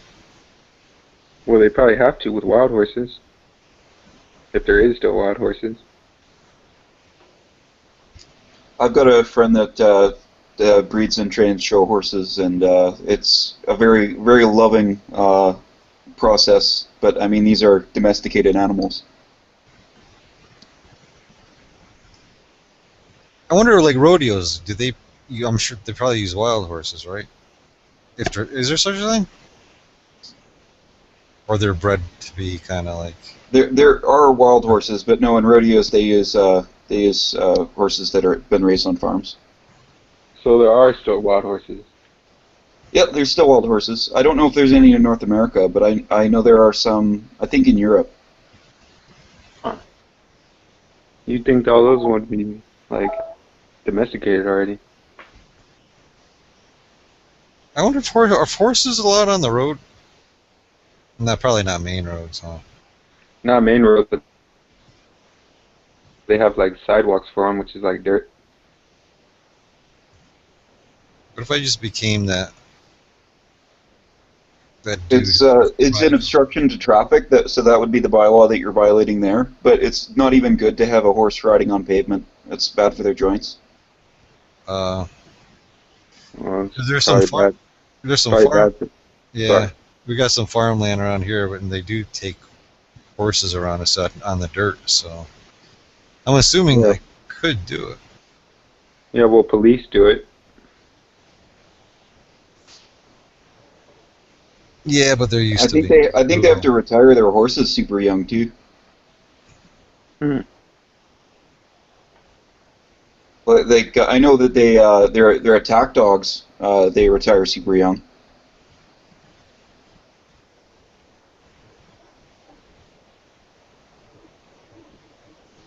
And I think that the cop horses have special shoes on them as well.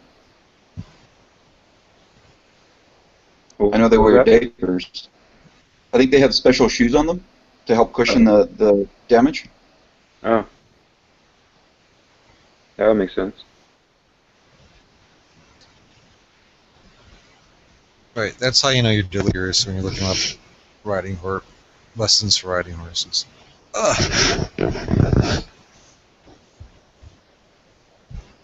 So on that timeline, what's that?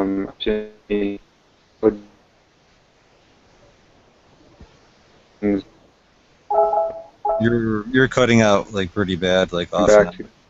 Oh, sorry. Can you hear me now? Yeah, it's better. Good. What do you call it? I didn't see any allegations against Bill Cosby dating back to 1965. The most recent, or the latest one I saw was in 2004.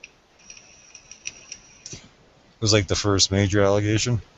Yeah, well, the girl accused him of it, and instead of the media publishing her accusations, they just published Bill Cosby's denial against it.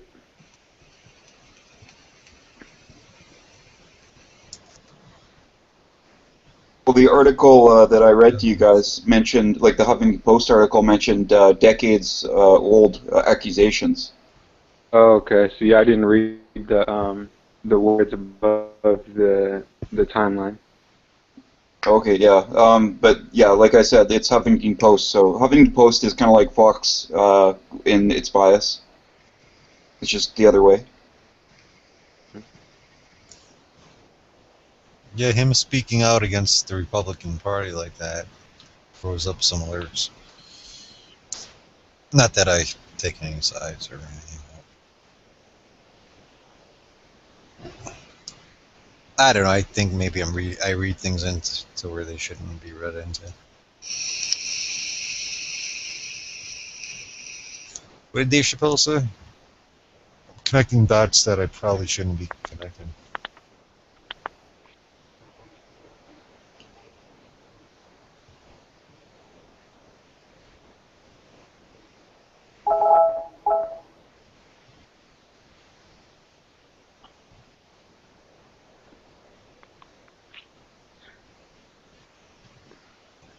You know what? Maybe I should just keep on not listening to the news.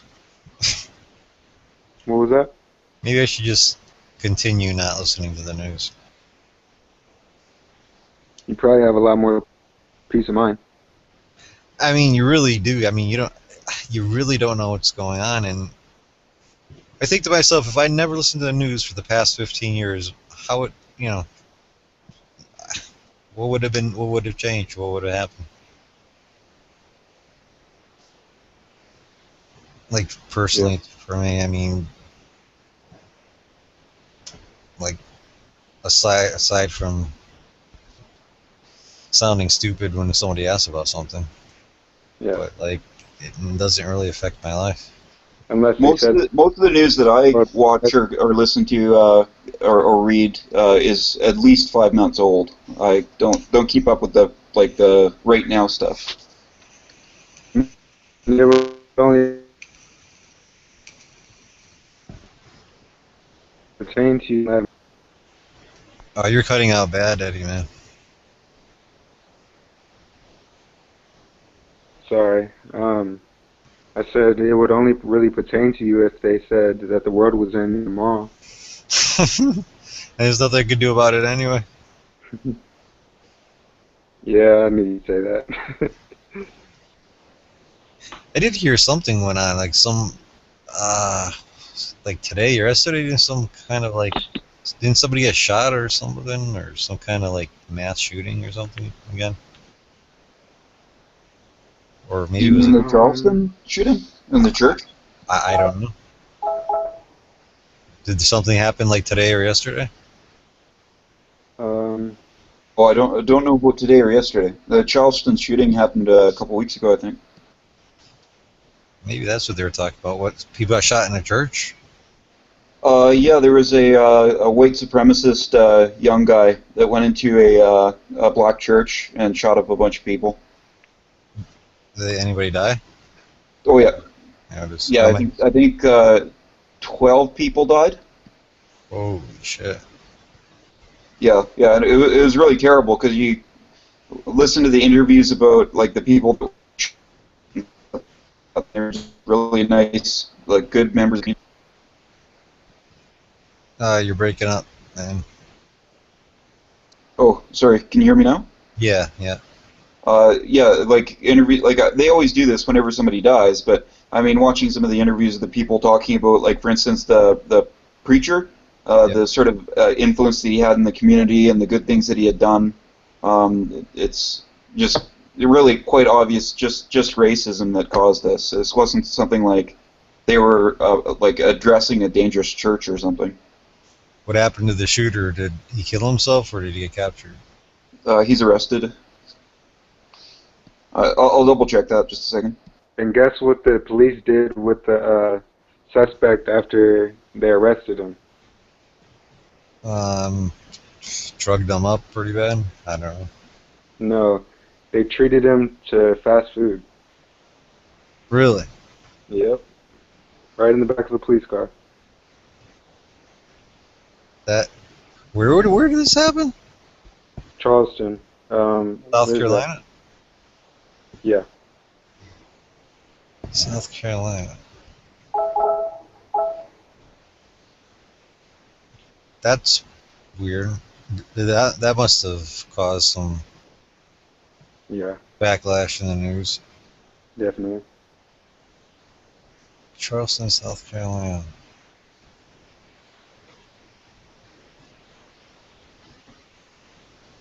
So that's a pretty southern red state, I would think, obviously. So there was a intense manhunt, and they found him in Kings Mountain, North Carolina. And so he'd left South Carolina. And what was the motivation? Just pure racism? Yeah, like I've seen a few. He was like sort of involved with a lot of white supremacists online and stuff like that.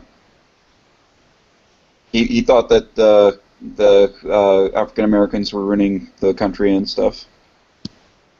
Well, not that I don't disagree that he's a white supremacist, but they did an interview on some of his friends, one of which was black, and he told the reporters that he was never racist towards him, and that his main target wasn't the church at first. He said that he talked about shooting up the college.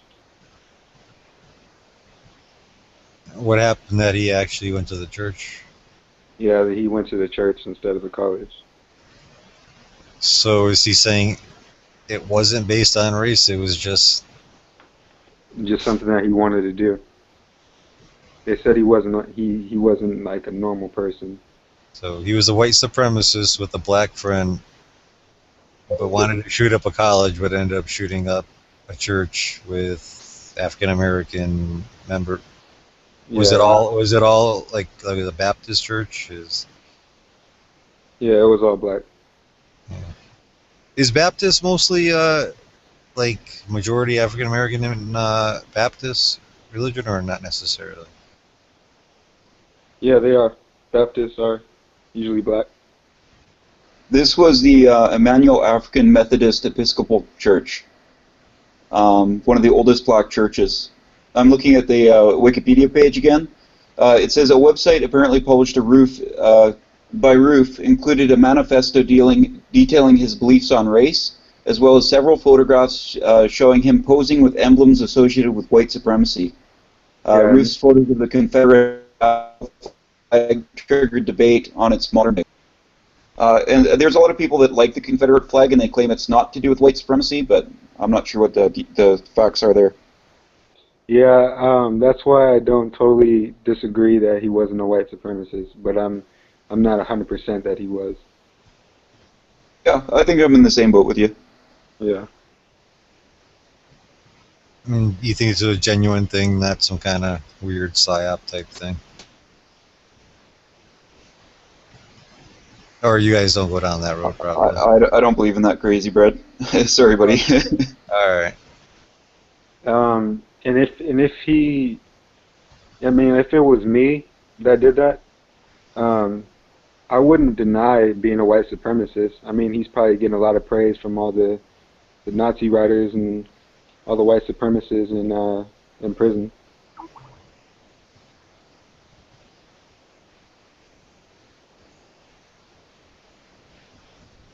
Yeah, I heard there's like a huge like division in prisons, like white supremacists, and then I don't know what other groups there are. But yeah, he's even glorified as a hero.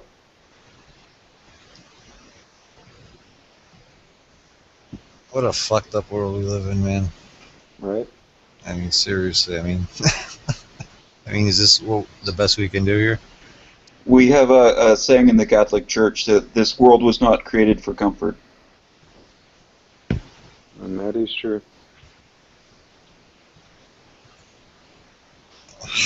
It seems like it.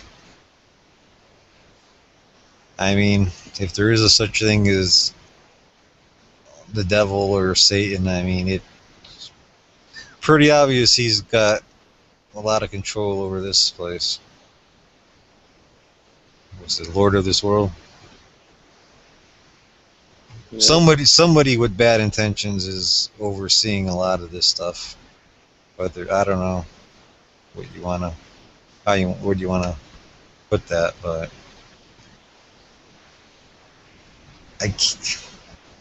it's hard to believe that just people are really.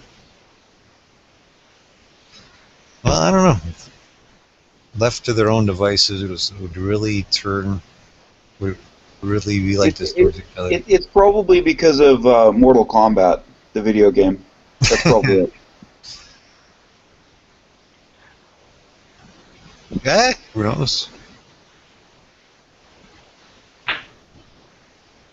Now that I think about him being a white supremacist in prison, I kind of think that maybe since due to the scale of the publicity of him, that maybe he'd probably be in maximum security and not in general population. So I don't know if that was even. You know the dude's name, or what was that? You know what the guy's name was? Who did the shooting? I can't remember his name. I've got the site back up here. Dylan Roof, 21-year-old from Shelby, North Carolina. So they're investigating whether the shooting was a hate crime or an act of domestic terrorism, among other motives. he could face a sentence of death or 30 years to life in prison. So if it's declared a hate crime or terrorism, then he'll probably get death.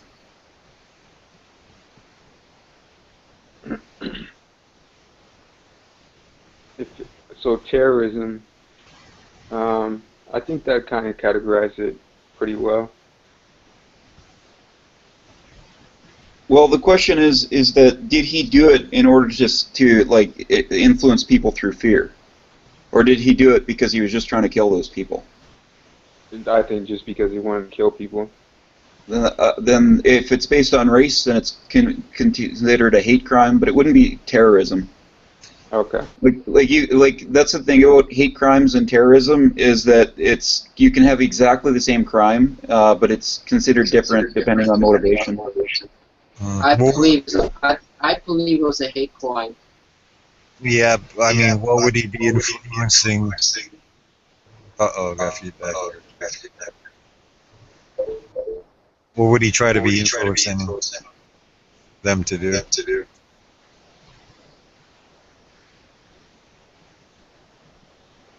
You're echoing. Oh, I am too. Yeah, it's William that's picking us up. What could he be trying to influence people to do? I don't know. If I were to put myself in the head of a racist, maybe try to get black people to leave the country and try to wake up white people in that they're ruining the country. Wake up I don't white think it was people. that well thought through, though.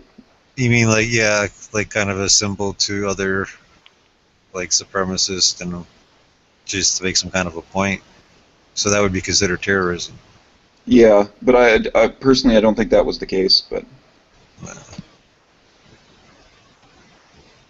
I think he was just a stupid, angry kid. Well, it's not right calling him a kid. He was 21. Yeah, I think he was just he just had fantasies about killing people.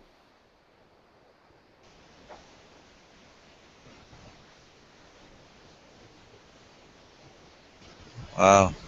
I think that a big part of the huge rise in this sort of thing is that we've got a culture where there's like this social relativism. So whereas before we would have had like the state or the church would declare what's right and what's wrong, now we have things that are based on opinions. And one of the big things, especially in the States right now, is this idea that everybody should have the same stuff. And so when you don't have the same stuff, like for instance, you can't get girlfriends, then you feel like you've been wronged, and then you get extremely angry. And if you don't believe in like any sort of cosmic justice or life after death or something like that, you might feel like, well, my life is pretty crappy. I might as well have a good time on my way out. Right. But I mean, he had to have known he'd get caught, so would he be okay with the consequences of spending his life in prison? Or maybe he wanted that. He did know that he was going to get caught. I mean, he did leave the state. Yeah. Well, what do you think what do you think he should get? Death. I don't believe that we should be able to kill each other. I think it's better to rot in prison anyways, consequential. Yeah, I don't agree with the death penalty, especially in this case. I'd choose death over prison, life in prison. Yeah, me too. I mean, your life in prison's got to be rough. Death is kind of almost seems like an easy way out, you know? Yeah, I'm not sure.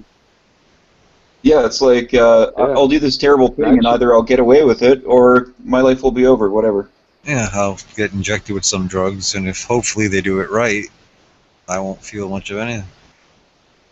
Yeah. Some of the inmates on death row actually look forward to it. They consider it like, oh, this is going to be a great high. Yeah. I mean, if he gets, if he wants to die, or he doesn't mind about dying, then I'm sure he'll be very happy with the hate crime.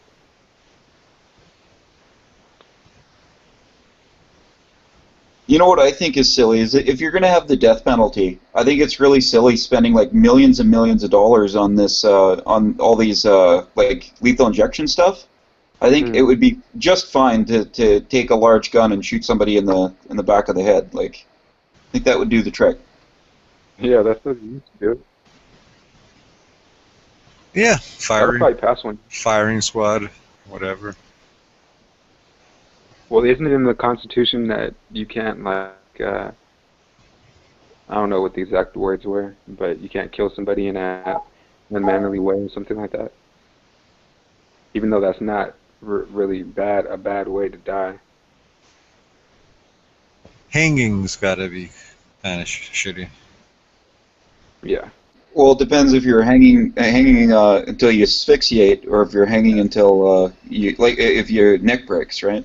Yeah, that first break is always gotta be kind of like, this is gonna suck. Yeah, it would. I wonder how long you are conscious after, let's say, a successful neck-breaking hang. I mean, you gotta feel something. Yeah, I imagine you'd feel quite a lot. But if the spine is severed, then the heart stops.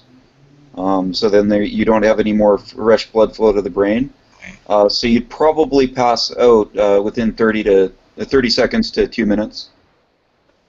So it's gonna be pretty unpleasant anyway, for at least. You could even be just knocked out by the shock of hitting the edge of the rope. Hmm. But I mean, I don't consider that like a good way to kill people. Like, I don't understand why you wouldn't just shoot somebody in the head. Like, I understand why you wouldn't have a firing squad shooting people in the body, but like the Russians, the way they kill people is they take a pistol and they shoot him behind the right temple or the right ear. And I've never heard of anybody surviving that. And it's pretty cheap to buy a bullet. Yeah. Or if you want to go medieval on them, just give them the guillotine. I thought the guillotine was probably the best way to go, but then I heard that your head can still be conscious for like 20, 30 seconds. I'm thinking, I don't know, that'd be kind of strange. Well, the anecdotal stories of people having their head severed goes against what the medical knowledge says, because the idea is that you lose blood out of your brain so fast that you immediately pass out. But I mean, there's stories of people like talking to them and stuff like that. I've watched a lot of beheading videos on online, like from the Middle East and stuff like that, and you get some facial twitches and stuff like that. But there's nobody, like, they're not looking around and stuff. Well, I mean, there's a difference between like sawing somebody's head off in like a fast, clean, nice guillotine cut. Well, but the thing is that like the guys in the Middle East are really good at beheading people, so it's really fast. As opposed to like a lot of guys in South America and stuff like that, they just really don't know what they're doing, and so they'll usually like pierce the throat and stuff like that, and the person is dying for a long time. Yeah. You ever see the one with the older guy, older gentleman? I don't know, and he like, I don't know. It took a while to saw, and he was making all these like sounded like a pig getting killed, or it was horrifying. Yeah, it's not a pleasant thing. Yeah, I don't think I wanted to watch that. I'm not sure how I did, but yeah, I study that sort of stuff because I'm a writer, and sometimes I deal with that sort of stuff. So I kind of feel like I have to know. Yeah. But it is really difficult to watch. Yeah, that one was just, you could tell that was real. Anyways. Are you a freelance writer? I was. Now I just write for myself. I'm opening a small, like an indie publishing company later this year. So I'll be releasing stuff on Kindle and stuff. Oh, nice. But like for years, I wrote for like magazines and stuff like that, but I didn't like it. Why? Because they kind of control you? It's stuff that I'm just not interested in, like Canadian mines and stuff like that. Like what? Like Canadian mines. Oh, okay. Speaking of Canadian mines, what do you guys call black people out there? Black Canadians or African Canadians?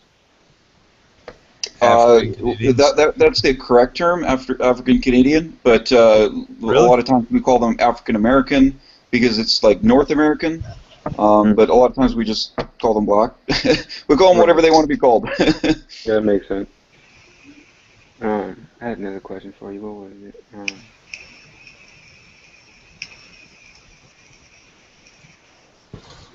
Yeah, it makes sense. African Canadians.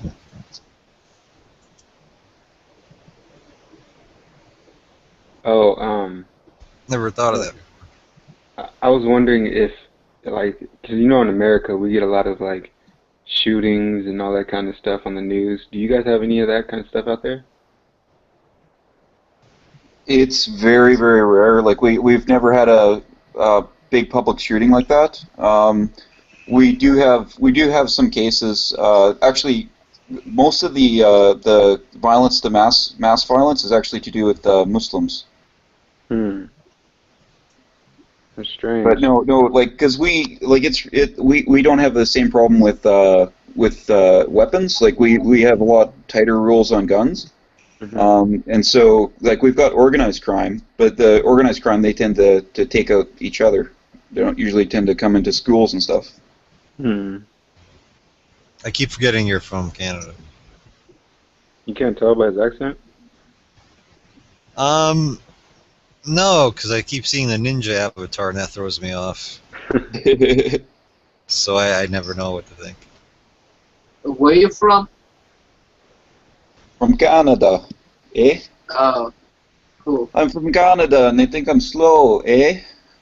I think Canadians are pretty smart, actually. Everybody that I spend time with is very well educated. My family's very well educated. Yeah. You guys are good conversationalists, too. Really polite. Well, that's nice to hear. Yeah, we definitely have a big thing about being polite here. It actually kind of pisses off some Americans because Americans will tend to say things as statements and imperatives, whereas we'll ask them as questions. Just reasons why we use the word "a" so much is that we'll make a statement, but then we'll put it as a question. It's like, do you agree with me?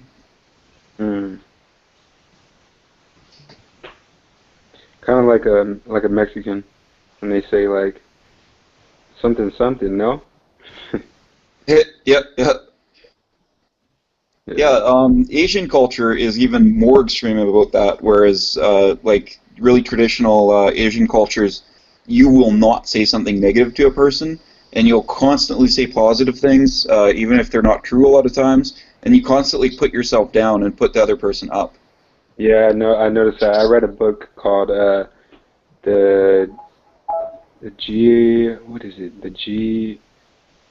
Geographical. I can't remember the name, but it basically breaks down the Western and Eastern mindset. And they said like the Western people are way more like independently minded and sort of about themselves, almost selfish. And individualist versus collectivist societies. Right. And with the Eastern, it's more about we, and they use the word we a lot. And like when they give an example of when they ask them questions about what they like to do in their free time, and they always mention, like in the East, they always mention like I like to play with my sister, or we go to the park, or stuff like that. They always mention somebody else. But when you ask a Western person, they say what they like to do by themselves. Huh. That's interesting. Yeah. Yeah, it was a really good book. Not to get too personal, but I read it in jail. Oh yeah, that's good that you're reading in there. Yeah, I was reading a lot. I read the Bible a lot in there too. They ended up taking the geographical book away from me though. Why is that? it set off one of the buzzers in the metal detector. So they thought I had some type of contraband, took the book from me. So I was never able to finish it. What was in there that was metal? Probably some type of like something in the bindings. I don't know. Yeah. You read the entire Bible? I've never read the entire Bible. Oh no, I didn't read the entire Bible. Meh, most of it's just filler. I'm joking. And the only stuff you need is in the back somewhere. Just skip to the end. Yeah. Does Canada have a large population, Catholic population, or not necessarily? Yeah, we do. Yeah, Catholics and French Catholics. Probably more than America, I would assume. I don't know what the demographics are. What's the difference? I know, like in my province, I live in one of the central provinces, and we've got Catholic communities. We've got in entire little towns that are just like, they don't really speak English; they just speak French, and they're all Catholic. Roman Catholic? Yeah. Is there a differentiation anymore between just Catholic and Roman Catholic still? I know there used to be. Yeah. Like a lot of times when people say Catholic, they generally mean Roman Catholics, but Catholicism is larger than Roman Catholicism. Like for instance, Ukrainian Catholics. Ukrainian Catholics and Roman Catholics are very, very similar doctrinally. Like in fact, like I can partake in their Eucharist, they can come partake in our Eucharist. In fact, I've done that. It's all the same theology pretty much. It's just they do things a little differently. Just ritualistically. How about the difference? Because I know in Russia they're like really starting to convert more to Orthodox Christianity. Yeah, it's a weird kind of Orthodox too. It's an Orthodox that's sort of governed by the state. All right, so the Pope really doesn't have any say in it. Oh, how do they regard the Pope? Well, the Orthodox Church, like it goes along with a lot of like with the Roman Catholicism, but they don't feel that they don't believe in the papal primacy. So that means that they don't believe something that's necessarily like morals and dogma. That's not necessarily something they have to follow, even though they follow almost everything. Is confession a mandatory sacrament for Eastern Orthodox? Or is there any difference in it? You know, I assume so, but I can't tell you too much about those other religions. Like, I converted to Catholicism about 7 or 8 years ago, and so I haven't studied a lot of the other ones. I just know what my friends have told me. Okay. I heard it's similar, like, overall. I mean, like, reconciliation, like, I don't want to get into any arguments with maybe if there are any Christians in the room, but reconciliation is in the Gospels and the Acts of the Apostles, so like, we believe it's got biblical grounding, so if the Orthodox Church likely does that as well. Yeah, I heard it's, I don't know where it's said in the Bible, but you confess publicly in the village, but then, so that's like the basis of it, and then it just merged into more private. No, there's actually a specific part where Jesus comes, like, to the apostles after he's been, after he's been crucified, and he breathes the Holy Spirit on them, and then he explains to them that they can go and forgive sins. And if they don't forgive sins, then the sins aren't forgiven, and if they forgive sins, then the sins are forgiven.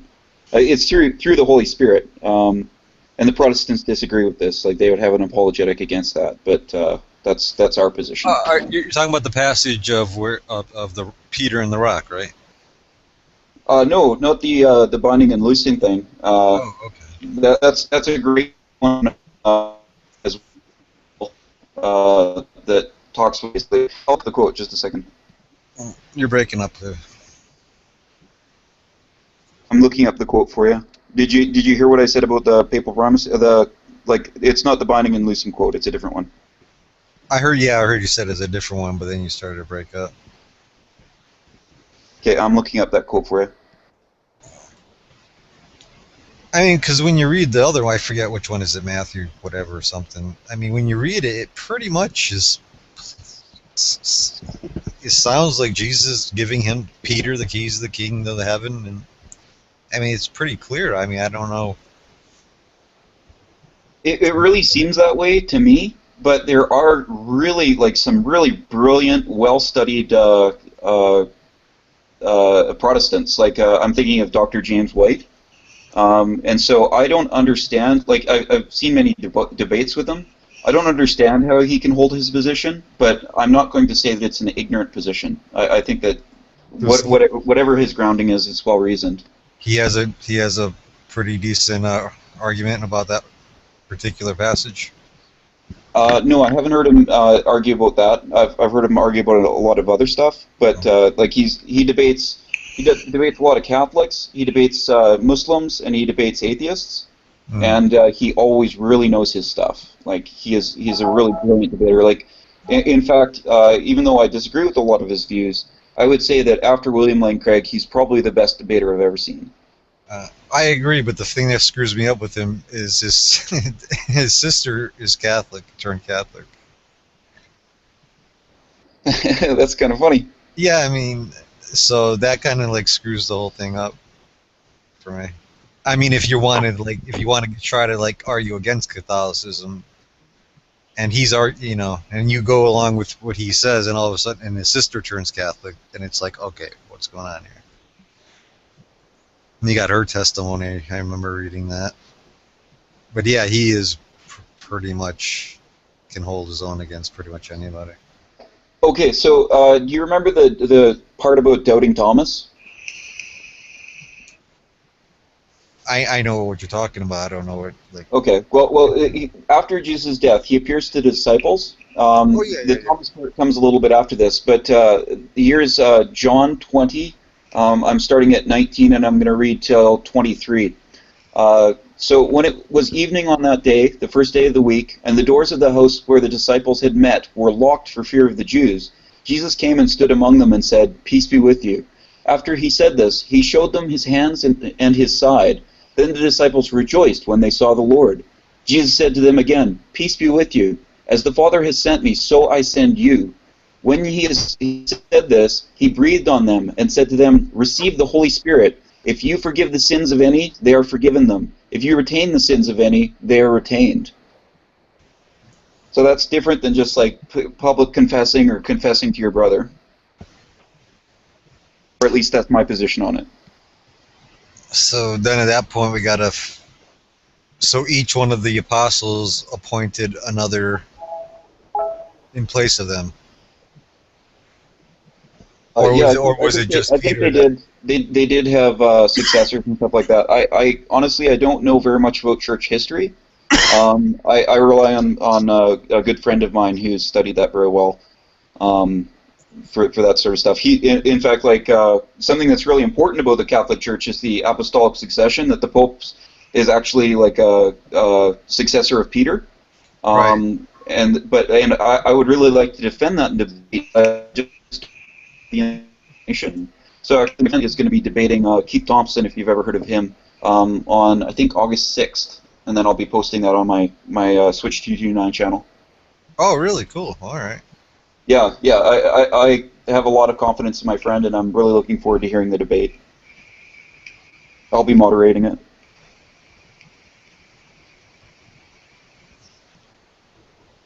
Eddie, where are you from? You're from California, I would think, right? Why do you know that?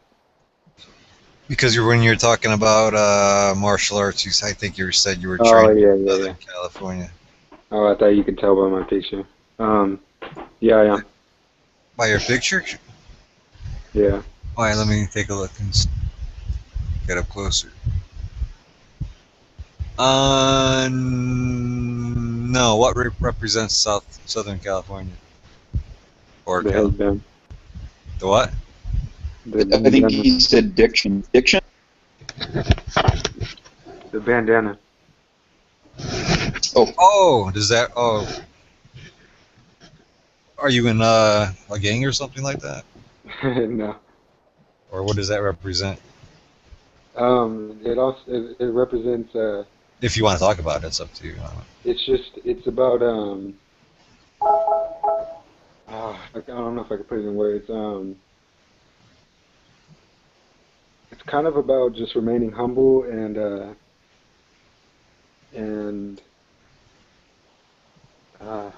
remaining to yourself, not like shutting people off, but just being in tune with yourself.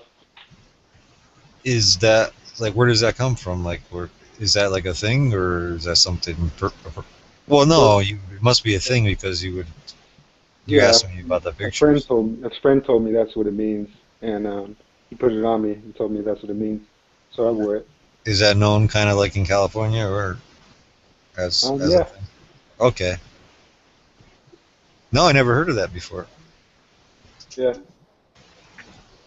I stay in San Francisco. Because you were showing like your shirt and stuff, like you were showing something. So I don't know. Oh no.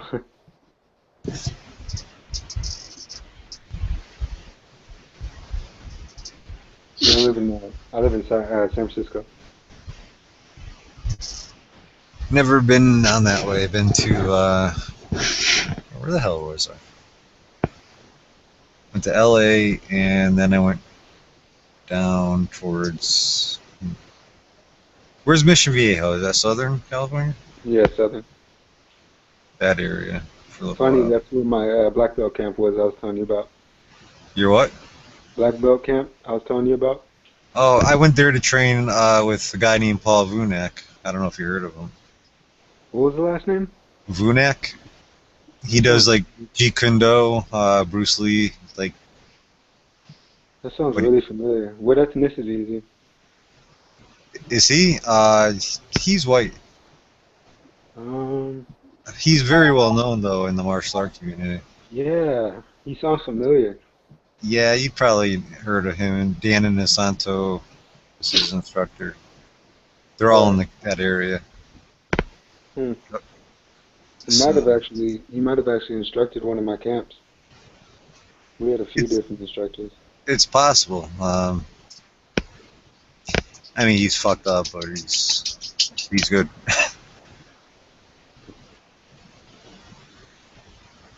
He's been through a lot of shit. Yeah, I stayed in LA not too long ago. Lived out there for a while.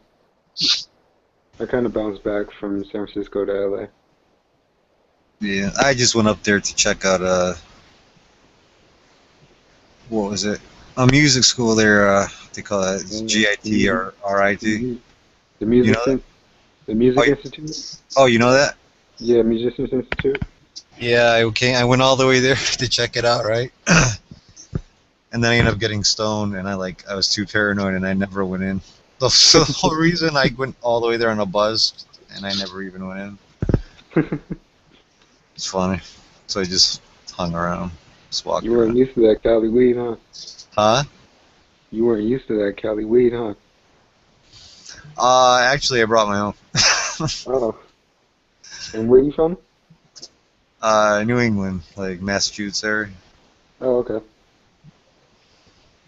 Pretty decent stuff out there. They are now more. This was a long. I went. That was there like. When the hell was it? That was 2000. That was a long time ago. I went out there. Things have changed. Oh, okay. Yeah, definitely. Get the medical strands now. Yeah. Depends who you know, but I have kind of laid off that for a while. So. Yeah, so have I. I haven't smoked in a long time. You can, you can get into it a little bit too much. Yeah, definitely. I was. Wake up and right away it's gotta. I mean, it's cool and all, but you gotta get stuff done too. Yeah. By the time I end up doing it again, it'll be probably legal everywhere. What was that? By the time I end up like going back to that, it'll be legal. I'm sure. Yeah, same here. Because I know Colorado it's legal, Washington, California practically, I guess, right? Yeah. It's not legal like technically in California, though, right? Yeah, but I mean, you could walk down to San Francisco and blaze up. They're not gonna say nothing to you. Yeah, I wouldn't think so. What's that? Yeah, I figured San Francisco and then California, they don't probably bother you too much. No, they don't at all. I don't know too much about what goes on there, but I heard it's might as well be legal if it isn't technically. Yeah. I mean, we have the 420 celebration here every year. Around here, around here in New England, they changed the laws. Like last year, it's like you just get a ticket if you have like less than a half ounce or something like that. So they're lightening up around here too. But progress.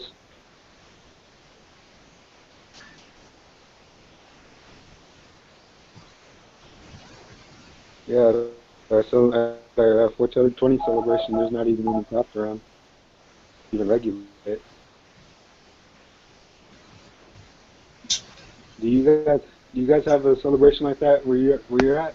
I am pretty sure that we do. I'm not extremely social, so. In Canada, we have it all over the place, and the cops they actually like sort of like they'll be there like at the perimeter, but they don't interfere. It's like they're just basically watching over us. Yeah, what's it like?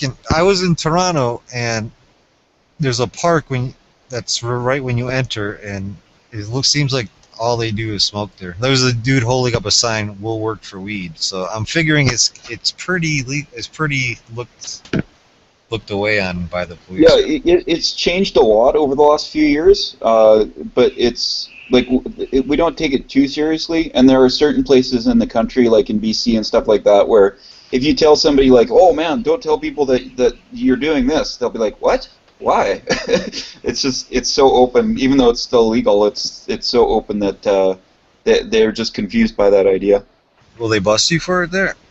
Apparently not. I've never gone there and been around those people, but apparently, like I've talked to people that have lived there, and they just don't think it's an issue at all, and they find it confusing that it's an issue in my province. I did the same thing. I went to Toronto I wanted to check out this guy Vladimir Vasiliev. He runs a Russian martial art training school there. That's the whole reason I went. And I ended up going to the park, and I got stoned, and I got paranoid, and never went. So this is a habit for you. This was a while back, though. I mean, yeah. Didn't you just tell another story where that happened? Yeah, everywhere else. You got a reputation. But I haven't done it in a while, so I don't care about talking about it. Who cares at this point? The only thing I really care about that, like I'm worried about people that have problems with addiction, but what I really worry about is the revenue that it develops for the gangs. Because gangs aren't too bad here in Canada, but their money comes from and cross. Well, if they legalize it and commercialize it, then they wouldn't have much control.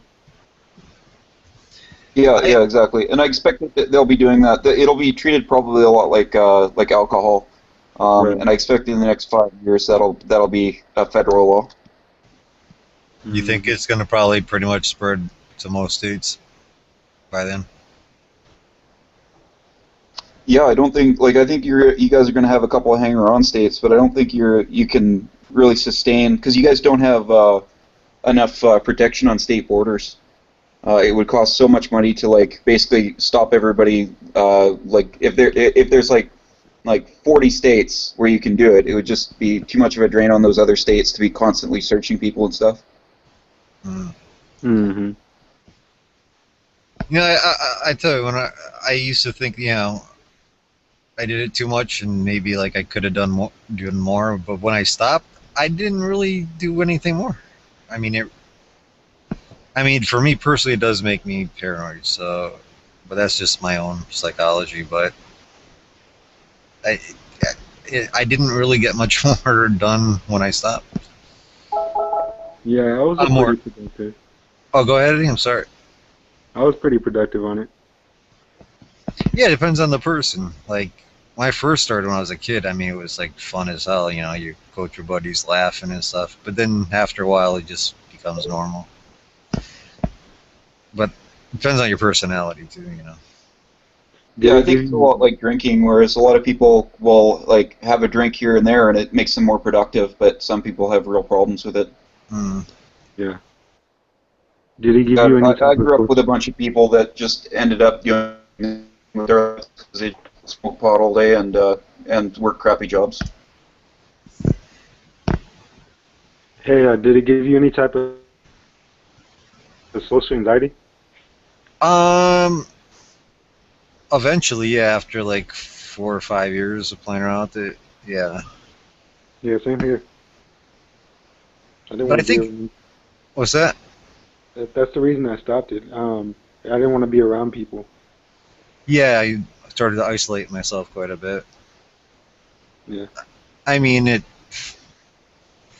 think a lot of it has to, I don't know, it being illegal, number one, makes you paranoid. So you're always looking around and it's like, you know. Mm-hmm. But I think also it's like your own personality. I've always been kind of like social anxiety anyway, so. You don't seem like it. Actually, this is the most I've talked so far. I don't talk much on the Hangouts. Yeah, me neither. Well, I'm glad you guys feel comfortable. Yeah. Yeah. That's why sometimes I like to come on here to like kind of practice, like assert my opinion more. But maybe I don't have any opinions. You have the empty mind of Zen. Yeah. I don't know about the Zen part, but you learn a lot in these Hangouts, though. I mean, when I first started coming here, it was like a different language completely. You know. Oh yeah, definitely. Like I had never was exposed to the kind of level of debates and conversation going on here.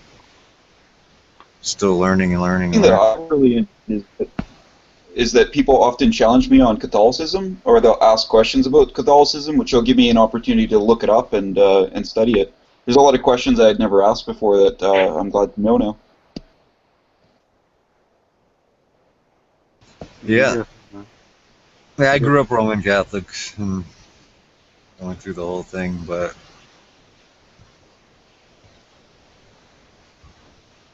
I don't know. I'm still screwing around with the whole debate thing. Testing your spirituality. Yeah, just I just don't know. I'm just listening, and because after I turned 17, 18, yeah, it was the end of church, and I mean, I always had in the back of my mind like that there was something going on the spiritual realm and all that sort of thing, but some stuff happened, and I just wanted to I kind of really wanted to disprove God. That's why I started with like the great debates, Hitchens and all that stuff, and oh yeah, went down the whole road to like Magic Sandwich Show, and I ended up here somehow. I think through gosh, how can I forget his name? Nephilim Free. That's it. I think Nadi was on one of his shows, and then I ended up here, and I was like, wow, this is like a different language. Yeah, I had been studying philosophy in school, but it was really on YouTube when I started getting involved in the debate community. And was, for the most part, really disappointed with the level of arguments that I was coming up against. And the interesting thing about YouTube is, like, you've got a lot of dunces on there that are pretty loud, right? But as like a Christian, you don't really run into the Christian dunces as much. So it gave me a really like skewed view. I was like, oh, well, all these atheists are dipsticks. And then coming onto Google Plus, meeting a lot of atheists that are and non-theists that are really reasonable and respectful people, and meeting a lot of so-called Christians that are not. Right. Funny how that works. It's funny how like Christians fight amongst themselves about doctrine and things like that, and it makes Catholicism seem like it's like it's set up. You don't. There's really no argument. This is the tradition. This is what it is, and right, more of a unity.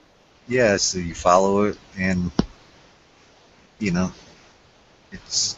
I don't think there's much debate within Catholicism, except for like Vatican II and then there is a lot of debate. There's some things that we don't debate, but like if you look at church history, there's just like the strongest debate community that I would say in the history of mankind. There are a lot of people that disagree about stuff, and there's a lot of stuff we're open to and can disagree about. A lot of people say Vatican II was like the downfall, and they want to go back to the Latin Mass and all that sort of thing, and. Yeah, there's a lot of people that actually left the church over Vatican II, and for different reasons too. Some of them were more traditionalists, and some of them were more liberal. So when they confirmed the doctrine against contraception, a lot of people thought that was just unreasonable, and they left the church. But technically, if it's decreed by the church, it's decreed by God, right? Right, yeah, like I wouldn't be following the church if I didn't think it was what Christ set into place. Yeah, whether right, whether wrong, it's... Well, the idea is that if God exists and he set up this church, there's certain things that they can't be wrong about. Right. It's part of the plan. I mean, whatever's bound on earth is bound in heaven, so...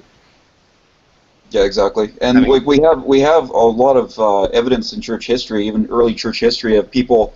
of Christians getting together and making authoritative doctrine. Like they set up the canon, they set up like the rules on the Trinity, like going against some heresy there, and that was like set in place. It wasn't a question of, oh, we've decided this for now. I mean, at what point? I mean, if you like, I don't know what they call it, the papal decree that's bound, or something like that. Like, at what point, I mean, you can't really go against that. I mean... Well, there's like a specific case where the Pope speaks, it's called ex cathedra. Right. And he's expounding on faith and morals. And in those cases, we believe he's infallible. He can't possibly be wrong. But the thing is that they speak ex cathedra so rarely. Like, there's so few things that they actually do. Like, you can go over like the last